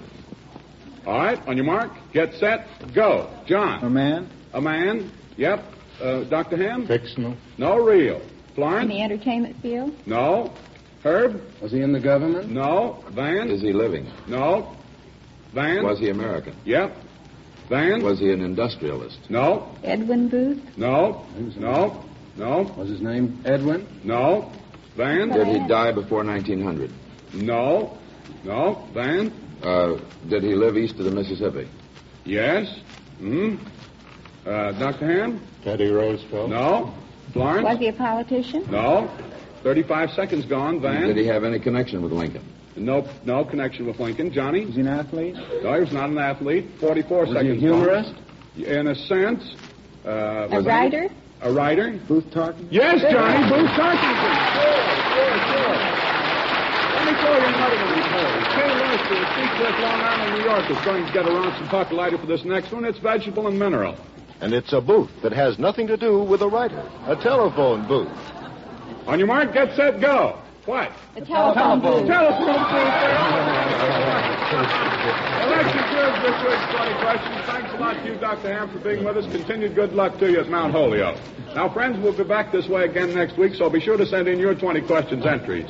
Just mail your subjects, one to a postcard, please, to Ronson, R-O-N-S-O-N, Ronson, 20 Questions, New York 46, New York. 20 Questions comes to you on behalf of Ronson dealers throughout the United States, Canada, and the rest of the world. Tune in again next week when our guest star will be Ronson's own singing star, one of the nation's top recording and radio artists, Johnny Desmond.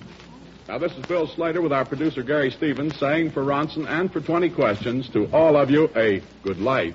Friends, this is Boy Scout Week. And Ronson is proud to salute the more than 2 million members of the Boy Scouts of America. The boys are celebrating their 40th anniversary this year of character building for boys and young men. Friends, don't forget Ronson's Johnny Desmond Show, brought to you on another network. Consult your local newspaper for details. 20 Questions came to you from the New Amsterdam Roof Theater in New York. This is the world's largest network, serving more than 500 radio stations from coast to coast. The Mutual Broadcasting System.